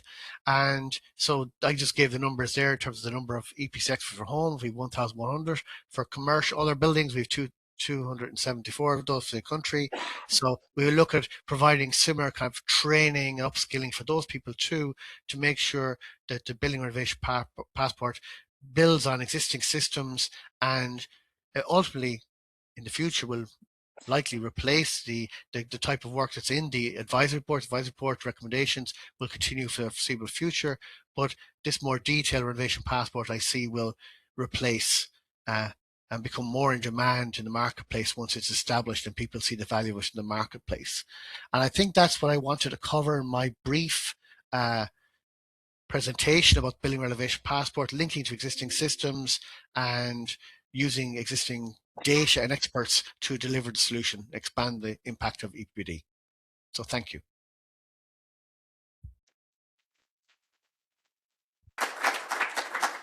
Chris, thank you so much for managing to keep the short and brief intro. It really, your presentation raised this important question on how these new tools build into existing systems and professional capacities, and I kept a note of what you mentioned on to make sure that the output is usable by the homeowner, but at the same time is understandable. Which is also a very important element. So with that, we go to the last speaker, which is Jarek Kurnitsky. Jarek, can you hear us? Yes, I can hear you. Good Perfect. afternoon. Good afternoon. So I would like to introduce Jarek, who's professor at the TalTech. He's joining again remotely and bringing the Estonian perspective. And we'll discuss on EPCs, minimum energy performance standards implementation, how they're implemented in Estonia, and the use of metered energy data, normalization, but also we'll bring into how the new indoor environmental quality provisions can be translated into practical regulatory approaches, which makes me very happy. So, Jarek, the floor is yours, and I'm sorry that I didn't turn into this slide. So you tell me when to move the slides. Yes, thank you. So there are two examples from Estonia, and I will start with this EPC business, what then relied on the Smart Living EPC project. Next slide, please. And can I have next slide? Yes. So Estonia is one of these countries where EPCs for existing buildings are based on metered energy. Now it's this one. So and when you operate with metered energy, then this normalization to EPB scope is very important, because otherwise it's a lot of non-EPB uses may be included and strongly affect the values of certificates, and similar buildings are not possible to compare. And in Estonia, we intend to use class F and E as MEPS thresholds as it is in EPBD. So it is very important that EPC values only include the energy what is used to condition the indoor environment, so what basically means EPB uses. And our existing method allows to reduce submeters and also to conduct degree-day normalization for the heating energy. Two new features we are introducing is the use of tenant electricity meters, which may include both non-EPB and EPB uses. So when this will be deducted, but when typical use value will be added back, and this is based on calculation on annual data. And another new feature is a usage time normalization to typical use. So if operation times are different, then the calculation will be based on hourly data of the main meters. Next, please.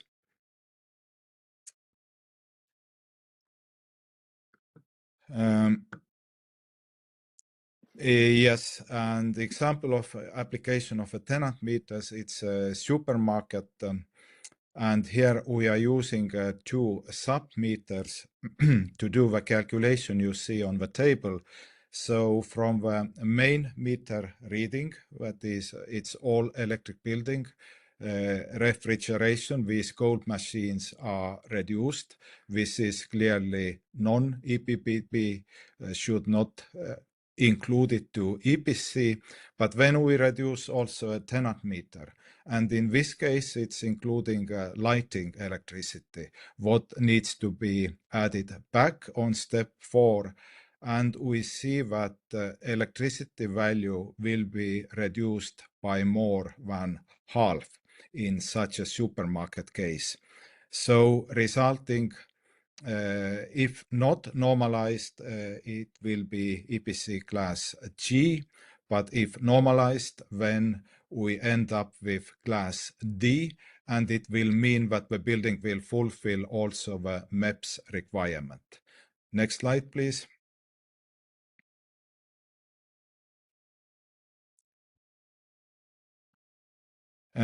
Another example is about the usage time normalization, and I will use office building, which real use is 14 hours per day and 6 days per week. And the standard use in the regulation operates with 11 hours per day and 5 days per week. To normalize to the standard use based on meter data, when in this first step, we calculate average electricity power values during operating hours and non-operating hours. And this calculation is conducted from the hourly data of a main electricity meter. And is visible in the table. It's done for every month.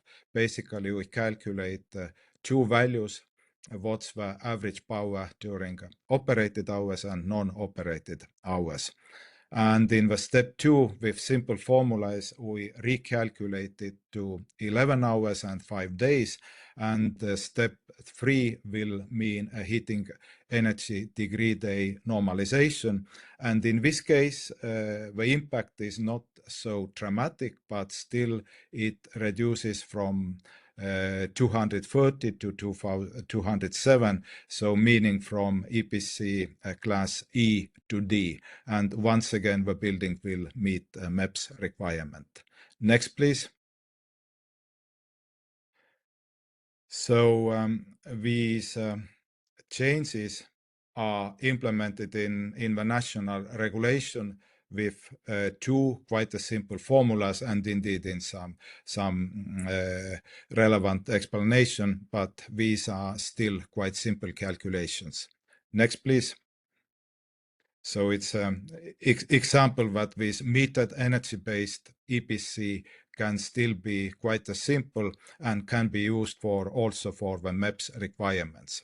Then another example I would like to share with you is addressing these new IEECP provisions and following this guidance document, what is now published as a commission notice. Actually, it's quite a massive document, including more than 300 pages. But regarding these IAQ provisions, it includes all important principles and also parameters provided in EPBD. So basically saying that minimum requirements for indoor air quality thermal comfort are to be established, making a reference to a category 2 performance level, what is specified in the European standard, and also addressing these IAQ monitoring regulation and CO2 and PM 2.5 issues. So this developed guidance document by the Commission very well explains what needs to be implemented. But what is not so clearly explained, how these can be implemented. And for that purpose, we utilized modal IAQ regulation developed by RIFA experts, what provides an example how these provisions can be implemented. Next slide, please.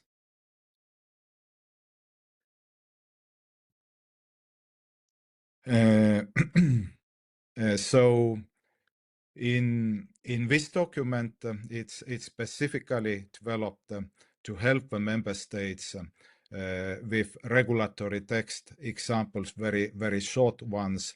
And this has been developed by RIFA and Nordic Ventilation Group experts. And it's a kind of a proposed evidence-based useful minimum implementation to fulfill the requirements of EPBD. And we found these very useful in national implementation, getting a good idea and the structure how these can be utilized. Next slide, please.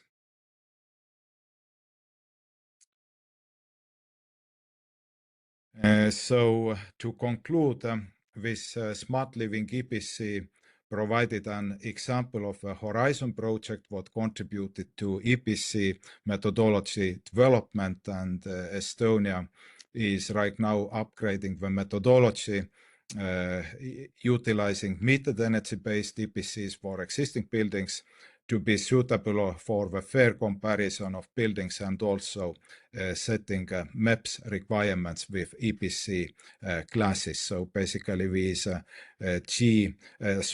F and E will be these requirements to be fulfilled in the future.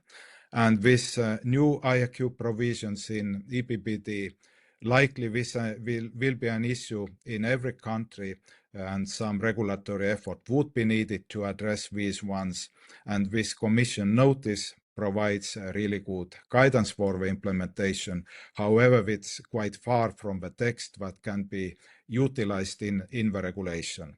And this model regulatory text developed by these experts was a very good one, serving as an example of evidence-based useful minimum implementation, and the structure and the logic and also many paras were directly utilized in Estonia.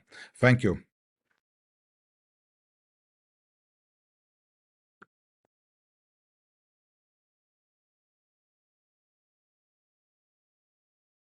Thank you very much, Jarek, for bringing this Estonian perspective. Interesting to hear about the metered energy-based EPCs. Nice to see some formulas, and also interesting to see this model IQ regulation. And yes, thank you so much. So with that, we have seen all the presentations now from the panelists. We saw standard-based calculation, common data models, integrated EPCs, SRI, renovation roadmap, innovation labs, renovation passport, skills. It was covered a bit of several topics. So now we're going to move into the discussion, and we have prepared some questions. So the first would be addressed to Antonis. I mean, we all know that there is a huge diversity within the EPBD calculation methods across the member states. And the question would be on yeah, thank you. Which have been the main technical but also the practical challenges that you have faced when you were developing the Open BEP for EU common calculation engine. And what does this tell us about its potential for a potential uptake in practice? Yeah, thanks, Vivian. So I would say the main challenge we had, and one that was already explained by the standards authors, was the fact that all the standards were not yet programmably proven, if you like. So already the experts knew that they were not ready, fully ready for programming, which means that we had to analyze with a lot of support from the expert the standards, understand all different interrelations between them that were needed in order to come to a coherent software system.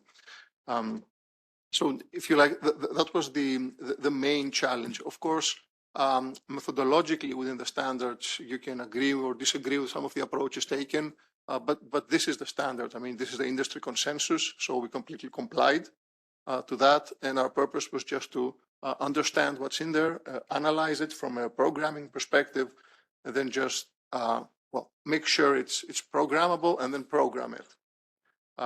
So it's not as easy as having software specifications and then just sitting on a computer and writing code. And the support from the EPB experts was invaluable in this process. Thanks, Adonis. Thank you so much. And now, yes, I'm forgetting to unmute. Thank you, Adonis, for the response. And now we're moving it to Dirk. A question to you. So this session was focusing a lot into turning this technical framework into practical delivery. And based on the work you have done on the IPB, the project, where do you see the greatest immediate potential for member states to benefit from this more integrated approach to EPB assessments?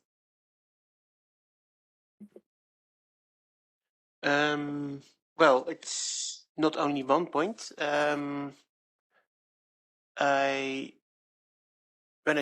start from the data perspective, I think that member states can more easily receive the data they need, for example, for the reporting to the Commission, because it's available in one system, one format that can help to make the data collection more easy. The second, and that's maybe, I think that's a great advantage of the integrated approach, is that, for example, in Smart EPC, but also in our project, we are combining the assessment for IPB, for an EPB, for an EPC, and for an SRI together. So you can offer to a building owner, well, we can do one assessment, or with a small amount of extra effort and maybe a small amount of extra money, you can have 2 assessments or 3 assessments or 4 assessments. So it's for member states easier to reach a high number of assessed buildings on different aspects because it's an integrated process. And at the other hand, the building owner gets a wider amount of data for his own building. So he has a better basis to make new steps in the improvement of his building, and it can be towards smartness, it can be towards energy efficiency. Yes, I think that these 3 things are important for the member states, and that there are benefits they will get from it. Very much, Dirk. And now a question to you, Andre. So how do you think that member states can practically How do you think that member states can practically integrate those multiple this growing set of performance assessment instruments to make sure that it's coherent and is user friendly and that for building owners, but also for public authorities? Thank you, Vivian.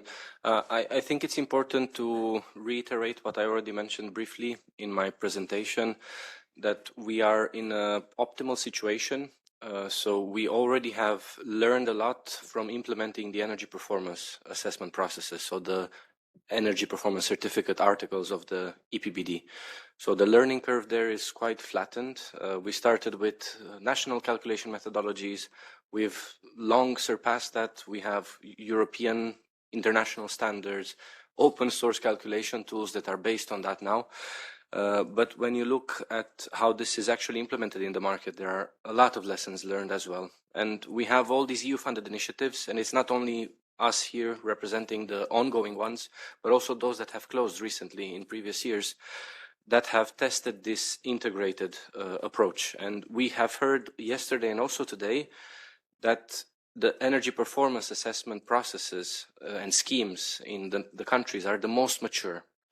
And if you look at how parents are better for their second, third, fourth child, I would say that this is the same situation now. So if you look at Smart Readiness Assessment, which was introduced in previous iterations of the EPBD, it started from a common assessment at EU level and then tailored to national calculations. So now we have the IEQ component that was introduced in the latest version of the EPBD. There we are in an even better position because indoor environmental quality is so much more complex. You have many more parameters that you would need to include in an energy performance certificate than for the smart readiness, let's say, add-on. So if we learn from these lessons and also all the tools and approaches, I mean, there are so many deliverables in the projects where we have talked to people, we have asked what do they actually want to see in a certificate, what speaks to them, what motivates them. So I think for member states now, just to leverage this, they have this compendium, I would say, of outcomes and lessons learned. It doesn't mean it's fully there in their national context, but there are many, let's say, errors that have been tested and can be avoided at this moment in time. Great, thank you so much, Andrei. I can only confirm you get better or do even new mistakes to the second child that were never seen before. And then going to Chris, you hear us online? Chris? Yes, I can, yes. Perfect. Yeah. Okay, so you introduced the renovation passports in Ireland. And we would like to know how can renovation passports build on existing EPC systems rather than becoming a separate market? Could that be the case? Yes, that's our intention. So the first step is that actually the starting point when the person who carries out the building renovation passport is an EPC expert who has received some additional training in not just in using the software, but surveying the buildings and to know the right type of advice to give to different building types for upgrades. And the starting point when the expert used the software, it links to the EPC database. It takes the information that that EPC expert has already populated to publish the EPC and uses that information as a starting point to say, this is the baseline at the start to look for what are the possible improvements. And then also what the system does is when the measures are selected or automatically proposed by the system and the expert looks at these measures, it sends back the modification to the central calculation engine. So it tells the expert if they implement the, say, insulation improvement or change of heating system, installation of heat pump, it will tell them what the potential new energy label class will be by using the central computer or calculator that's used by the same EPC expert when they do the EPC in the first place. So it brings all the information together in a clear way, and our intention is that ultimately that will link to the various grant programs that we have in Ireland for renovation, so the information is shared and continues to be built in our systems. Yeah. Thank you very much. And I have to apologize to Susanne. I didn't keep the order of the presentations. I just took a random selection of experts and questions. Sorry if you were expecting, but I can come to you right now. So your presentation show how these innovation labs can act really as a bridge between the public authorities, the research, the market actors. So how can neutral platforms help the different actors trust and use these tools in real projects? And what is the main added value that for the different actors in turning ambitious renovation concept into projects that can help be implemented and scaled? Yes, thank you very much, Vivian, for the questions. First of all, we have to enable here proof of concepts. So you have to start very early and set up here the trust and bring the people together, and you're looking for this project. We heard today that there are not enough projects. This is also in the case from Austria, because the people are not investing anymore. So they are waiting and what is coming up, and is there coming up another funding maybe? And so we have to look for these projects. We have to be proactive and go to the people and motivate them. This is one of our tasks. And we have then, if in the end, what we are working on, this project, what I presented yesterday in detail, we are working on this project since 6 years. That's really a long time, but it's not easy. It's a condominium association, so we have 32 owners, but we have 100% consent. We need this consent. So it took a lot of time, but in the end, when it's working, also the banks are coming up to us and telling us, okay, this is a new market for me. It's working. I can see it's working. And once you make it a new solution here visible, then you can change governance, you can change regulations, but you need everybody in this project to be inside. Also the cities here, because to change tenders, for instance, needs that these people be in this boat from the beginning. And then once it's working, then going out and scale it up and do it the next time, because it's always like a competition. If somebody is asking, it was working there, so okay, I try it again. This is also how politics is working, and I'm sure we can do it, because if you think back on the 1900, when when the providing of the gas stepped in, nobody thought at that time that it will work, and now every child knows what a yellow pipe is. So it will work in the future, yes.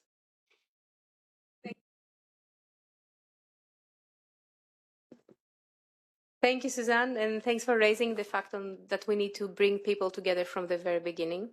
And now I pass the floor to Jerzy, and I would like you to reply on how can cost-optimal renovation tools and scenario planning connect with EPC, SRI, renovation passport data, and can you bring us a bit of the policy perspective? Thank you, Vivian, for the question. I will refer to 2 sessions that was already today. And the information that what was stated, that EPBD now is very complex, so there is different elements which connect to each other.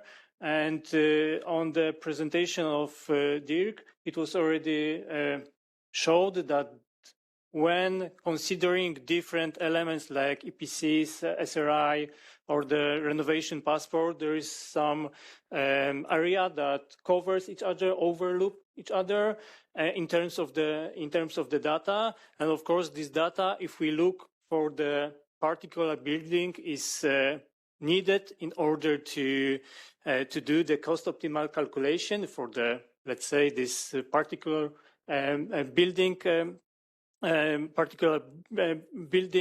Example, and from such a calculation, we have also we provide data to renovation passport, what kind of measures should be applied, and what are the cost optimal measures that can be applied in the future.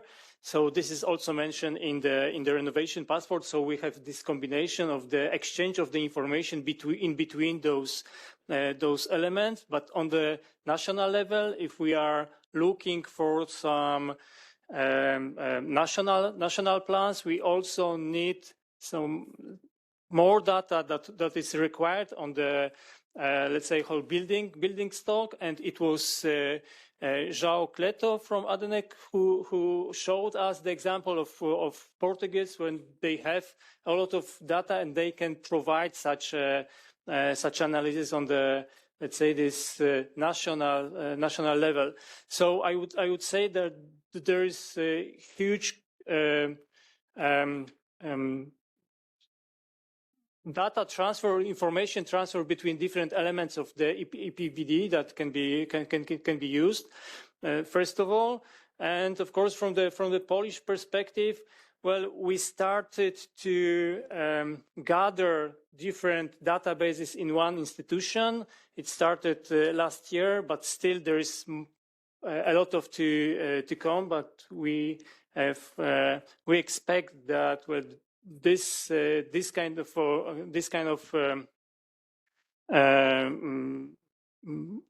doing or the proceeding with the policy in terms of the energy efficiency in building sector will provide good results in future. Thank you so much, MC. And the last one of the first. Someone is turning it off, so that you know it's not me.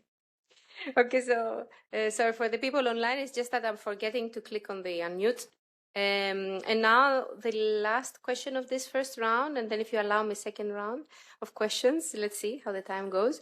Question to Jarek. So the EPBD now has introduced a clear definition of the indoor environmental quality. So at least it's there.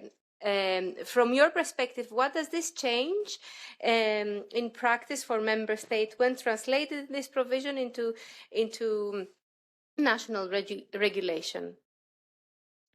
Yeah, I think most important change is that in the definition now it is explicitly mentioned ventilation and presence of contaminants.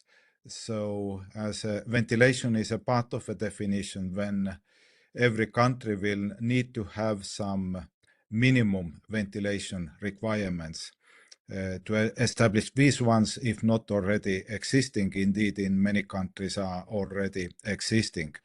And when we speak about presence of contaminants, when major pollutant is particulate matter, and this is something what should be taken into account when we speak about monitoring and filtration of outer air in our city environments. This is some new element to be considered. Thank you very much. And now I'm asking the organizers if we have still some time for another second round of questions. We can make it in 15 minutes, otherwise we can just wrap up and give the floor to Dimitris to do a nice summary.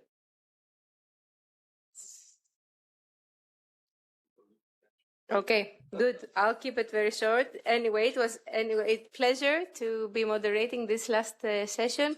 It was very nice to hear about the different tools and that we have a lot in place, but they need to speak the same language, and we need to make sure that we do a good use of those tools and how to put them now to the market, to roll them out, the ones that are already existing. We don't need to start from scratch.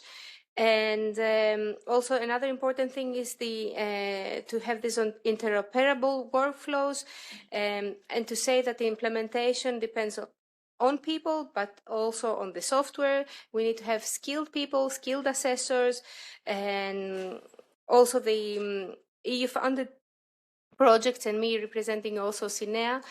And also looking into the upcoming call, with the way we are really developing the call topics is to somehow mirroring the policy needs.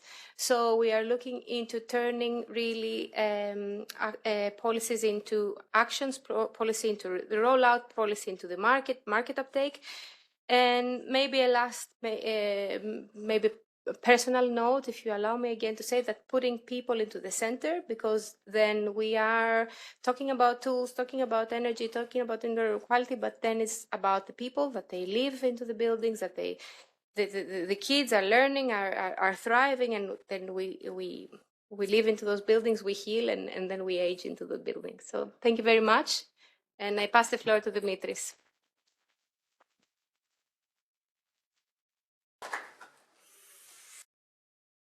Okay. Many thanks, Vivian. Very interesting session. Okay, as you said, it's the last one, and it's a little bit tiring after all these versions, but very interesting indeed. I will really try to be fast and try to wrap up and summarize some of the points that have been discussed today. So today it was about implementation. So this is the idea. It was not about the EPBD. What the EPBD is how we properly implement the EPBD. As Vivian just said, we don't start from scratch. Joao, I think, mentioned before that, yes, there is already elements out there, there is progress, but this EPBD especially is not the same. It's very challenging, very demanding, very complex, if you want. And we've seen that while we were discussing with member states, when member states and public authorities, representatives from ministries that we had the pleasure to have them here, actually said that yes, it is a lot about resources that they don't have. It is a lot about maybe the other governance issues. It needs a lot of coordination, a lot of different tools to combine. At the same time, there were also challenges reflected from the market, let's say, representatives, the market perspective, in terms of need for stability. I remember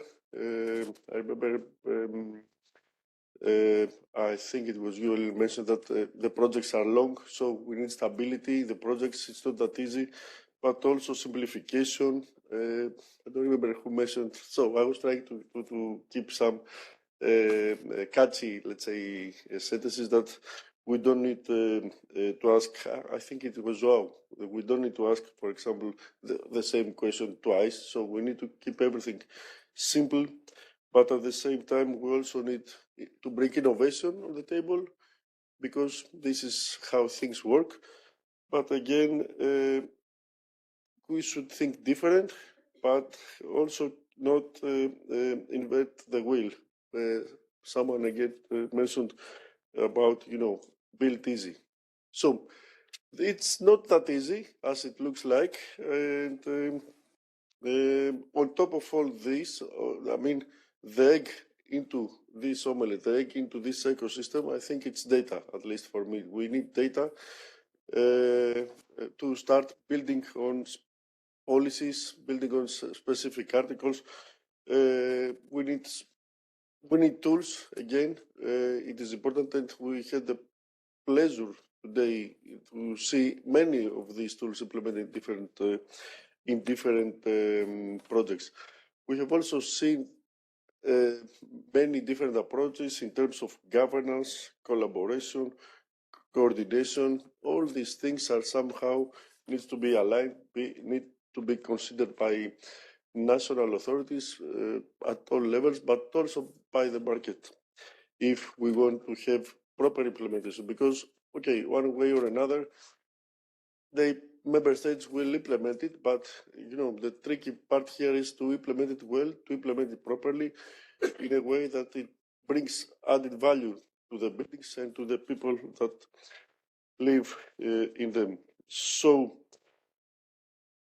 two more things to also consider. What Julian mentioned, that okay, let's keep it simple.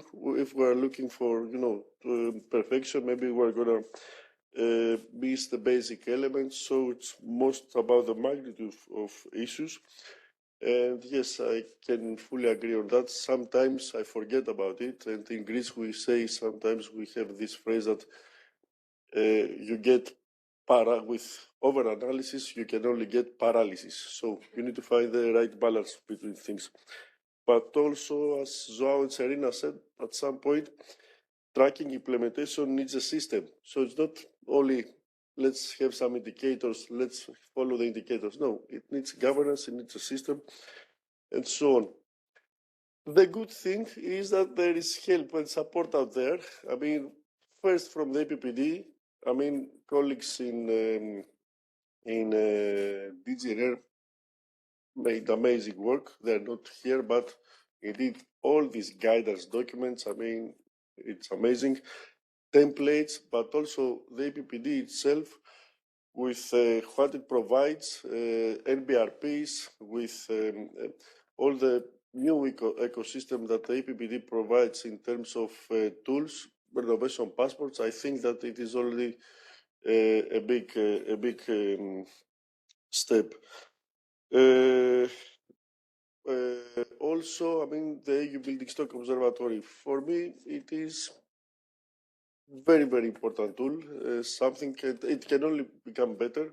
I mean, Article 22 really put the EU Building Stock Observatory in the center, in the epicenter, if you want, of data collection, and I can only be confident that in the next phase, after let's say next year, we're going to have a new EU Building Stock Observatory. If Article 22 is well implemented, this is why I keep talking about proper implementation, because yes, then we can have a tool that we can all use, we can all rely, and we can all, let's say, be confident that we can develop evidence-based policies. And then on top of the eu.esco and the EPBD, all these projects, I mean, I was amazed again to see the wealth of knowledge, tools, methodologies, approaches provided by all these projects. And you know, it's not just easy. I mean, we didn't have the time to go into details, but all these projects, the calculation tools, the approaches, they're like really full and complete systems. So I think it is important for all of us, market sector, but also public authorities, to make better use of all these available tools. It's a pity not to find ways to put them into ministries, into authorities, not to put them into use, not to exploit them, not to make it win-win, if you want. Of course, it's not that easy. It's not like take it and use it. It needs to be tailored. It needs to be, it needs attention. We've heard about GDPR elements, very important, I fully agree. Also about access, interoperability, cybersecurity, all these things are important, but we can only learn from each other. And this is the most important thing. Anyways, I'm going to close with what was mentioned by many participant speakers before, that, you know, buildings should be, it's not, I mean, buildings is not just a set of different technical building systems and some KPIs that we need to follow. It's about buildings, like Vivian said, people should be in the center, because yes, we all live and work there with our children, as Angel said before. So we should be paying more attention and more respect, if you want, to all these elements. With all this, I would like to thank everybody. First of all, you know, the speakers, the participants, online as well, for the final session. Of course, colleagues from DG Energy, from CINEA, and all the projects that made this event happen. All the participants that made it up to the end. Andrei, how many did we finally had physically, but also online? Do you have like 300? Okay. Amazing, amazing. Many thanks to all of you. Yes. I hope that we somehow, I mean, at least we did our best to provide our expertise, our insights, and openly share our insights. And I am sure that we will follow up with the material. We will share the material with everybody, and I'm really sure that we are gonna soon meet again. And finally, yes, I have to thank Andrei and his team, of course, who again made the miracles happen. I don't know how you managed, but yes, big applause to Andrei as well. So many thanks.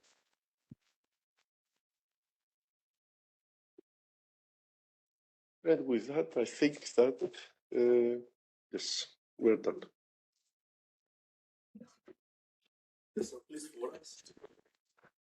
Many thanks, Dimitris, and again to all the participants and speakers and our colleagues at ENER and CINEA. It was really what we have been fostering for many years. It was a team effort, as usual, and I think I would like to close with the mantra I've been reiterating. Sorry for those that consider this old now.